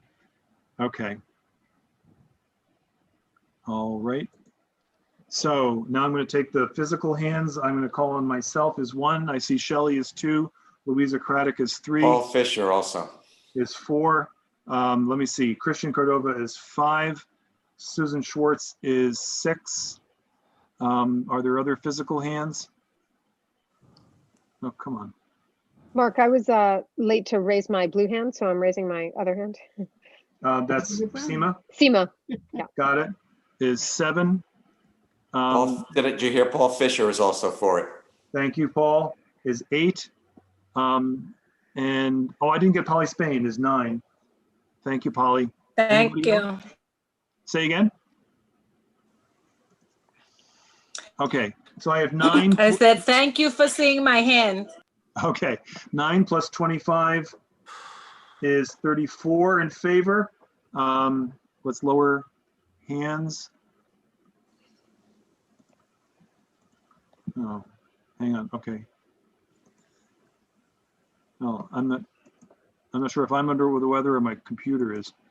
Okay. Anybody opposed? Not seeing any of either kind. Nope. So that's a 0. Anybody abstaining on this one?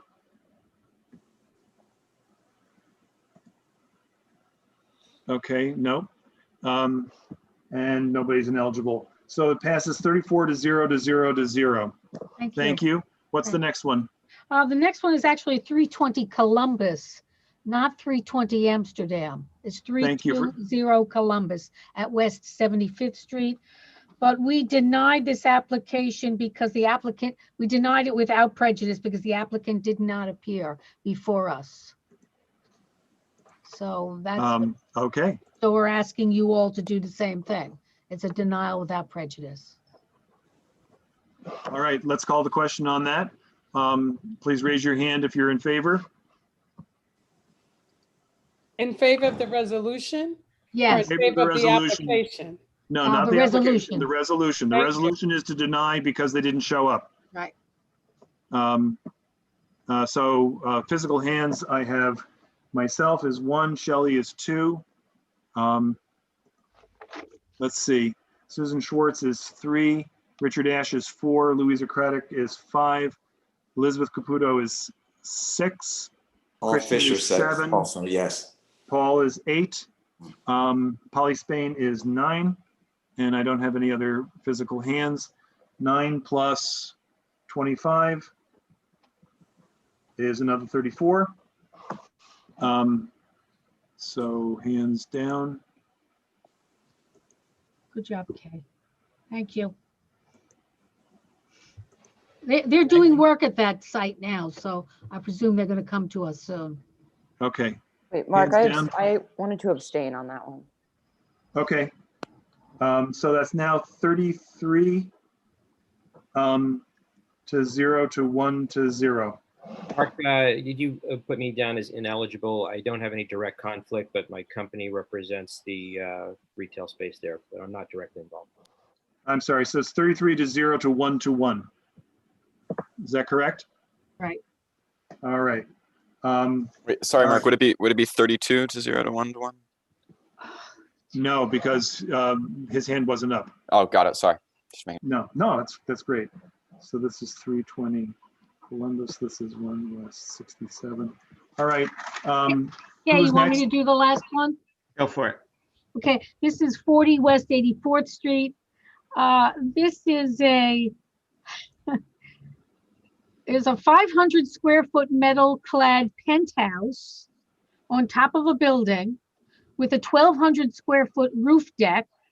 And the applicant wants to add a roof deck to the existing 500 square foot penthouse and surround that new roof deck with the same kind of tempered glass ceiling that he wants to surround the 1,200 foot square lower roof deck, if you will. This 500 square foot metal clad penthouse was built in the late 1800s, renovated in 2005. They want to replace the aluminum sliding doors. The effect of this is there has to be a ladder up to the top of this penthouse roof.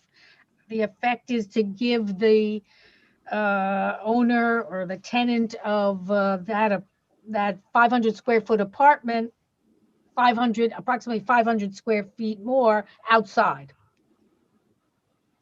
Got it.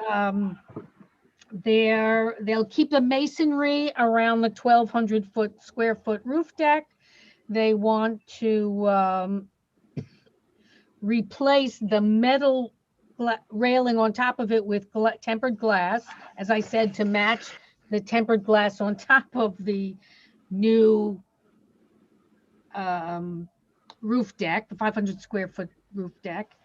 The new railing is not visible from the, only visible from a secondary facade. The penthouse is not visible from either 83rd or 84th Street. And they'll work with the New York City Audubon Society to discuss the type of coating on the glass to prevent birds from flying into them. We found this to be reasonably appropriate to the character of the historic district. Any questions? Michelle, this is Irena. What's the height differential? Between. Are they going up? Are they going up? Are they increasing the height? No, they're building, in effect, they're building a fence around the 500 square foot metal clad penthouse. Oh, Yeah. but So they can use that roof. As got it. Okay. Yeah. It's So not a rooftop addition. got it. Yeah, Okay. the fence, the rail around it has to meet code, which is 42 inch. What is it, Paige? At least 42 inches? Code on the railing? The code is 42 inches, 42 inches. From the ground. From the ground, okay. With no gaps between. So this is butt glazed. I don't know if the architect or the engineer is on board. It's tempered. Would be the connection where the new fence meets the roof, because of how they're going to anchor and support the lateral restraint of the glass railing, because they're heavy. Yeah, they said they're going to build up on the roof of the penthouse. Okay. Then they have to build up on that. You're right. Thanks. Thank you. Okay, thank you. Anybody have a question or a comment, or can we call the question? All right, I'm calling the question then. All those in favor, please raise your hand. Digitally if you can, physically if you can't.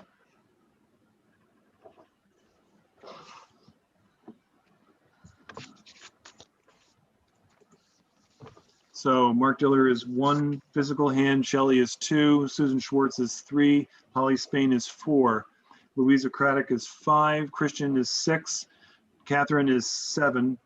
I don't see any more physical hands. Paul Fisher abstained. Okay. Got it. So it's 7 plus 24 is 31. Mark, this is Irena. I'm abstaining. Okay, I got 2 abstentions. Let's take lower hands, please. Sorry, my computer's freezing a little bit here.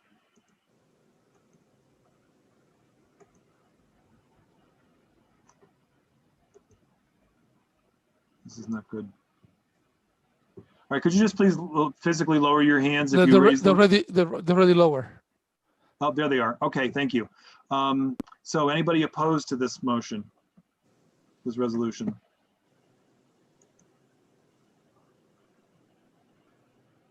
I don't see any, so that's a 0. And then I have 2 abstentions so far. Anybody but Paul and Irena abstaining? Yeah, Rich Robbins abstained. Got it. Anybody else? So it passes 31 to 0 to 3 to 0. Thank you. Thank you. And thank you, the Preservation Committee.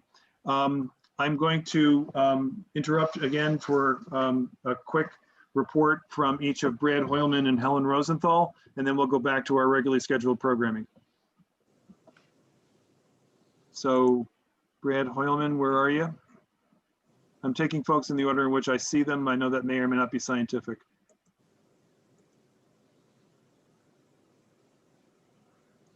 I just promoted Brad to panelist, and I'll do the same for Helen.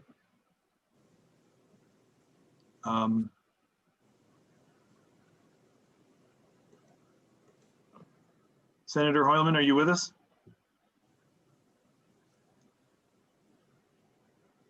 Hello. There you go. Welcome to Community Board 7. Thank you, Senator. Hi, I was here, I promise. There's an election reports going on. Thank you so much. Really good discussion tonight. Just a couple of updates, and I know you've been so busy tonight. I introduced legislation that's actually featured in the New York Times tomorrow called Strategic Lawsuits Against Participation. These are essentially frivolous lawsuits filed by powerful interests like the real estate lobby, landlords, Donald Trump, to intimidate political opponents and critics from criticizing industries or politicians. And New York has had a weak statute in this regard. So I've introduced legislation with Helene Weinstein from Queens to strengthen that lawsuit and require, essentially, if you file this kind of lawsuit and it's understood that you're doing it to basically silence a critic or a journalist, you'll have to pay those attorney's fees if you lose. But the Times has an editorial about it tomorrow, so I'm happy about that. I had a press conference in Times Square in front of the Donald Trump related billboards there last week.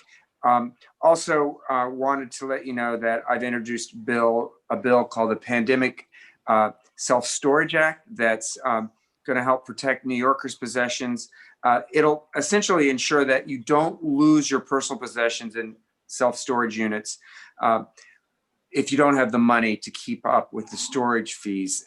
The self-storage company during this pandemic period and a period shortly thereafter won't be able to sell it off in a lien sale.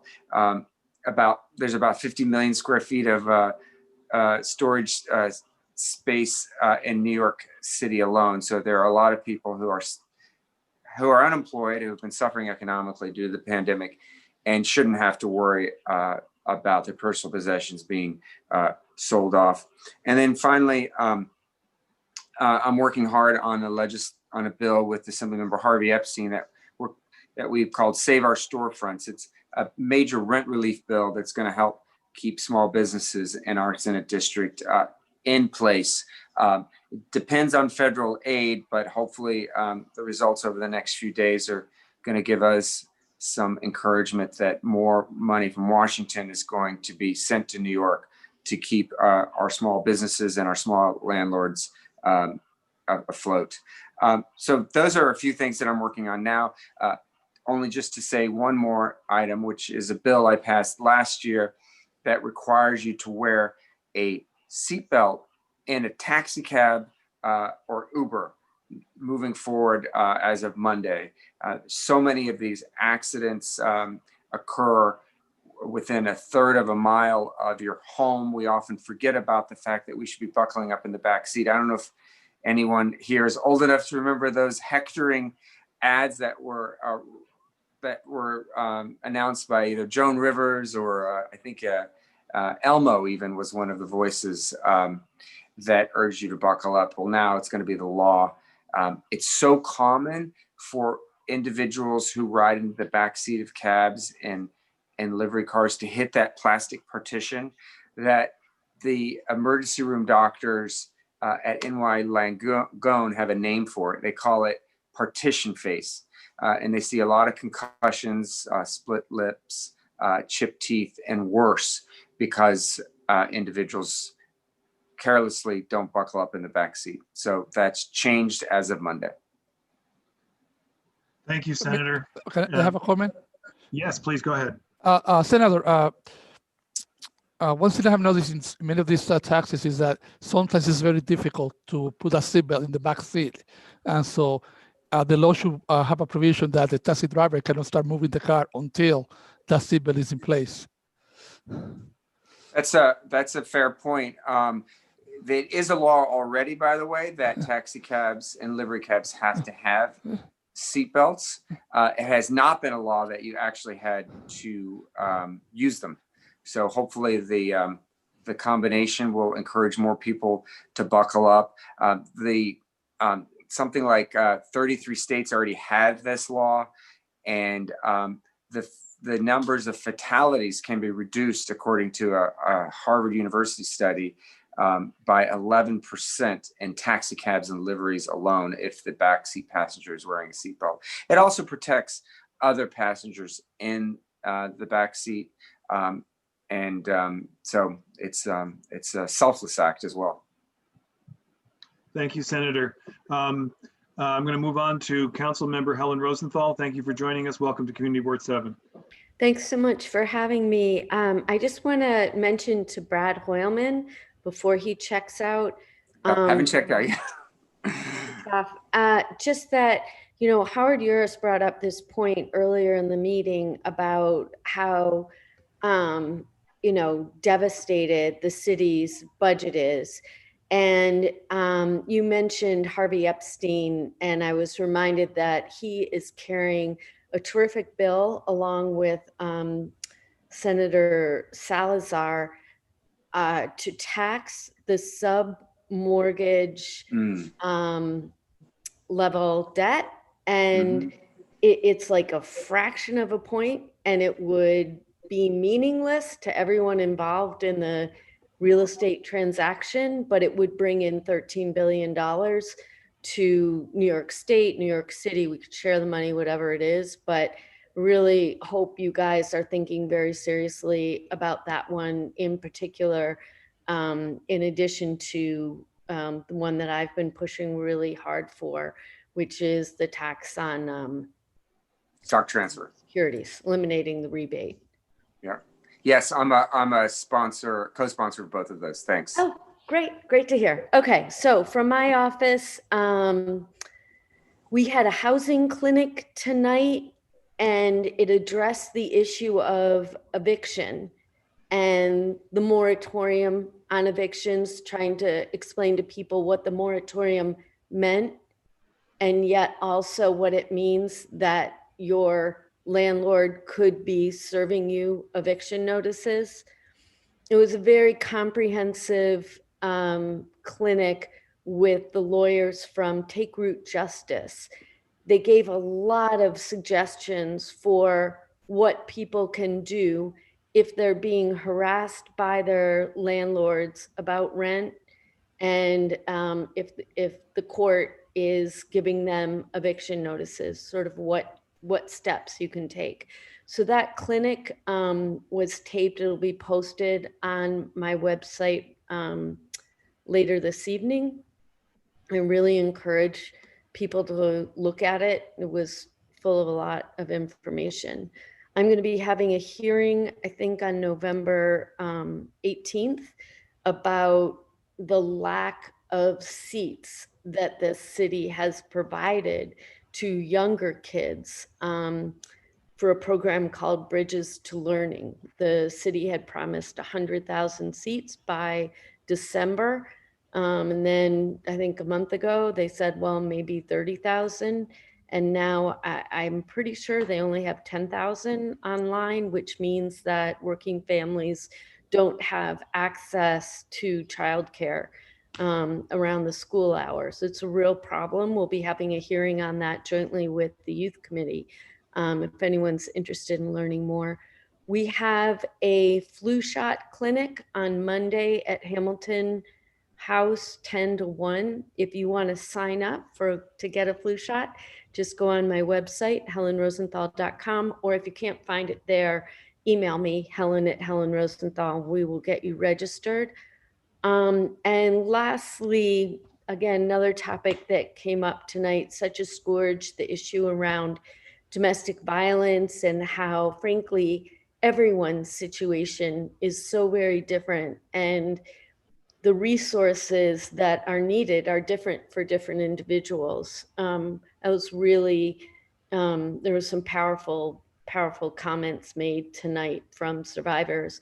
So I have legislation around helping to support both domestic violence survivors, but also survivors of sexual assault who end up at the NYPD Special Victims Division. Very good, exciting legislation that we've been working on with the advocates in each of these spaces. And if you're interested in learning more or trying to help out, and Catherine, I forget, but I might be scheduled to come talk to your committee, I think, about the DV legislation. We're in the midst of, we have maybe 8 or 9 bill ideas, and we're in the midst of prioritizing to get the top 2 to really push along, that we can hopefully get done before the end of my term. But thank you all for the tireless work that you do. Mark, you really are a master at running these meetings. You've done such a great job, but thank you to everyone in the community board. It's always great hearing you debate these topics. I'm really impressed. Thank you. Thank you very much, Council Member. We're going to now return to our agenda, and the Transportation Committee is up. They have 2 resolutions. I want to remind my board colleagues, because we're out of this practice, we got to get back into it, to make sure that you record your votes on your tally sheet as you're making them, and then we'll talk later about what to do with that once you've done it. I don't know if it's Howard or Andrew, but please take it away. I'm going to take the first one. Thanks. The first resolution we have is supporting a Senate and Assembly bill which would create a safety rating for all vehicles, which would give a potential buyer an idea of how safe the vehicle that they're purchasing is. This would take into consideration braking time, visibility, the presence of blind spots from the driver's seat, the height of the driver, which affects safety, other things like crash tests, automatic braking, those would be taken into account. This would be a real boon to helping someone judge how safe the vehicle they're about to purchase is. So we're asking you to support this bill. We voted for this. So I see Ken's hand. Do you want to call on hands, Andrew, or Sure. should I? Sure. Go ahead. Can I just interrupt for 1 second? I'm sorry, but there's some stuff happening in the chat that I think is really inappropriate. Okay, I'm sorry, I'm not paying attention to that. Yeah, and so there's the and so just like a reminder to be appropriate in the chat would be helpful. Yeah, thank you. I can't look at the chat and the other things at the same time, so thank you for bringing that to my attention, Catherine. I'm not sure what the discussion is, but again, I really need us to talk about issues and not people, and I need us to be generous about how we deal with one another. I know it's late, and it gets harder and harder to do this as it gets late. You'll probably hear that in my voice too. I will do my best to be appropriate as well, but this space, this chat, is not there to talk about each other or the personal aspects of who's supporting what, but rather the merits of these things. And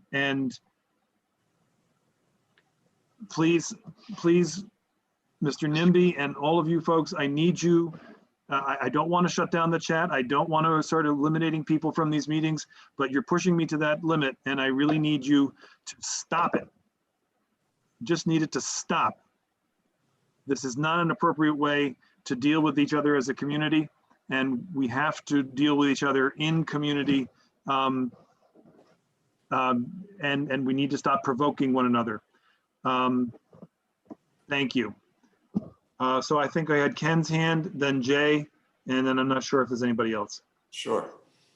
Yeah, I was just, I'm I guess sort of the de facto expert on this bill, because I brought it to the committee, but I put the bill text in the chat. I hope that's not what people are talking about is inappropriate. But anyway, if you want to see the text, it's fairly short. And I'm happy to answer any questions. Thanks, Jay. Yeah. Okay, you can hear me, right? Yeah. Sure. Ken, remind me, because we discussed this a little bit at committee, whether or not there was any feedback from the state DMV, because they're the ones under this bill that would be responsible for devising the standards, correct? That's right. No, as Mark said at our committee meeting, you know, if they had to vote, they probably wouldn't want to do additional work, but you know, the state legislature on occasion passes bills to direct federal state agencies to do different things, and that's their job. No, I'm aware of that. I was just wondering if they had expressed any opinion as to their ability, and part of it was in the context of, yeah, obviously automobile safety standards in all aspects of automobile manufacturing are regulated on a federal level. And obviously automobiles models are sold nationwide, if not worldwide. And I was wondering if there's any information available on whether or not there are federal standards that overlap this, or whether there would be a problem with consistency with federal standards. Not as far as I know, Jay. So other than these general things to be considered, there's no definition in the legislation as to what constitutes pedestrian safety in terms of an automobile. It would be strictly up to DMV to come up with a scheme to govern this if it passes. Well, it would be statistical. They would compare a vehicle and the number of crashes involving pedestrians and cyclists and injuries and deaths to pedestrians and cyclists for that particular vehicle with all the vehicles. And if it's very high, then it's a 5-star rating. So if it's very high, we get either 1 star or 5 stars, depending on how they do it. And so it would be very evidence-based. Yeah, I know I expressed some concerns. There are so many variables in terms of accidents, the conduct of drivers, the geography, et cetera, et cetera. So I was somewhat concerned with how accurate and enforceable it could be, but okay, thanks. I have a question, hold on. Go ahead, Ken, what's the basis on determining that already based on the automobile versus the driver? I would think the driver has a more effect on having a crash than the vehicle itself. Well, that's true, but it's sort of the law of large numbers thing. When you look at a lot of crashes, thousands of crashes, and you see that a Cadillac Escalade is involved in a lot more pedestrians being seriously injured or killed, as opposed to I don't know what other, a Volkswagen or something. You know, it starts to raise questions about. And the reason for the bill is that it's proven that some vehicles, and particularly with the rise of SUVs, are incredibly more dangerous to pedestrians and cyclists. And some have blind spots. The blind spots, the weight of the vehicles, the blunt front ends, the braking time, all of those things. Ken, do you know if if this were to become law in New York State, if these safety measures would be shared with other states? I don't know. I would think other states, if they haven't done something like this, would be interested. Yeah. We may be a pioneer. By the way, at the committee, I didn't know that there was an assembly bill, or maybe there wasn't, but now there is an assembly bill, and it's carried by Niley Rosick, and the Senate bill is carried by Andrew Gernardus with a co-sponsor by the name of Brad Hoylman. There you go. Okay. Any other questions? No, it sounds really practical. Let's call the question. Hang on, is there anybody in the, Christian, can you help me if there's anybody that signed up to speak on this item? None of these items, one more speaking will be for the next item. For the next item, okay. I'm putting into the chat the link to sign up to speak on any of the remaining items, just so, because it's been a while since it's been there. Paul Fisher asked a question in the chat, will this increase liability insurance on vehicles that don't have these features? No, that not necessarily. It's up to the insurance industry. They're the ones who set the rates, and you know. I guess sorry to interrupt, but my guess is it would be the inverse. Yep. Madge and Linda have your hands up. Are you voting, or are you? It's a good you're question. voting. Okay. So I'm going to call the question on number 7. All those in favor of this, please raise your hand now.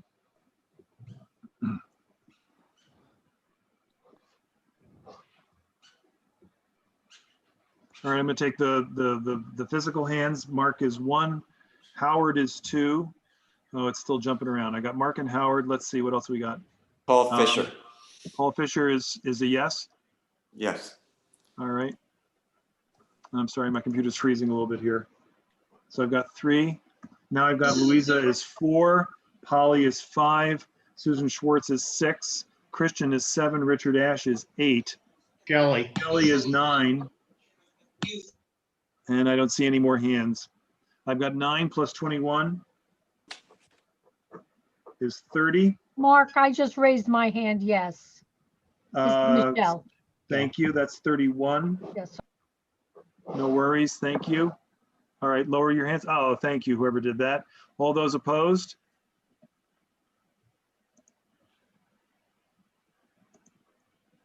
I don't see any. I don't see any physical hands either. So that's a 0. And anybody abstaining on this one? I'm abstaining. Irena. Thank you, Irena. That's 1. Paige. Paige is 2. Got it. Anybody else? Yeah, two hands raised also. And 2 hands. So that's plus 2 is 4. And is anybody ineligible? I can't imagine. All right. So this one passes 31 to 0 to 4 to 0. Thank you. And now we have the second transportation item. Go ahead, whoever is going to take that one.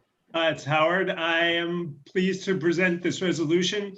We always begin our committee meetings hearing about crashes and pedestrian injuries, and we're often reactive. So this was our attempt to be proactive, to try to prevent these injuries as opposed to reacting to them. And what this is, it's a call for a certain amount of daylighting. What daylighting means, it's improving visibility around intersections so that drivers can better see pedestrians, children in particular, and dogs are very hard to see. It's about removing, having a good visibility around the, again, around the intersections. This is something that the DOT has recommended, and the DOT feels strongly improves safety. So we adopted this resolution to have daylighting, again, it's called daylighting, to remove obstructions to visibility near intersections, and to start with intersections within a 2-block radius of a senior center, a school, or a facility for disabled people. Again, the goal was to improve pedestrian safety. Questions, comments, criticisms? It's not clear to me, Howard, what the mitigation measures are. Like what's being proposed? Oh, it's in there, and the what is being proposed is to remove all impediments to visibility within what is it? 2 blocks. Excuse me? Within 2 blocks. 20 feet. Within 2 blocks, but how many feet from the 20 feet of the intersection? So in other words, what would be defined as an impediment? Oh, a parked car or any other obstruction. Taking away parking spaces. Anything that would be obstructing the visibility in the intersection. Anything that would obstruct the ability for the driver to see what's going on in the intersection. And also it would help the people in the intersection to see oncoming cars.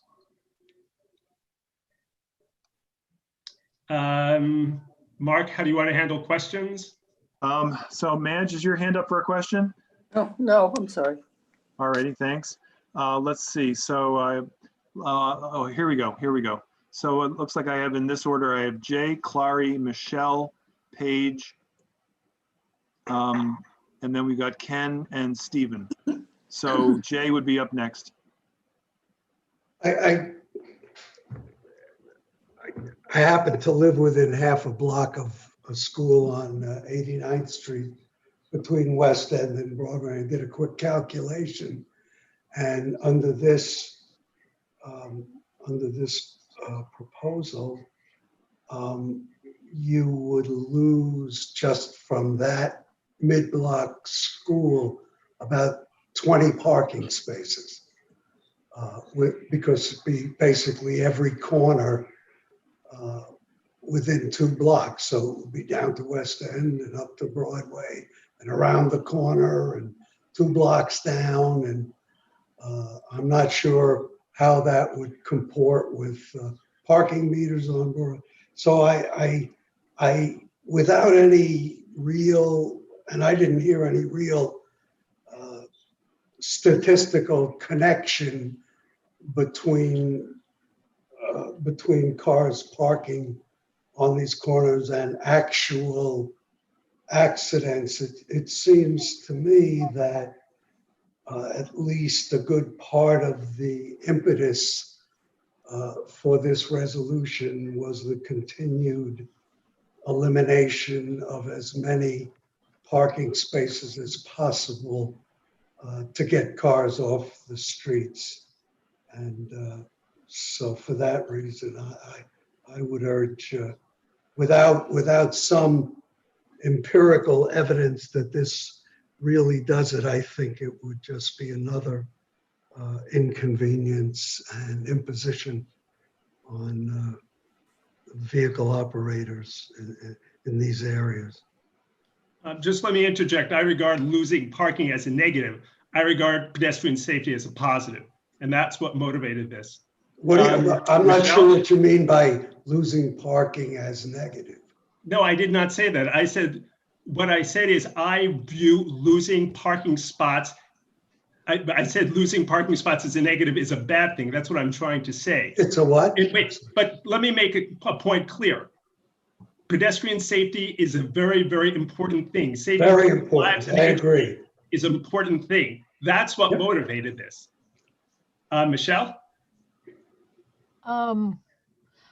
So this has nothing to do with lamp posts or post office boxes or garbage cans or those what do you call those big things in the street with the computer messages on it? Lenses. Oh, let me be clear. This doesn't have anything to do with anything on the sidewalk, but you raise a really good question. If the obstruction is in the street, impairing a driver's ability to see what's going on in the intersection, it absolutely would apply to that. But none of those things would be in the street that I mentioned. No, unless it goes, none of those things would be on the sidewalk, you mean. Things on the sidewalk do not obstruct the intersection. Things in the street. Well, maybe we should. Well, Jay, maybe you want to add to the resolution. Yeah, you should get rid of everything. We wanted to get started again. We wanted to get started with some modest increase in pedestrian safety. Okay, I understand. Okay. Thank you. Pardon my skepticism, Howard. We especially wanted to add places where there are disabled residents because they may be using wheelchairs. Those wheelchairs may not be visible if there's obstructions in the intersection. So it's particularly important in places like that and near schools. Especially, to tie it back to the last resolution with SUVs, they're much higher, and there's less visibility with them. Paige. Well, I have a bit of a problem with this one because I live with two other community board members on 88th Street. And with the vying for space and the retail moving out into the street with temporary tents, they're all different types. Some have trees, some are tented, some have plexiglass, etc. In European countries, when I lived abroad, you had to have the curvature of a corner. You had to be able to see around the corner. That's where most accidents tend to happen, unless they're fender benders with people vying for parking spaces. So I don't see how this idea can work in this current time when you have parts of West End Avenue closed as a pedestrian walking space, one lane of traffic working on Amsterdam and Columbus, no parking available anywhere. So side streets have double parked cars. Andrew can attest to this, and Peter can too, that on the days where the alternate side of the street parking happens, people just line up double parked on the other side of the street and sit there until 11:30 or whenever the coin drops and goes back, and everybody follows in like a little crocodile back into their original spaces. So there has to be some other provision for dealing with our streets, which means moving cars off and putting parking underneath new developments, getting them off the street at night, so that, or during the daytime, and providing places for them to park. Because cars aren't going to go away. They're going to get smaller, better, with headphones set in the steering wheel. I mean, Lord knows what the industry is going to come up with. You know, you can probably run it on milk by the time they finish. So everybody's going to want one. It's a sign of affluence and independence in the city. And particularly now, because of COVID, if we ever have this kind of disease again, no one wants to ride public transportation. They're all taking their cars. I don't know if you've tried to navigate Midtown, but it's impossible. So I think your heart is in the right place, but you're not looking at the solution seriously to get the cars, when they are slowed down or parking, off the streets. Actually, Paige, I I'm agree sorry, with I'm you. going to interrupt for 1 second. And I am interrupting because I think I need to make this announcement public. I have just removed John Nimby from the chat and from the room. Mr. Nimby can still watch the meeting proceedings on our live stream, but and I can't watch the chat as much as I might like. And I take this action very after a lot of efforts to remonstrate. But a threat of the type that was in the chat is completely unacceptable and inappropriate. I know that doing so is a controversial act on my part, but I feel very strongly that this is the correct measure to take. It was me who did it. I don't want anybody else blamed for it. And I will take the consequences. Thank you. Go back to your discussion. I just want to say, Paige, I agree with you, but I'm going to say something I've said so many times in this committee. The perfect should not be the enemy of the good. We have a problem on our streets. And just as an aside, Mark, Andrew, and I are meeting this Friday with the DOT, and our top agenda item is double parking and lack of access to the curb. In other words, lack of loading zones. So we're really on top of that. But go for it. I'm all for it. I know it's late, but you mentioned something that's really important. In European cities, they want you to be able to see around the corner. This daylighting enables that. Good. Next. Okay. Good. Thanks. Ken. Sure. Ken. Yeah. Okay. Well, first of all, I think Jay's calculations are maybe a little bit off. If you have a corner with 4 sides, you don't have to daylight every single side if they're one-way streets. That's for true. instance, 87th Street going east to west, you don't have to daylight the western side of Columbus Avenue or the western side of Amsterdam. You need to daylight where cars are going to be encountering pedestrians who are crossing. And pedestrians can't see over the cars, which often are SUVs, by the way, and or the drivers cannot see the pedestrians, who often are children or people in wheelchairs. This is something that is actually against the law in many cities, to allow cars to park up to the curb. New York City has allowed it all these years, although DOT is increasingly daylighting intersections piecemeal. And this is just an effort to hurry that process along in our district a little bit. If anybody needs really great examples, go to Hoboken. They're a real leader in this. They've daylit many intersections. The Mile Square City.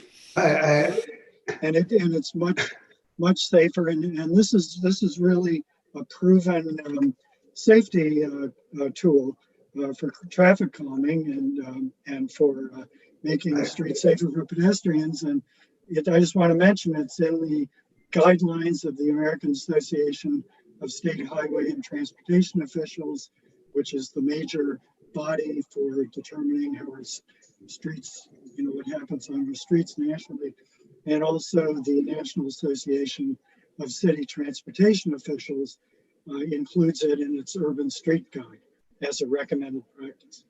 So, just for the record, I disagree with your interpretation of the spatial relations. Cars can turn left or right. Pedestrians can cross in both directions. You'd have to remove the spaces from every corner, both sides. I disagree. Let's keep it moving. Robert Espiang. You can't turn left or right on a one-way avenue. You can if you're coming down a one-way street onto a two-way. Come on. It's late. We got more to do. Let's get just speak to the resolution and get to a vote. Right, this sounds like an ongoing conversation that we began, and didn't even begin a year and a half ago, but we did take action on it. What I call the 96th Street Bermuda Quadrangle, where we were having all of those accidents and deaths and so on. And we took action at the 96th Street and West End Avenue, where we put some barriers so there could be no double parking and so on, and that sort of thing. And I think that also we took similar kind of action to 72nd Street and West End. That's at the entrance of the park. That's correct, Robert, but there have been a lot of accidents. Howard speaking, Howard.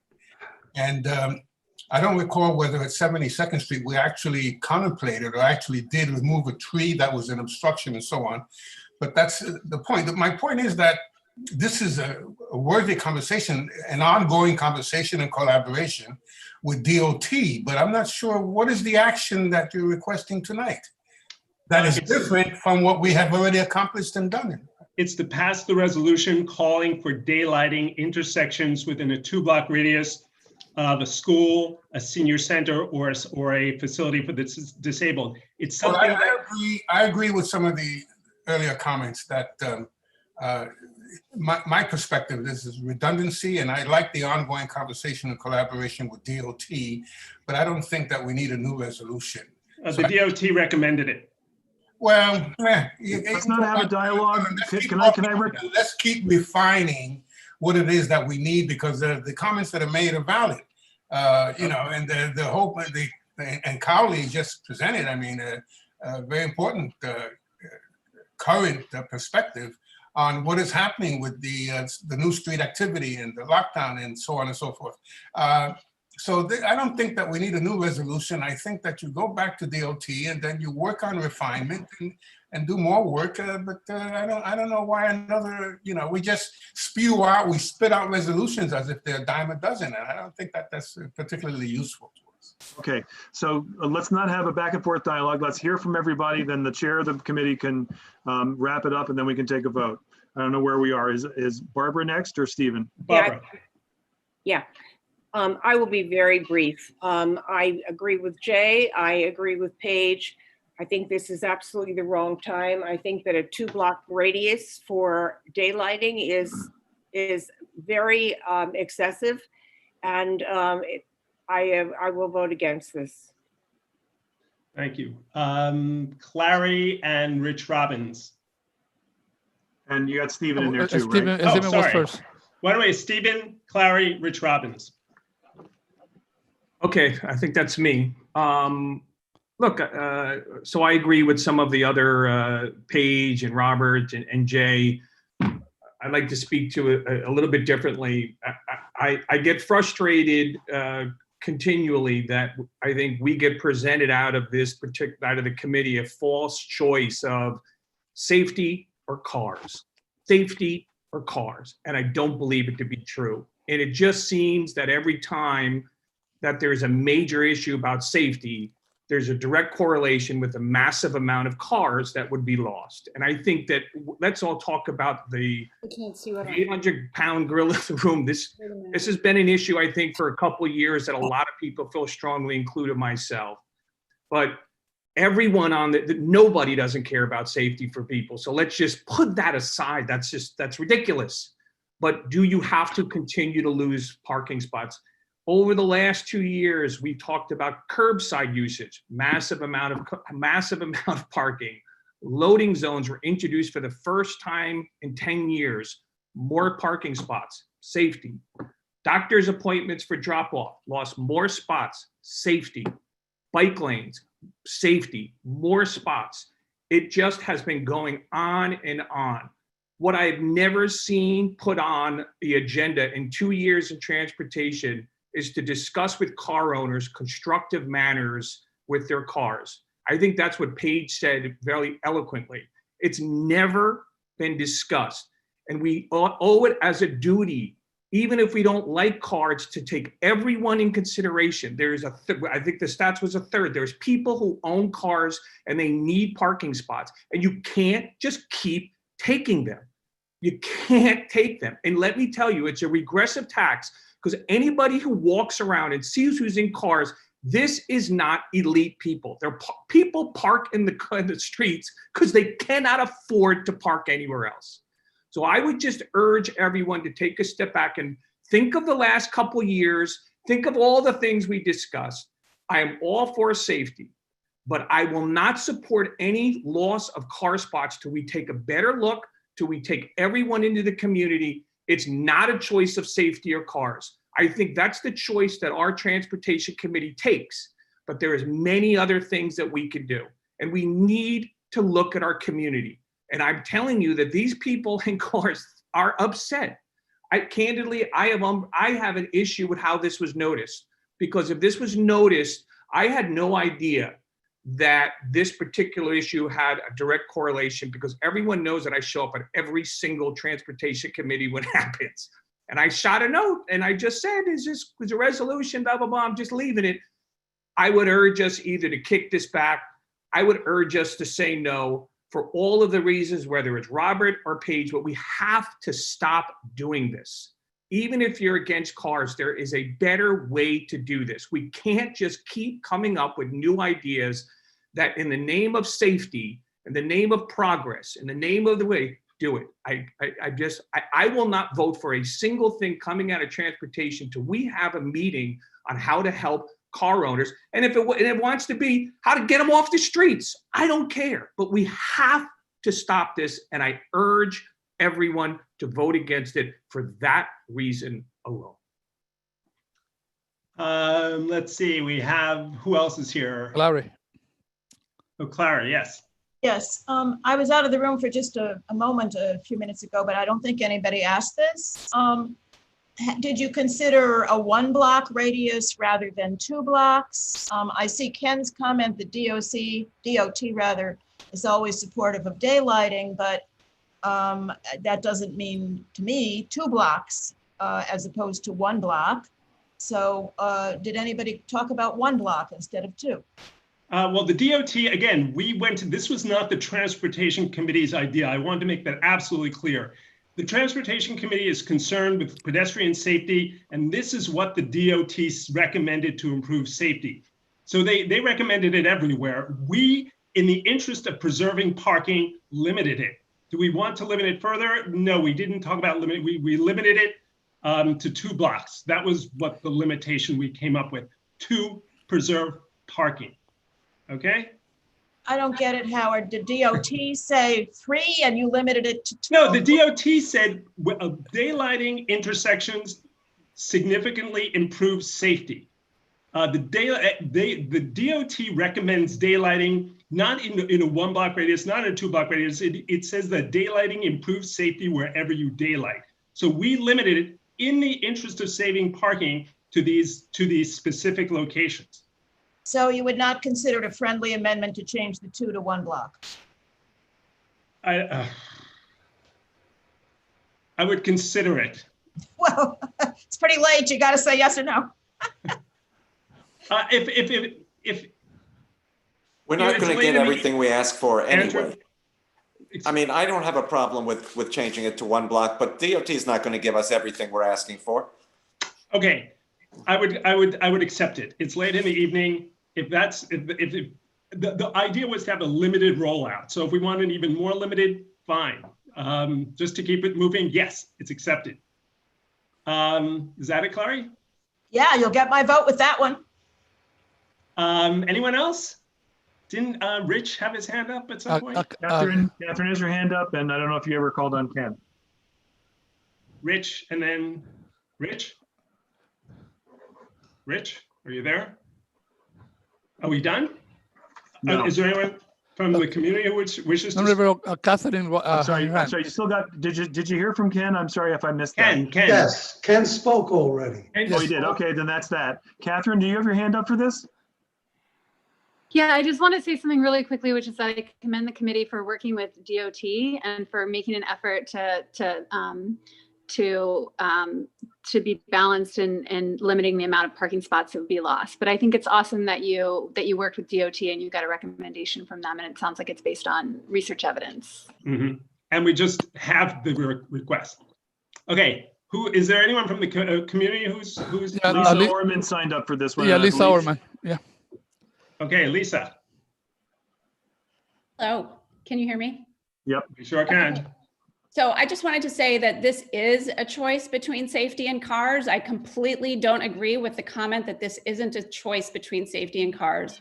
I find it very interesting that there have been 0 complaints from this board about restaurants using parking spots, but using parking spots to allow for navigating the city safely is a fight each and every time. Cooper Stock was 9 years old when he was hit by a left-turning, impatient taxi driver from West 97th Street onto West End Avenue. Cooper's mom, Dana Lerner, is a friend of mine. Dana has asked me time and again whether or not her son would be alive today if we had daylit that intersection before he was hit and killed. This question haunts her and is absolutely heartbreaking. On the same night that Cooper was killed, another pedestrian was killed at 96th and Broadway, a 73-year-old man. Daylighting at these intersections could have protected both of these vulnerable Upper West Siders. In the last 5 years, 1,900 crashes have happened in CB7, killing 17 and injuring over 2,300 people. Our goal should be to get those numbers down to 0. This is a small step in that direction. There's also another real fear other than being hit. It's silent, but it's important. Seniors and kids lose their ability to move about the Upper West Side freely and independently. A daylit intersection can mean the difference between a 5th grader who can walk to school or soccer practice on her own and one who can't experience this developmentally important graduated independence, or an elderly person who can move about the neighborhood on their own. Please vote to protect our most vulnerable Upper West Siders. Let's do this in the right order this time before another crash happens. Thank you. Thank you. Anyone else from the community? No. There's one phone caller who can't sign up with our sign-in sheet. And I think that, so I just called on that person. It says call-in user 2, so I don't know what the phone number is. If you can hit *6 and unmute if you want to be speaking on this item, go ahead. Yes, Leonard Daniels. Can you hear me? I thought that might be you, Mr. Daniels. Welcome to Community Board 7. Yes, thank you. First of all, what happened to Cooper Stock was a tragedy, and that was because the driver of the taxi cab was probably not qualified to drive. The answer is not to take parking spaces away, Howard. You should be taken off the board at this point. I don't even know why you're still on. Let's not be doing that. Let me talk about issues here. Okay. The bottom line is I'm out of work. I have to help my parents. I got to take my mother to her doctor's appointments. I got to go see relatives and friends upstate. Okay. I had to spend 4 hours looking for a parking space more often than not at this point because I'm not elite. You got to give us our parking spaces back. Okay. You want to daylight intersections because you want to make things safe. That's great. How about you get rid of the open streets where you have all the trucks and stuff coming around the barricade? Somebody's going to get killed because of that. But going back with the parking, what you got to do is put the bike racks on the sidewalk without widening the sidewalks. Give us our parking back. Then what you do is you put the fire pumps by the crosswalk, so you have the 15 feet there. You move and that way we get the spaces back.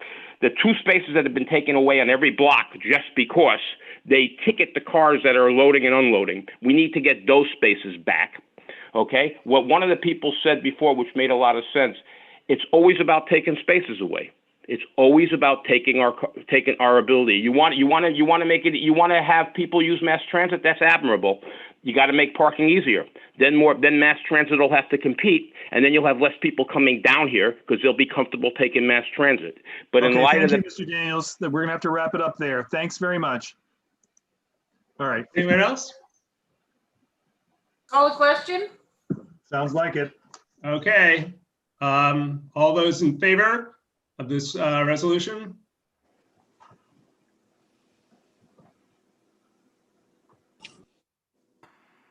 Go ahead and raise the blue hands first. So the physical hands, I've got me.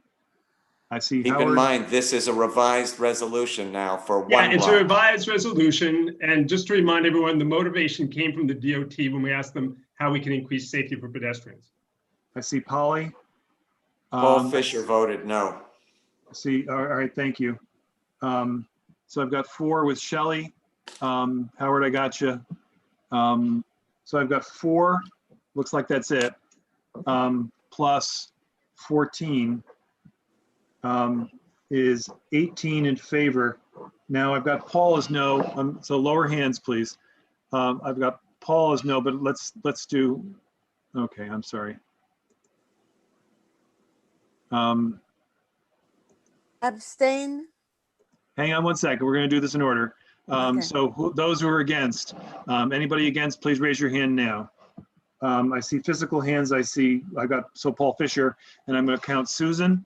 I see Michelle before she disappeared on me. There you are. Michelle, Susan, I've got, okay. Let me see if I got any other physical hands. I don't. So I've got 3 no's plus 12.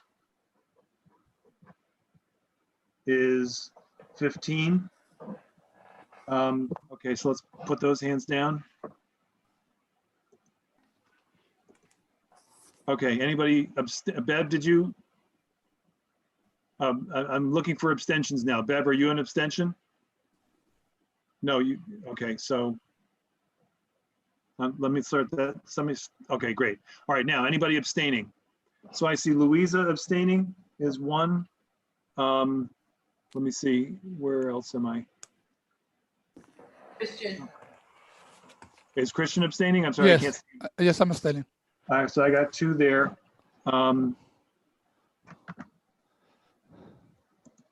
Is there anybody else? I don't see any other hands.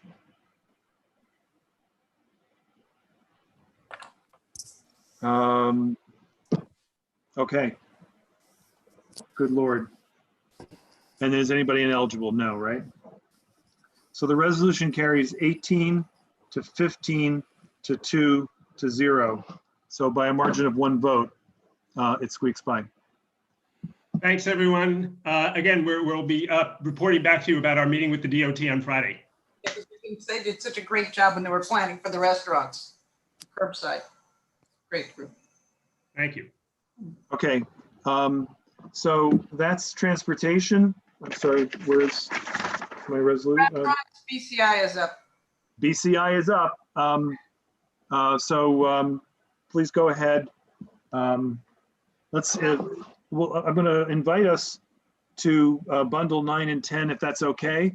So why don't you describe both 9 and 10, and then if that, just do 9 first, 10 is different. Okay, go ahead. I don't So want nine, great news, 3 SLA applications. So that's what that's about.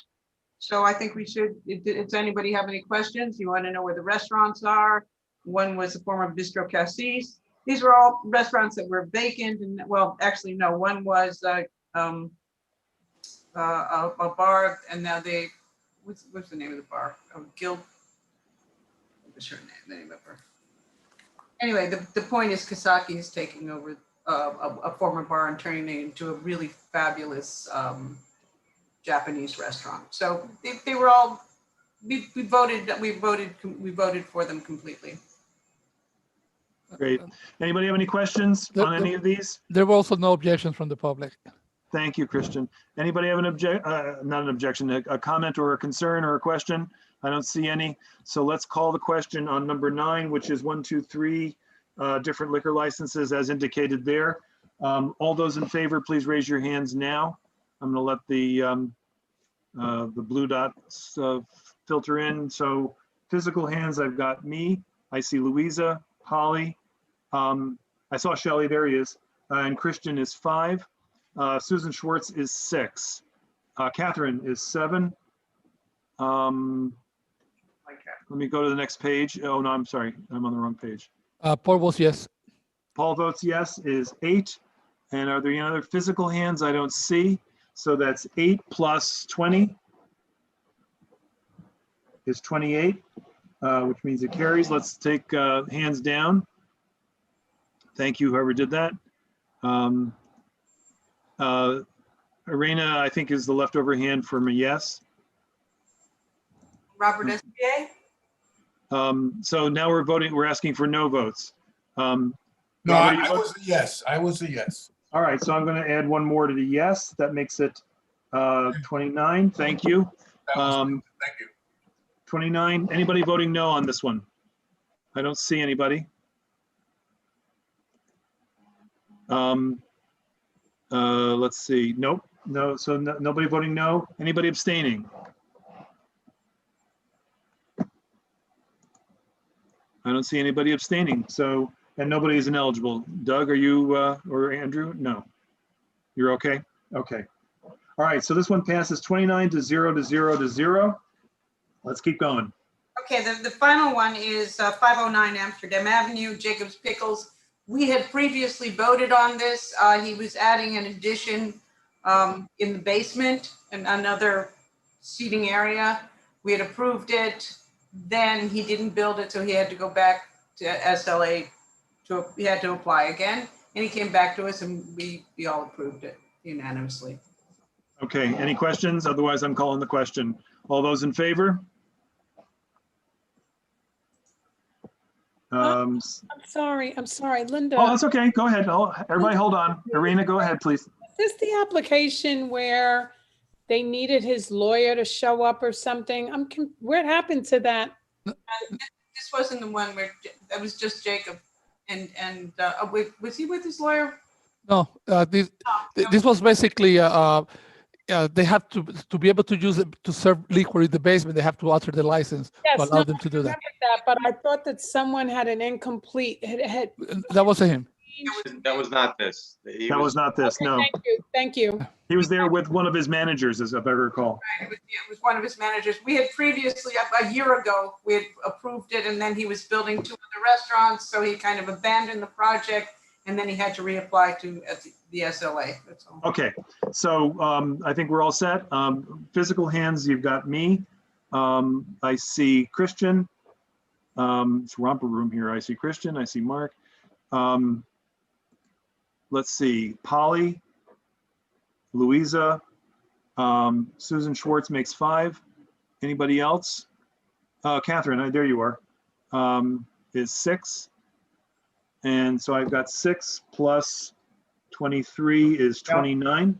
Shelley, in the dark, the light went out. Paul was yes on the chat.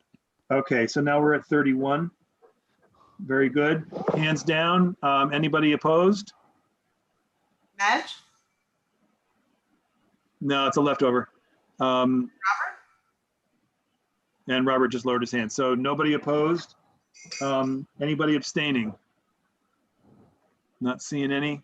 Just gonna check the other page. Nope. So it passes 31. Oh, I'm sorry. And Doug, are you? Yeah, years ago, I represented both the landlord and the tenant here. I have no direct gain at this new reapplication, but Don't have a conflict anymore. not anymore, but I think in good Board judgment. members are allowed to decide for themselves when they're conflicted, if it expands the definition, not when it contracts it. So I'm going to record that as a 1. So 31 to 0 to 0 to 1. Thank you, BCI. I'm sorry, that is BCI. Okay, that's BCI. Are you up all night watching the election results too? We'll get you out of here in about another 15 minutes, depending on what HHS does next. HHS has a resolution with respect to food insecurity. I'm not sure if that's Catherine or Shelley, but welcome and go. And then the other, both. We're gonna do it together. So Will this there be resolution. harmony or is it counterpoint? Harmony. Sorry. Go ahead. I'm sorry. Okay, so this has to do with recommendations for addressing food insecurity and improving equity and access. The United States Department of Agriculture defines food security as the ability of all people at all times to access enough food for an active and healthy life. Food security requires 4 conditions. One is the availability of food. The second is that each person must have access to it. The third is that food utilized must fulfill nutritional requirements. And the fourth is that there needs to be stability in food access and availability. Those that are food insecure do not have the economic resources to access adequate food according to that criteria. Prior to the pandemic, the New York State Department of Health, hold on one second, reported an increase in food insecurity as well as racial and other disparities among New York residents, including gender disparities among people with different levels of education and disability. If you have a chance to look at the resolution and actually read the text, those are pretty dramatic. Prior to the pandemic, 10% of Community District 7 residents were considered food insecure. Since March of 2020, the number of New York City residents considered food insecure has increased from 1.2 to 2 million, so it's almost doubled. The impacts of the pandemic to the New York City food system have been severe. In addition to reduced access to high quality, nutritious, and sufficient food, the food workforce has been reduced by 2/3, and more than 1,000 restaurants and food retail outlets have closed. Several factors have exacerbated New York City's food system crisis, which include pre-existing systematic challenges in the system, insufficient preparation in terms of food policies and programs, and lack of coordination in food distribution and communication among existing resources.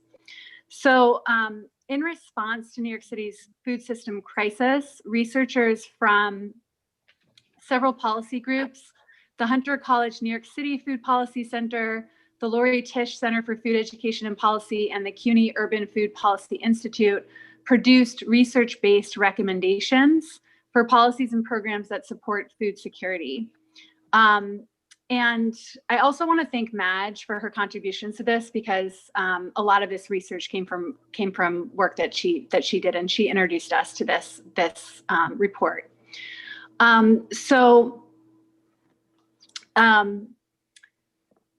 There are several recommendations that they outlined as far as addressing food insecurity. One is to strengthen and expand the Mayor's Office of Food Policy. The Office of Food Policy should exercise the same, they argue that the Office of Food Policy should have clear authority, adequate funding, and staff to respond to the crisis and to future crises. The second recommendation that they made was to create and maintain a public data set of all food pantries, soup kitchens, and other emergency food resources. And provide simple technologies for emergency food providers to easily update their status, to expand economic stimulus support, to monitor retail, institutional food, and emergency food programs' impact on diet quality and address nutrition-related inequities which occur because of income and race, to develop food plans for future emergencies, and to ensure that all local, state, and federal benefit programs for workers are accessible to food workers, especially those with the lowest pay and the least benefits. So those were the recommendations that they made from New York City. And then we invited them to our last HHS meeting, and they came and they attended along with other local food providers.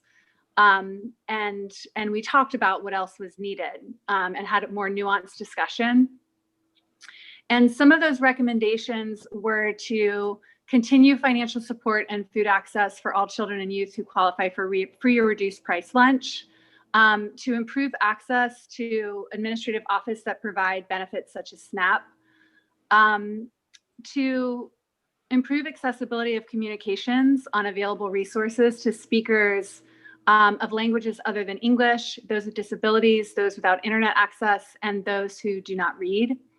To improve publicizing of Donate New York City, which connects businesses with food to donate to local organizations that need it.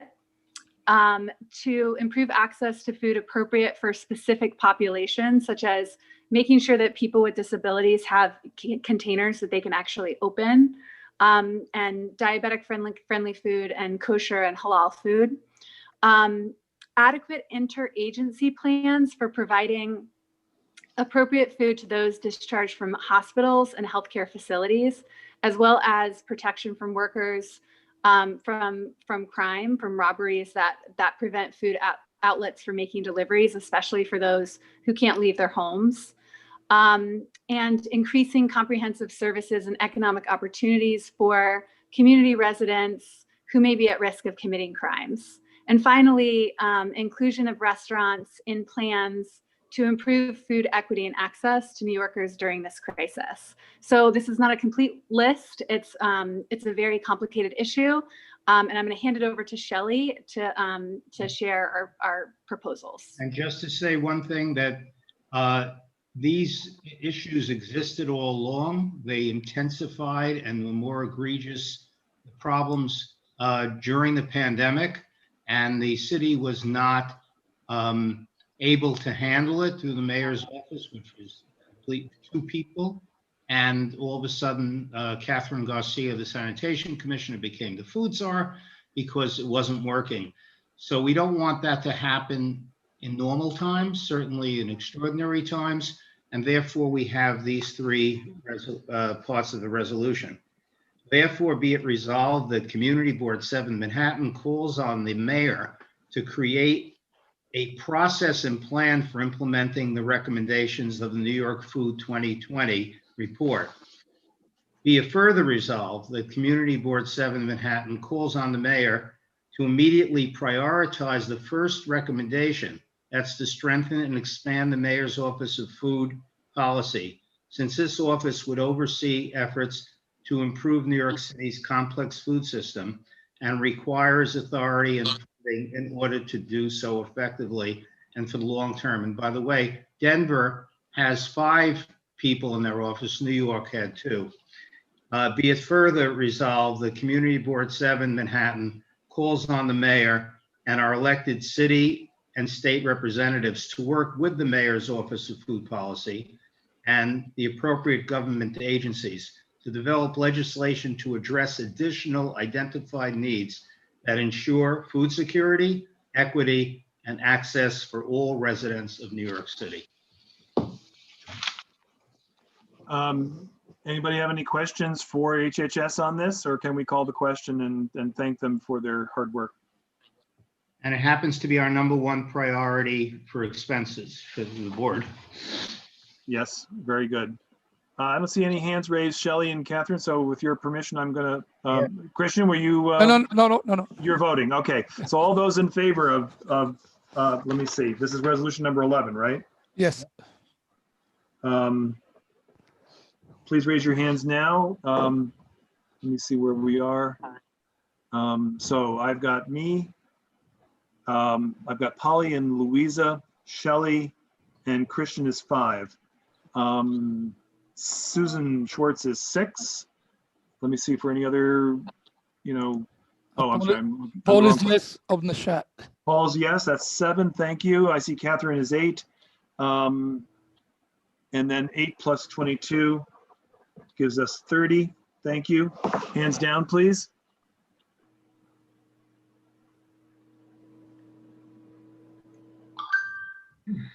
Okay. Oh, and I did check. There was nobody that signed up to speak on this matter. I'm not being precipitous. Is that wrong, Christian? I'm sorry. No. There's there was no one else signed up to speak on either 11 or 12. Okay. Okay. Oh, I forgot about 12. Okay, good. Okay, thank you for reminding me. I still see a lot of hands up, so can we lower those hands? Sure. Hold on.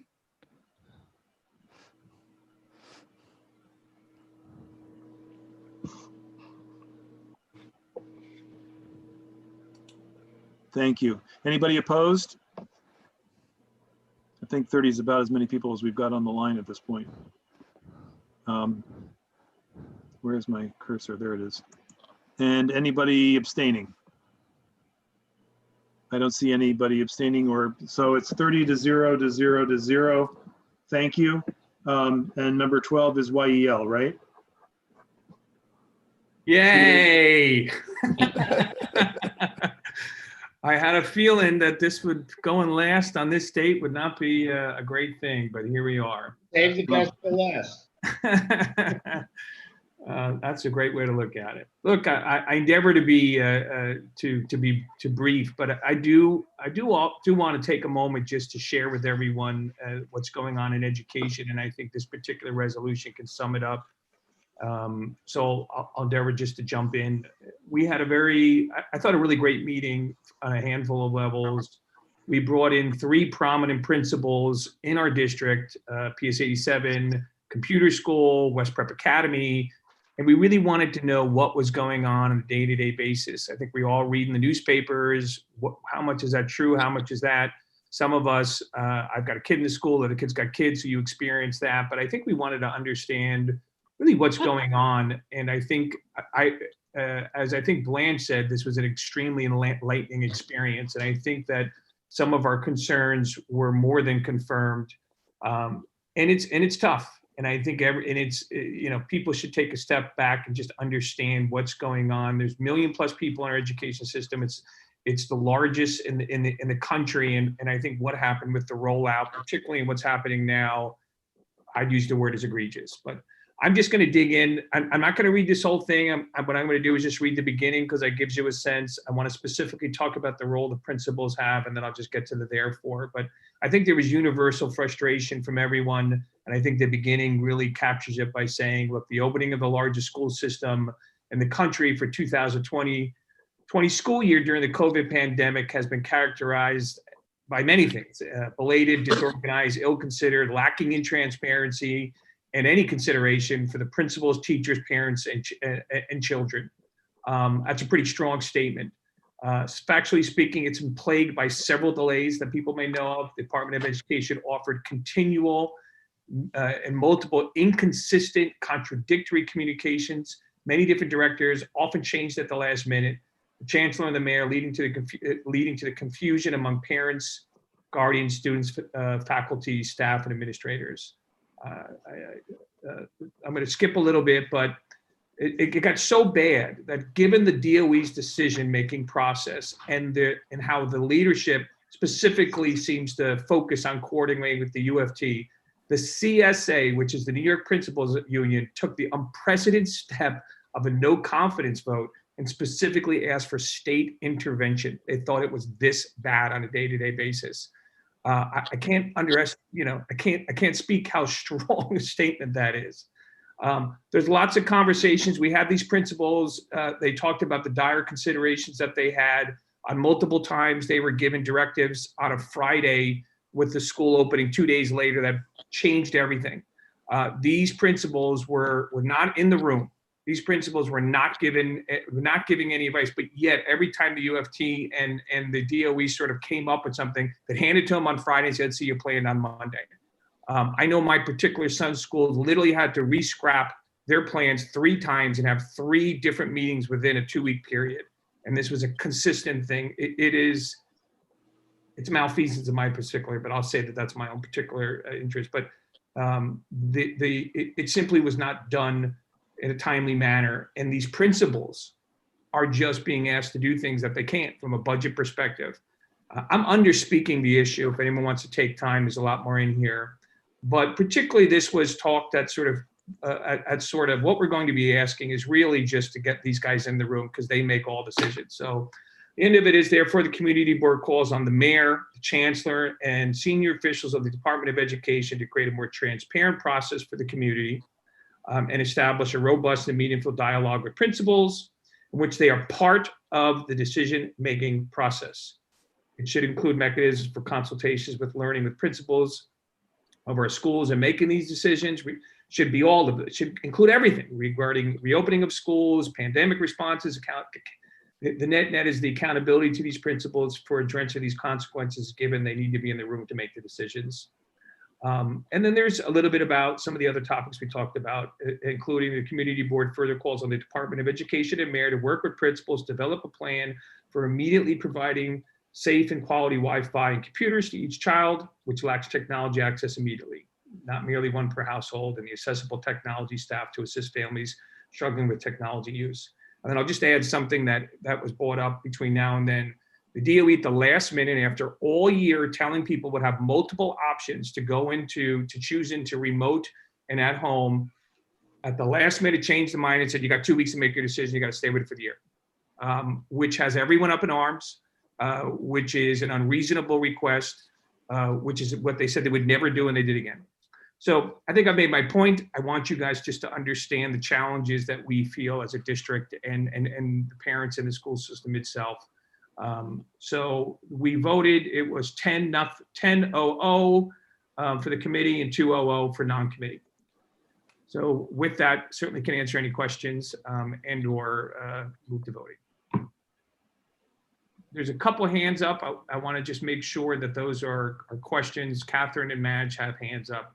Catherine, do you have a question? I see Shelley has a hand up too. I have a comment. Understand, Madge. I have You want to make a comment? Yeah, I want to thank you and Blanche for your leadership in bringing school leaders together. And it was a wonderful meeting and advocating for them and for schools and for students. It was a wonderful conversation. And there's so much more work that we have to do together. And also for the beautifully written resolution, which gets at the heart of the challenges in public education. So I appreciate your leadership and commitment to addressing these problems right now. Well, thank you, and I want to where credit's due. Mark generally writes them, and I edit them, so it's I'll give him the credit. You both of you did a fantastic job writing that resolution.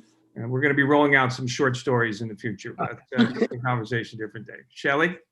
Yeah, I want to declare that I'm a CSA member and a former principal, but I'm going to vote for it.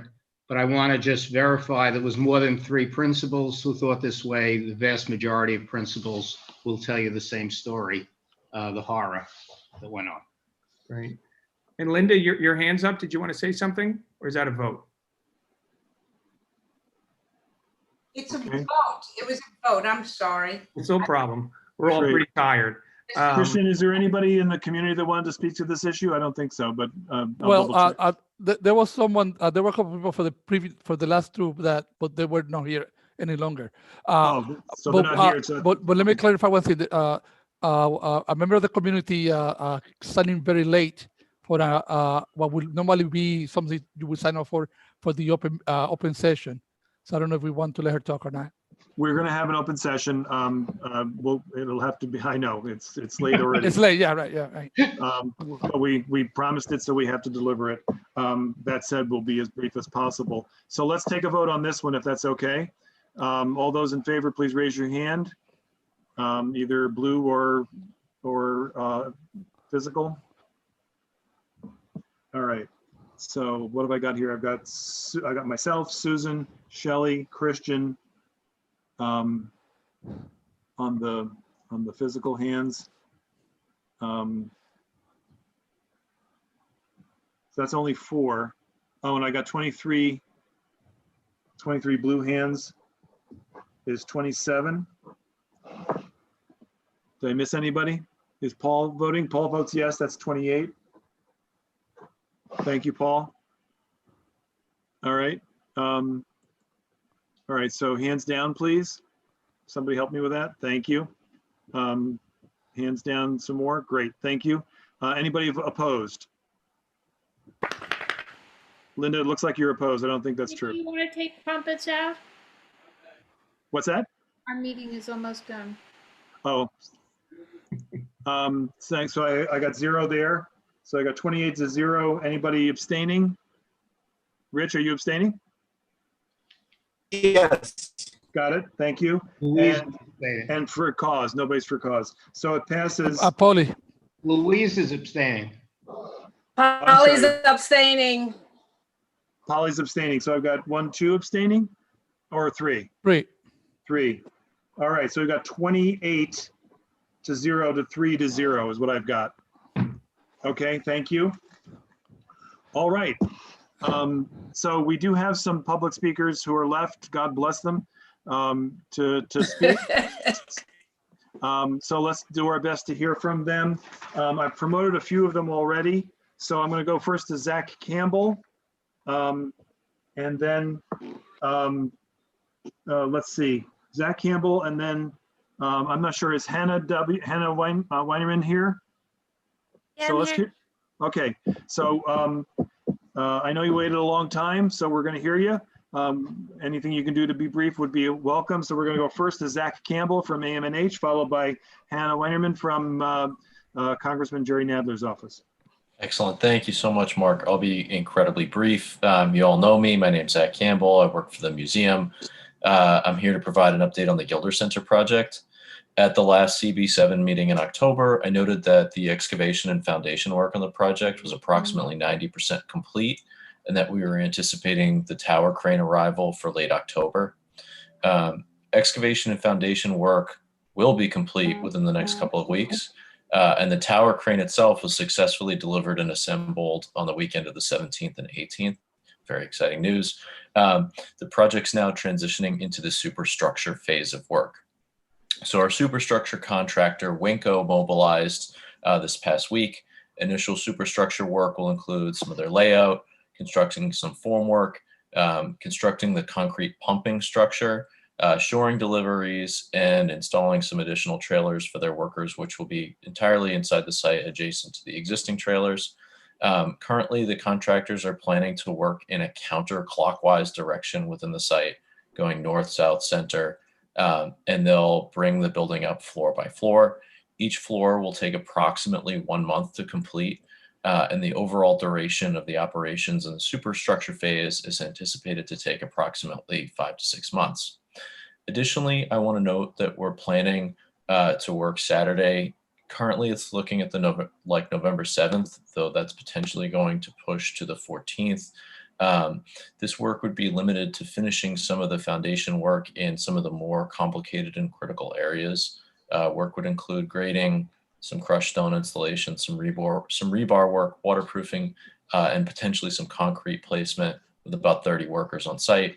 We're trying to minimize any trucking activities that would be associated with that weekend, but there may be some necessary to complete some of the critical concrete placements to finalize the excavation foundation work and get them off site. Thanks very much. And Zach, if there's any appreciate it. questions, Nope, but we're not doing questions tonight. Sorry. if not, have a great night. Thanks very much, Hannah. Thank you. Weinerman, followed by Jessica Spiegel. I think I promoted all of you to panelists in trying to move this along. So let's go. Hannah, you're up. Hi, everyone. I will be very, very brief. I just haven't gotten the chance to touch base with CB7, so I just want to let you know here and listening. The congressman won his seat to represent the Upper West Side. Had him last night, so thank you all. If you have any questions or concerns that come up, there's different agencies opening up. We've had a lot of casework around passports and things like that. So I just want to let you know that we are taking casework requests. You can give our office a call at 212-367-7350, or you can email me. I'll have some, based on what happens over the next few days, I'll have some more legislative updates next month, and then some casework updates as well. So thank you all. You're doing the most fabulous work. So thank you. Thank you, and we'll be in touch with you about federal aspects of NYCHA and RAD and PACT. Your office has been very helpful with that. We're appreciated. I'm going to turn now to Jessica Spiegel. Jessica, go ahead, followed by, is Brice Pear still here from Congress, Assemblymember Gottfried's office? Let's hear from Jessica. Go ahead. Okay, hi, yes. So my name is Jessica. Sorry to keep you for just one more minute, but so I live near West End Avenue, and I just wanted to know if maybe on the next community board transportation meeting, it could be brought up regarding the open streets. I've been working with one of my neighbors, Catherine. We met at one of the events near here, and I think that in the last couple of weeks and months, maybe it's kind of been a little unable to be used because of safety concerns. So it's a little bit chicken or the egg, like people aren't using it, but it's also not safe. And so we've come up with some ideas and actually did a survey in the neighborhood. We've got quite a bit of good feedback. And considering the rising COVID cases, I think, the idea is that maybe we could use it just in the weekends for the winter time, since the reduced light anyways. Maybe shorten it, because I know like the 95th to 96th Street block is maybe not so popular. But anyways, we want to, we have a proposal. We've spoken to Helen's office about it to try to work with DOT on, really being able to get to use it. Because I think when it started, it was such a great community resource. And so I was hoping that maybe that could be brought up at the next transportation meeting. So try to really promote that within the neighborhood. And it would not reduce any parking, but increase signage so that people know that they can still access their apartments. Because actually what we found in our survey online was that a lot of people didn't know that they could still have local access. So that was all I called in for, and thank you so very much, everybody. Howard, Howard or Andrew, this is on the agenda for next week, right? Howard, you have to unmute. We're putting the agenda together, but yes. If you could send one of us an email just to express your concerns, that'd be great. Thanks, and I'm pretty sure that NYPD is confirmed to come to that meeting as well, because I remember that's what you wanted, to make sure that they were there for that. So thank you, Jessica. Thank you, Howard. I'm going to turn to Brice. Are you with us? Thank you. Brice, are you with us from Assemblymember Dick Gottfried's office? Going once, going twice. I note that Cindy Cardinal has passed on speaking, but has been with us throughout the evening from Councilmember Helen Rosenthal's office. Erica Overton from Linda Rosenthal's office is with us. Erica, do you want to say a quick hello? Probably better if you were unmuted. That makes sense. Hi guys, how are you? I will be very brief. The assembly member, Linda Rosenthal, she introduced a bill in the New York State Assembly that would require the Board of Elections, since we had many voting issues, require the Board of Elections to send every eligible voter a ballot with a postage paid return envelope. We would join Colorado, Hawaii, Oregon, Utah, and Washington, who already do this. And so it's floating around in the assembly, and we will work on it. So hopefully by next election, it's a law. Thanks, guys. Thank you. Let's turn to Susan Peters. Susan, I think you're still with us. Go ahead. Yes.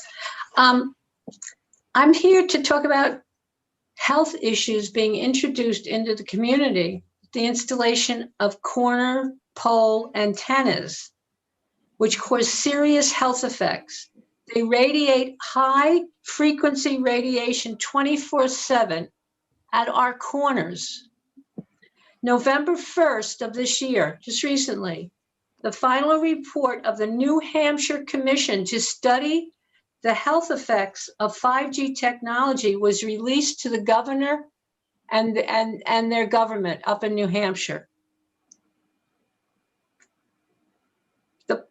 The summary is 5G, thousands of peer-reviewed studies documenting deleterious health effects associated with cell phone radiation exposure, which is what the corner antennas are.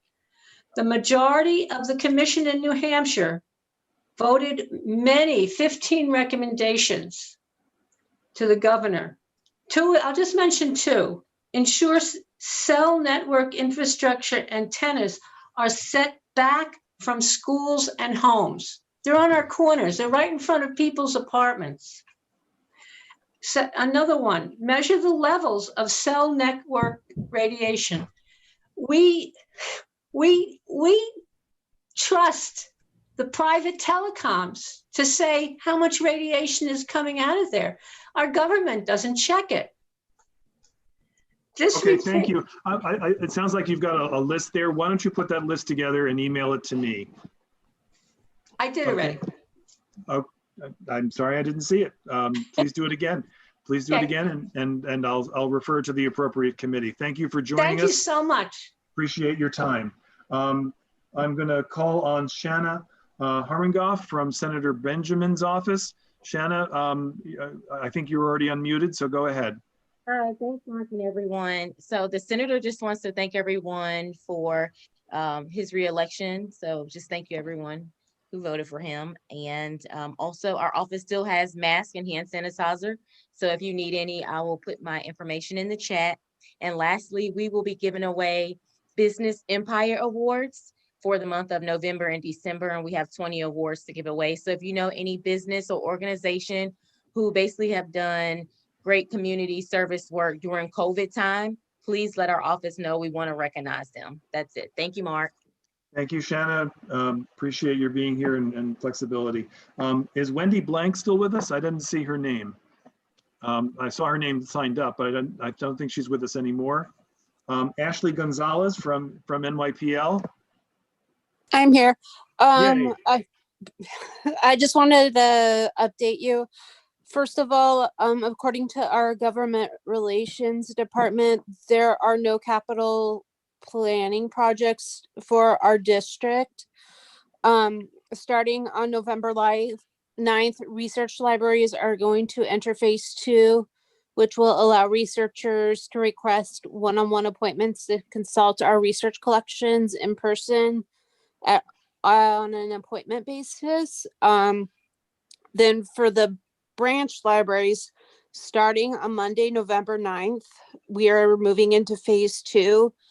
15 branches are going to be adding new service, which includes computer service and limited browsing. At this point, the branches that are open that are not part of that 15 will remain Services unlimited on Elizabeth Street in Hold Baldwin, on. open all day today. will remain grab and go. Will be remain in a grab and go service, and then they're planning on expanding that through the spring. And then they're also going to be opening up Roosevelt Island and Battery Park City as grab and go branches. But we don't have a timeline for when the rest of the branches will be opening, and that includes St. Agnes and Bloomingdale. And we're all looking forward to Bloomingdale reopening eventually. So thank you for that. You're welcome. And I saw your flyer, and we'll try to get that out in our next e-blast. Thank you Okay, for that'd joining. be great. Thank you for joining us. The flyer to the committee, to the board, the flyer details ways in which you can access the libraries while they're still shut down for safety reasons, but you can still get materials. And I think in the last but not least category, is Mike Stinson still with us? Yep, I'm here. Yeah, okay, there you go. No Thank cute you, baby Mark. this time. Oh, thank you, Mark and CB7. I think Wisconsin recounted their entire votes since we've started this meeting tonight. Just one quick thing from the controller's office. Last week, we wrote a letter calling on the mayor and the NYCHA chair and CEO to address alarming ventilation deficiencies and other conditions in NYCHA buildings that leave residents vulnerable to a potential second wave of COVID-19 during the winter months. In the letter, Comptroller Stringer called on the agency to expedite capital projects that address chronic issues across New York City's 326 public housing developments, from poor ventilation and elevator outages to broken boilers and mold outbreaks that will become even more dangerous when colder weather keeps residents indoors. He also called for a concentrated effort to supply PPEs and meal deliveries to NYCHA tenants and ensure residents are protected from a possible second wave. I'll drop the letter in the chat and I'll leave you with that. Thank you. Thanks very much. I don't see any other names in the sign-up sheet. I do see one hand that's raised, and I'm trying to unmute Heather Balsky. Heather, did you want to address? Or I'm not sure what your hand is raised for, because we don't generally call on folks this way, and it's not working, so we're going to say it at that. Mark. So that, yes. Oh, Peter, there you are. I'm sorry, I didn't see your name in the sign-up, so. It wasn't. I promoted got you anyway, so I overwhelmed by thought. the number of your meeting Yeah, but tonight has there been you are. a Thank you. groundbreaker. I just quickly wanted to mention that Ethel Sheffer will be giving a presentation on the history of Riverside South coming up on November 18th. And Jim Mackin will be speaking about his new book about notable people from the Upper West Side in Bloomingdale on November 30th. And we will continue our open streets on Amsterdam for restaurants through November. And though we are considering cutting back on the hours, right now it goes from 12 to 9, and we're looking at perhaps trying to do it from 11 to 8. So just. And that's just the weekend, right, Peter? Just Saturday and Sunday, not Friday. Yep. Okay. Oh, and we'll put that into the West Side Rag, and we'll let you guys know about it also. Incredible meeting. I thank you all for your work. Good night. Very good. Thank you all. We're now ready for part 2 of our meeting. Sorry. There'll be no chair's report except to remind everybody to get their agendas into Penny tomorrow, please, so we can get everything up on the website for November. BCI has figured something out that I did not, so kudos to BCI for figuring out that their usual meeting date would have been Veterans Day.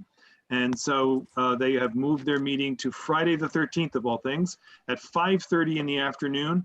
I think there's only one application that's on. So BCI and anybody interested in BCI, that's the date and time. In all fairness, it came from Penny. Very good. Madge, did you have something? You got to unmute, Madge. Madge, you need to unmute. To send the sheets in, can we just take a photo and send a photo of the sheet in rather than? If you would please either mail it in, or if you can't scan it, then mail it. That's the best thing, and mail it to the district office, not to anybody's home. Okay. Okay. And so please, thanks, Madge, for that. Please do make sure that you fill out your voting sheet with all the votes that you cast. And I don't see any other hands up, so I'm going to ask for a motion to adjourn. To adjourn.